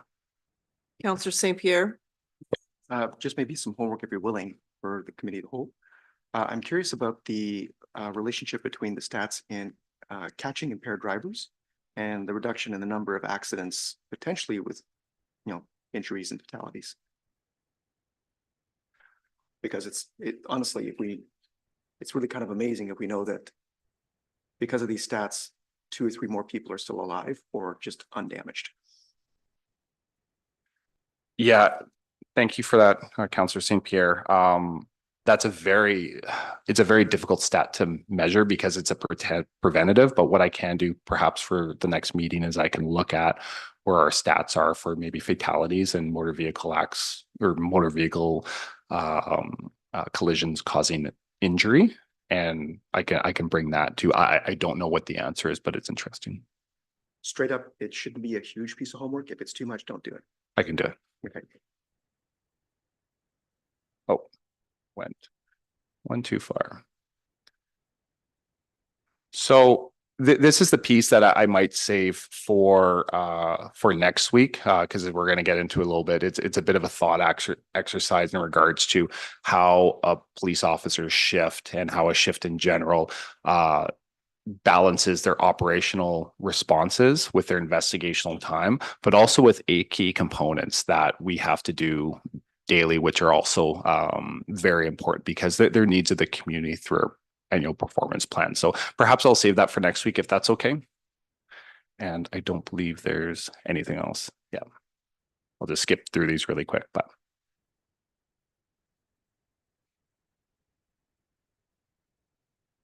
Would it be possible to get a copy of your presentation so we can refer to it for the committee of the whole? Yes, of course. And one last thing that I'll say is Speedwatch is up and running. They've done 4 patrols. Just last month, they checked 1,118 vehicles. A wonderful thing that they're doing is they have these pamphlets, and if they go to an area, say like the Woodlands Road, for example, they're actually going to put these on a number of different doors, just saying, hey, just so you know, Speedwatch is here. Here's the date and time. Here's a location, and here's a note, the total number of vehicles that we've observed. So they're up and running. We're very happy to have them. They've already done great work. And for 4 patrols essentially, or deployments, I guess, they've checked over 1,100 vehicles, which is quite remarkable. So. No, that's fantastic. Thank you for the high level points tonight. And what would also be helpful is, what I would like to know is also with the calls, it's just the breakdown. I know that you provide that report, but it kind of goes through the files, and it's not just what calls are the ones that are increasing, and is there anything we can do as a community through whatever to try to find a way to deal with that? Yeah, that's a good point. Thank you, Mary Tate. And next week, one of the things that we're going to do with my other slides is basically go through what a typical shift looks like for Sooke police officers. The detachment is the biggest line on the budget for the city of Sooke, and sometimes we don't do the best job explaining exactly what we do, because typically when when the public sees us, it's to our 911 response. And what I want to do was, hypothetically in a fictional setting, but also at the same time talking about some common files and investigations that we have in Sooke, to walk you through exactly what that looks like from a time component and a priority component. So I think it's something new that I'm trying. So hopefully it'll enlighten council a little bit more. That's wonderful. Thank you very much. I'm sorry about tonight, but we look forward to seeing you again next week. Thank you very much. I appreciate your time. Thank you very much. Okay. Okay, that'll be a one, and then we'll just have our staff confirm all of that with you. We'll put you at the front of the agenda. Okay, thank you. Okay, report of the Chief Administrative Officer, 7.1. Just in the interest of time, I just happy to answer any questions from council on this, and just wanted to highlight the mural unveiling, which council may or may not refer to in the council updates tonight. But yeah, it was a nice event, a nice little work perk that we get to do sometimes. And yeah, it's a beautiful piece of art on the side of the building there. Councillor St. Pierre. Just something very quick. I was hoping that you could check the links because I think 2 or 3 of them I couldn't check on some of the items. That's all. Will do. Anything else? So then we'll look for a motion to receive this report for information, moved by Councillor St. Pierre, seconded by McMath. All those in favor, please. It's carried unanimously. In the report, it also has charters substantially complete November 1st. So we're still on time. Okay, public question and comment period. So for those of you that are here tonight, this will be for any items remaining on tonight's agenda.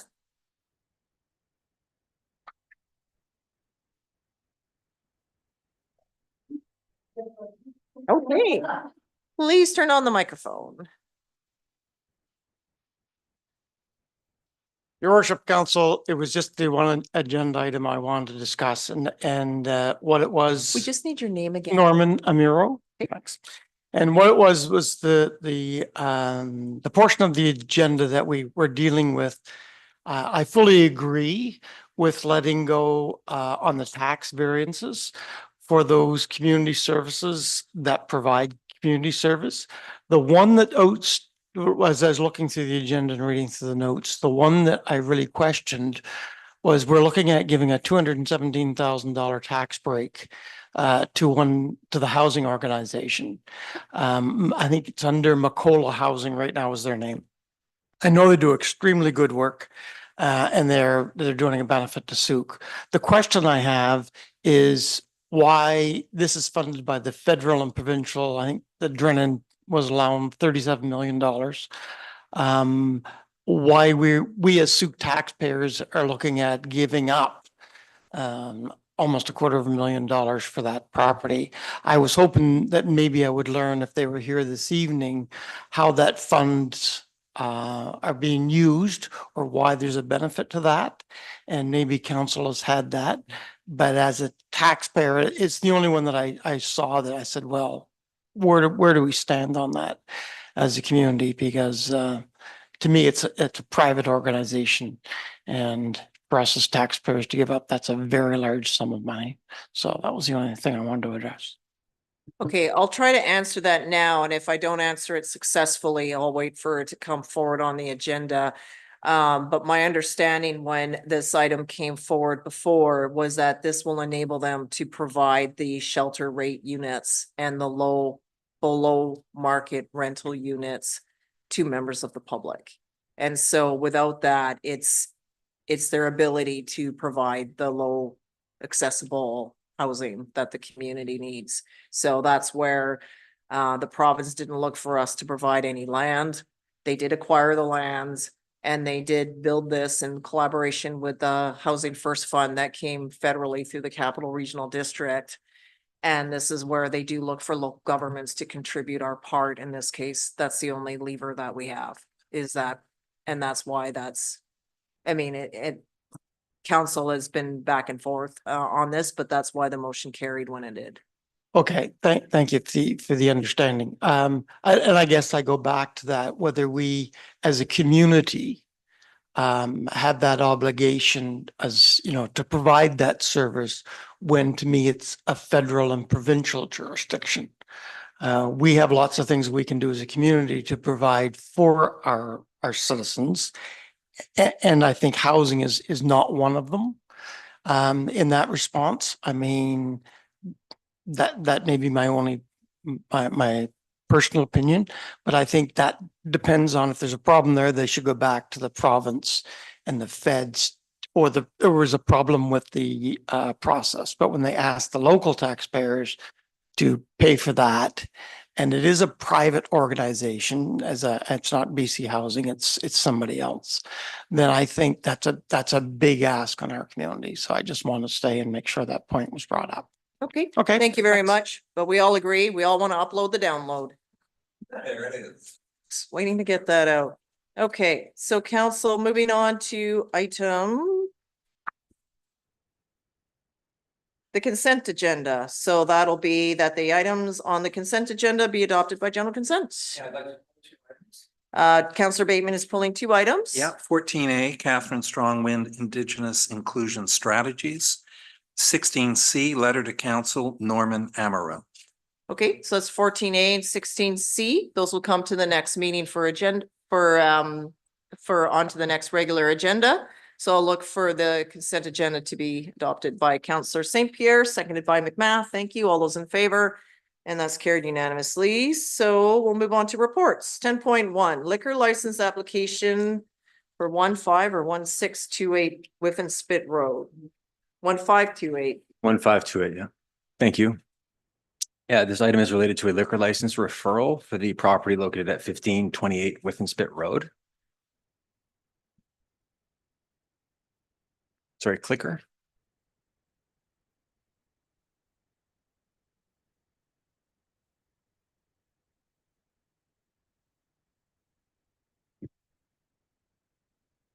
Thank you.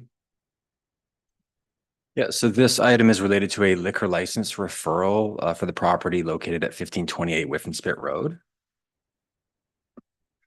The subject property is the location of the Sooke Harbor House, a hotel consisting of 28 guest rooms, restaurant, lounge, patio, and a conference room. The property is 8,405 square meters, located on the waterfront with an overflow parking area located across Whiffen Spit Road to the north. Surrounding land uses include rural residential, RU4 to the north, south, and west. And to the east is Whiffen Spit Park or public recreation, P1. Yeah, staff are seeking direction from council related to 3 liquor license applications that were referred to us by the LCRB. These include a new liquor license or new liquor primary license an amendment to an existing food primary license to add a patron participation entertainment endorsement to all food primary licensed areas, and an amendment to the existing food primary license to extend liquor service hours to all food primary licensed areas from midnight until 2 a.m. every day of the week.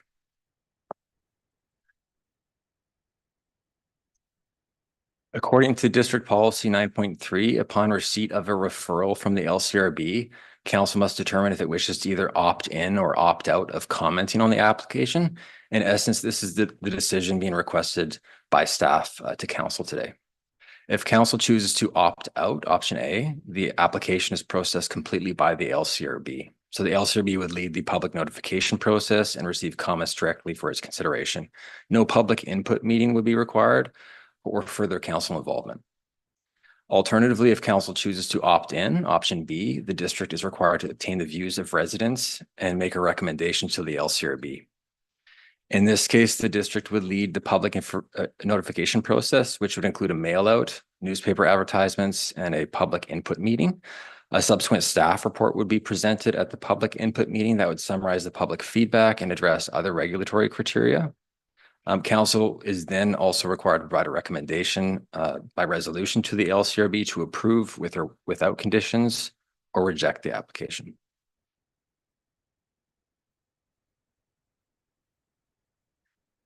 Again, in summary, the proposal consists of 3 liquor license applications that apply to various floor areas of the Sooke Harbor House Hotel.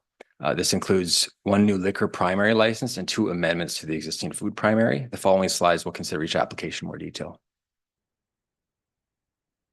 Yeah, so the first one, the proposed liquor primary license applies to the ice room, lounge bar, and conference room on level 1 or the basement floor. The occupant load for the ice room is 22 persons and 32 persons for the conference room. The liquor primary license here is intended to accommodate a small number of guests within the lounge or to use the conference room for wine tastings and education.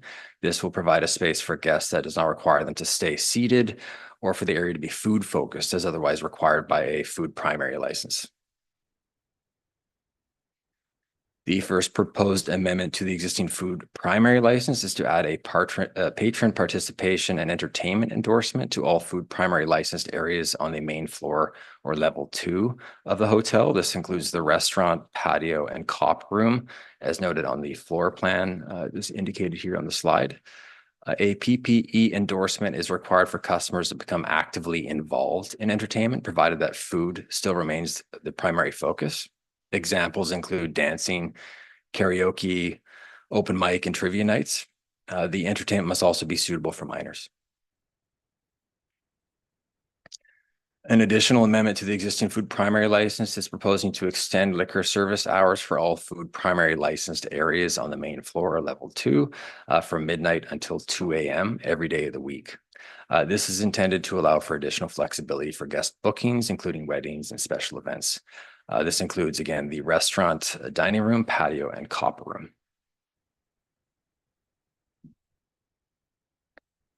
In terms of zoning, subject property is zoned general commercial or C2. The C2 zone permits a range of uses, including hotel, restaurant, conference center, and premises licensed under the Liquor Control and Licensing Act. The subject liquor licenses applications do not impact parking requirements and would be consistent with the permitted uses of the existing C2 zone. The applications were referred to external agencies and internal departments for comment. The building division and fire department confirmed the occupant loads are consistent with the building permits that were previously reviewed and approved for the hotel.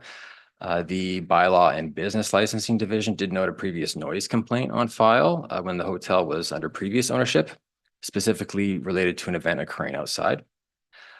Should council choose to opt in and comment, it is recommended by the bylaw and business licensing division that the proposed amendment to extend the food primary service hours from midnight to 2 a.m. is limited to enclosed areas only. So this would restrict extended hours on the patio.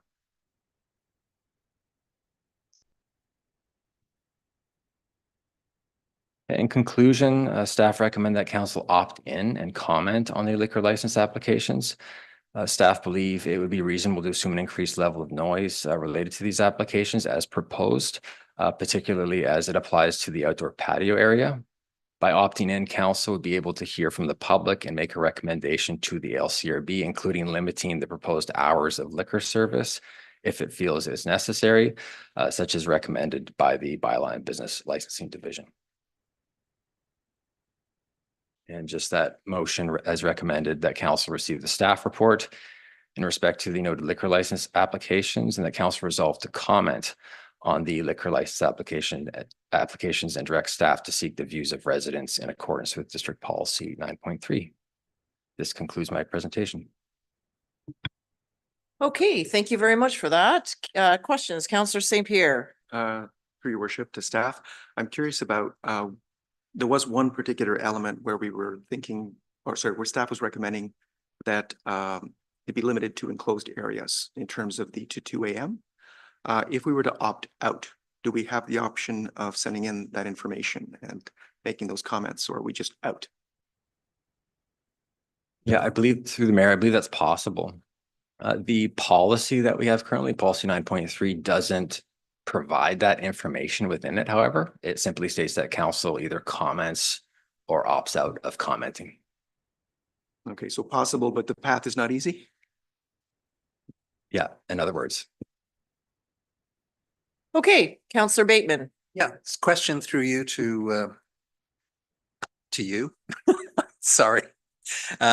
Will council receive the report from the public input meeting? Will there be some notes taken on that, and we'll receive that? Yes, so through the mayor, a subsequent report would be drafted at time of the public input meeting. It would act similar to a development variance application. So the community could write in, or members of the public could write in. We'll summarize the feedback received, and then there'd be an opportunity at the meeting itself to speak verbally, essentially on the impacts to surrounding neighborhood and the community at large. Yeah, like that would be held here as part, it would be part of like our regular agenda where we would have that here. It wouldn't be it's not, no, it would be held here by us. Councillor McMath and Pearson. Go ahead. The council received the staff report in respect to the following liquor license applications for the Sooke Harbor House located at 1528 Whippenspirit Road. One, new liquor primary, job number 088429. Two, amendment to food primary license, job number 088329. And three, amendment to food primary license, job number 088427. And that council resolved to comment on the liquor license applications and direct staff to seek the views of residents in accordance with the district's liquor license application procedure policy 9.3. Okay, so that's moved and seconded. Would you like to speak to it? No. Councillor Bateman? Anyone like to speak to this? Councillor Pearson? Yeah, I just want to ask about, through you, what would be the anticipated timeline of this actually getting a liquor license down to them? Like, is this, we're building in a public hearing by the sound of it? Public comments? When will that be coming, and how are they operating now? Because I understand they're open for business. Yeah, through the mayor, so they currently do have a business license. They're operating the hotel and the restaurant currently. In terms of timing, I guess we would be able to turn this around internally, but within about 4 to 6 weeks. And then it's up to the LCRB to make their decision. So I can't speak to the timeline on their end. Are they serving alcohol now? Yes. They currently have a food primary license, which permits serving alcohol as long as it's food focused. This is for like this is a new license. Yeah, this is, Which changes things. So they already have one to do business as they're doing, but this is new and it's amending, so they can operate. And then this is like the changes. And because we have a live motion on the floor, I can't ask any other questions. You can ask questions. Okay, if we opted out, would it improve their, the turnaround time? Do we know if it would be faster if we opted out?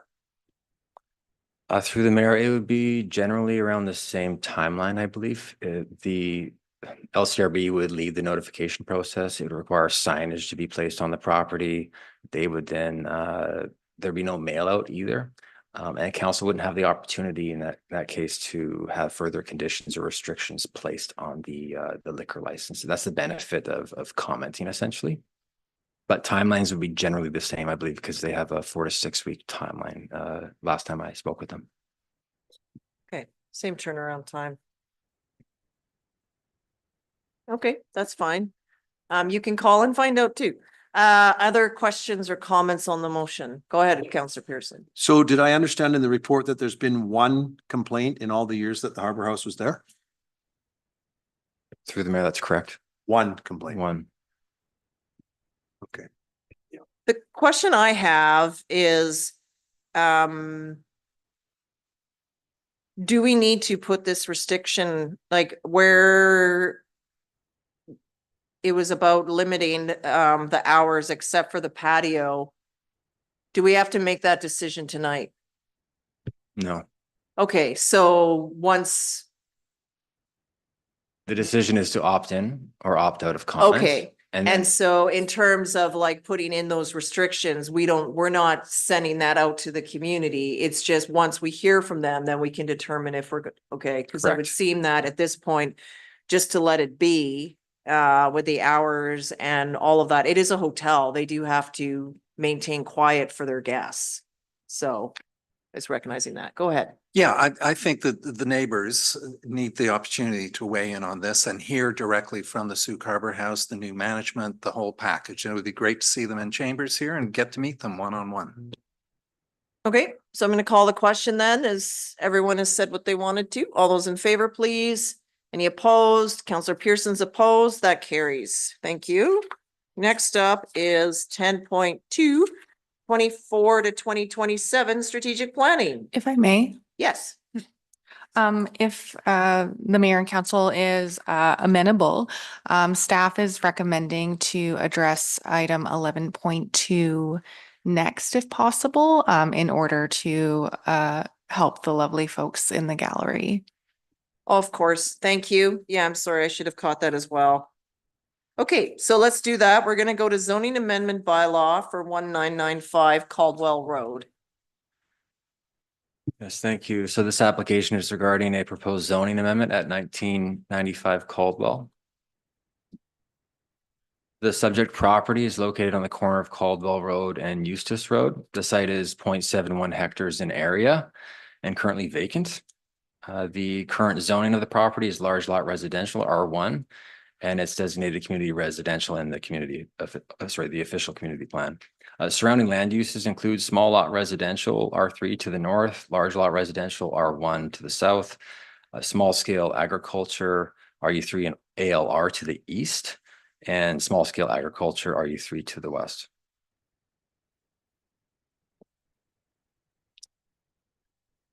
Sorry. Yeah, so this application is proposing to rezone the subject property from R1 to medium density multiple family to RM2 to accommodate a future townhouse development. The proposed RM2 zone is consistent with the community residential land use designation, and therefore an OCP amendment is not required. Conceptual plans have been submitted with the application. However, a development permit application would be required following a successful rezoning. Of course, rezoning focuses on land use. Development permit applications instead review development proposals in accordance with relevant OCP guidelines. In this case, those related to form and character and environmental protection. This table provides a comparison of the existing R1 and proposed RM2 zones. Notable differences here include increased residential density from 1 or 2 unit dwellings to a maximum of 50 units per hectare. Greater height allowances as well from 3 stories and 12 meters to 20 meters, which is roughly 4 to 6 stories.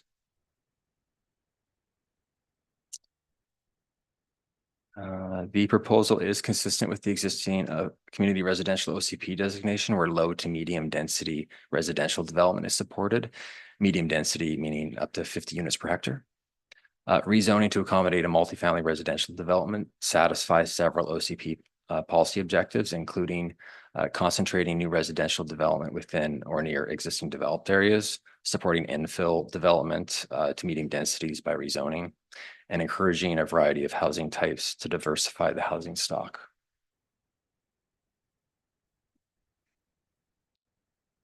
To align with OCP policy related to affordable housing, the applicant has agreed to contribute $3,000 per unit to the Affordable Housing Reserve Fund. Or $2,000 per unit subject to registration of a Section 219 rental exemption covenant with BC Housing. The rental exemption covenant would secure the units as rentals for a minimum of 10 years. The affordable housing contribution is recommended to be secured by registration of a Section 219 covenant as a condition of rezoning. The contribution would be received by the district prior to the issuance of a building permit.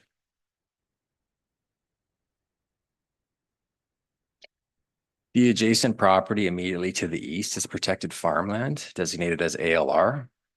District policy notes that development must consider the implications associated with being adjacent to a property where farm uses are operating or may operate. The applicant has agreed to install a 2-meter high solid wood fence and a 1-meter wide vegetated buffer along the east boundary of the property adjacent to the ALR land. The building setbacks in the RM2 zone also require a 4.5-meter setback that would act as an additional buffer between buildings and the ALR property boundary. The fencing and vegetated buffer is recommended to be secured by registration of a Section 219 covenant as a condition of rezoning. The environmental assessment submitted with the application identified a stream on the west side of Caldwell Road beyond the property boundary. Subject to rezoning, at time of development permit, the applicant would be required to submit a riparian assessment report. Staff would ensure that any development proposal for the site would address any recommended environmental protection measures secured through the development permit process.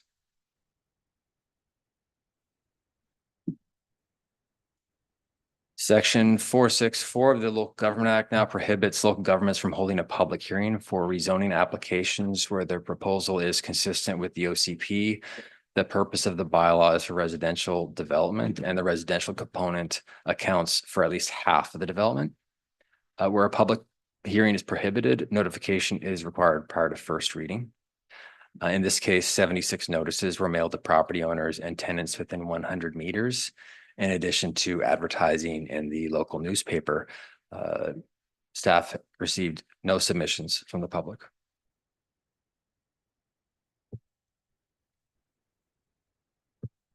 And staff's recommendation is that council give first, second, and third reading to the proposed amendment bylaw to rezone the property from R1 to RM2, and that council directs staff to schedule the amendment bylaw for adoption, subject to registration of a Section 219 covenant to secure the affordable housing contribution at $3,000 per unit or $2,000 per unit with registration of a rental exemption covenant with BC Housing, and installation of a 1-meter wide vegetated buffer and 2-meter high solid wood fence along the eastern property boundary, and approval of the amendment bylaw from the Ministry of Transportation and Infrastructure.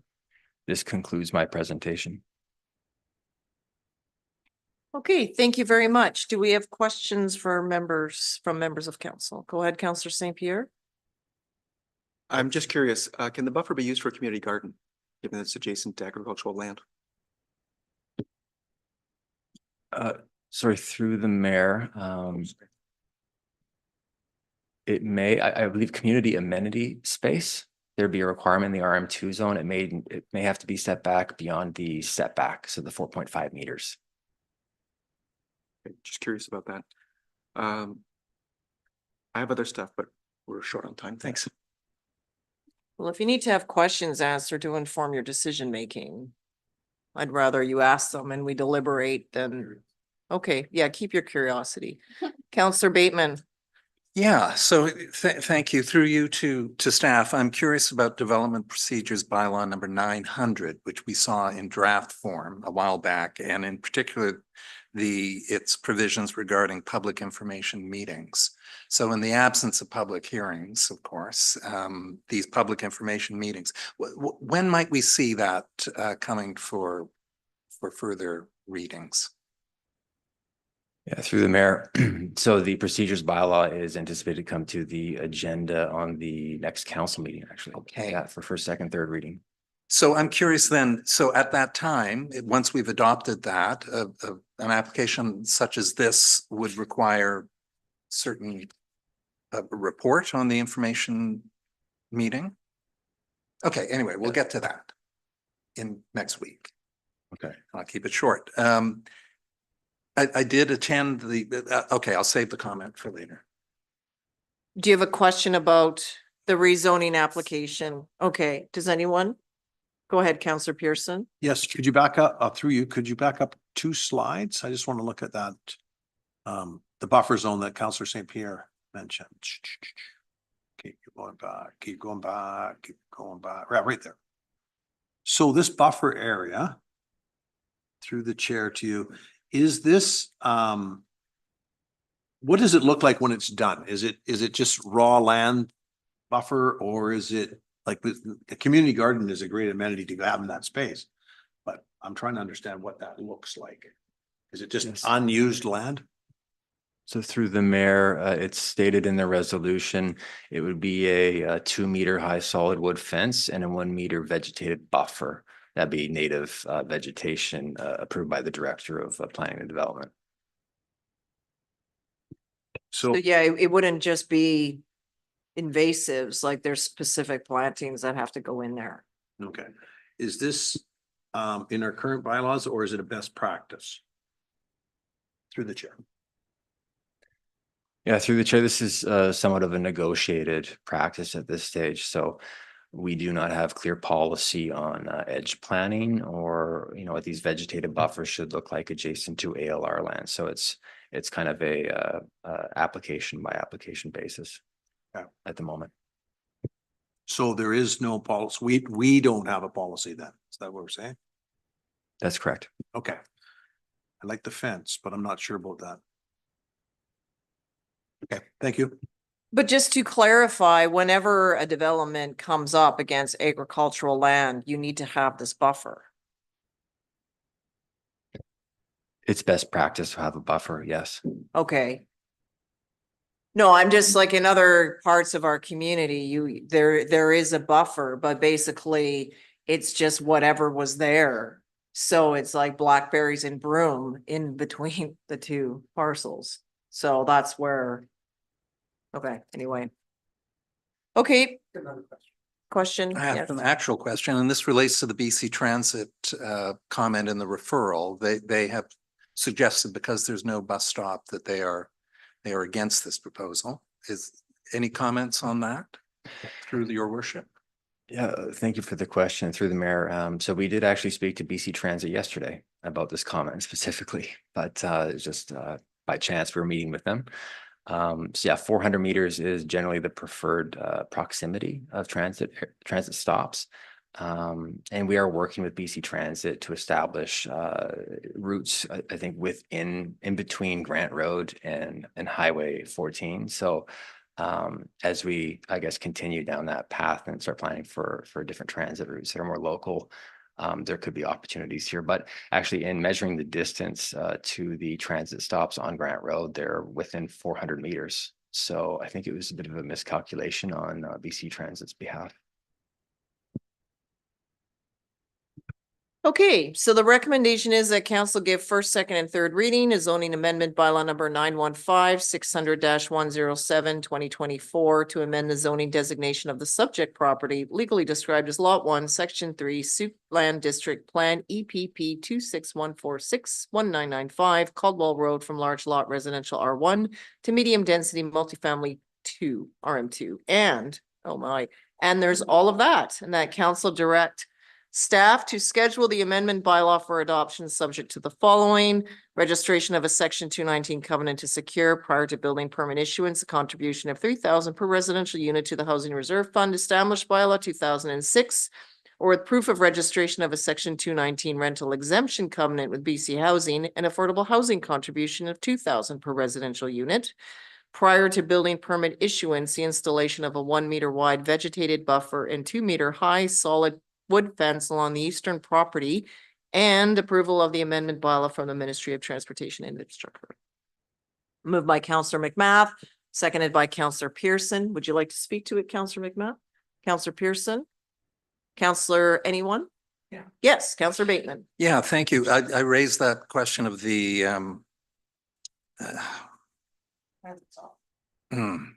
I'm blanking, the public input. And the Marsden Group did in fact hold a public input session for this development back in July 2023. And I'm looking at the your rationale statement number 1, and I'm hoping that those points are still valid. The site plan includes a nature corridor, raised bed communal garden for the use of the residents, complement a professional landscape design that includes numerous well-placed trees. All new homes will be built to step code 3 or better and will include a heat pump with air conditioning, a level 2 EV charger in each garage, and be solar ready to allow residents. So those very points, thank you. Yeah, good set of amenities coming. Yeah, thank you for articulating them. Okay. You got a thumbs up there. Okay. I will call the question then. All those in favor, please. And none are opposed, so that carried unanimously. We wish you well. Yes. We will require a motion to extend the meeting. Ooh, motion to extend the meeting past 11 o'clock.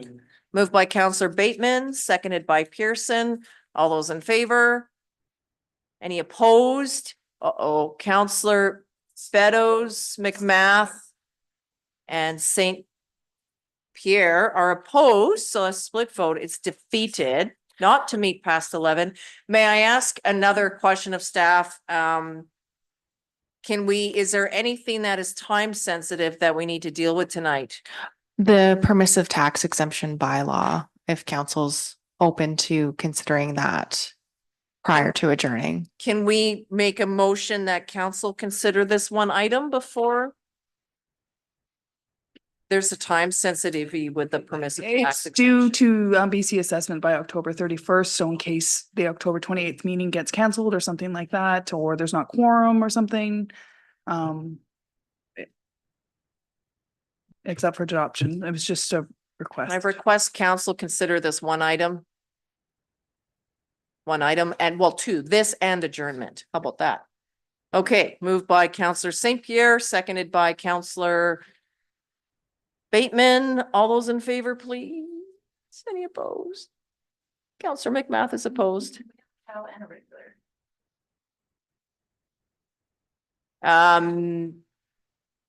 Okay. We've already dealt with all the readings. It's just adoption. So it would be that council adopt bylaw cited as permissive tax exemption amendment bylaw number 917-79204-2024. Moved by St. Pierre, seconded by McMath. All those in favor, it's carried unanimously. So that's not what we're here for tonight. It is to adopt the bylaw, is it not? Yes, you can. Oh, okay. Sorry. Counselor Beddoes was opposed. Sorry, I didn't see you. And then for all, can we have all remaining items that the council meeting be adjourned and all remaining items go to next week's committee of the whole? And we'll switch that into a special council meeting so that we don't stack. My rationale is otherwise we're just going to stack the next meeting and we're going to run late potentially. So I'd rather let's catch up next week after the committee of the whole and we put the staff sergeant first. Okay. So moved by Counselor St. Pierre, seconded by McMath. All those in favor? Has carried unanimously. Thank you to those members of the public that are still in the audience with us. We appreciate you very much. And as well, to all the great folks viewing at home, we wish you good night.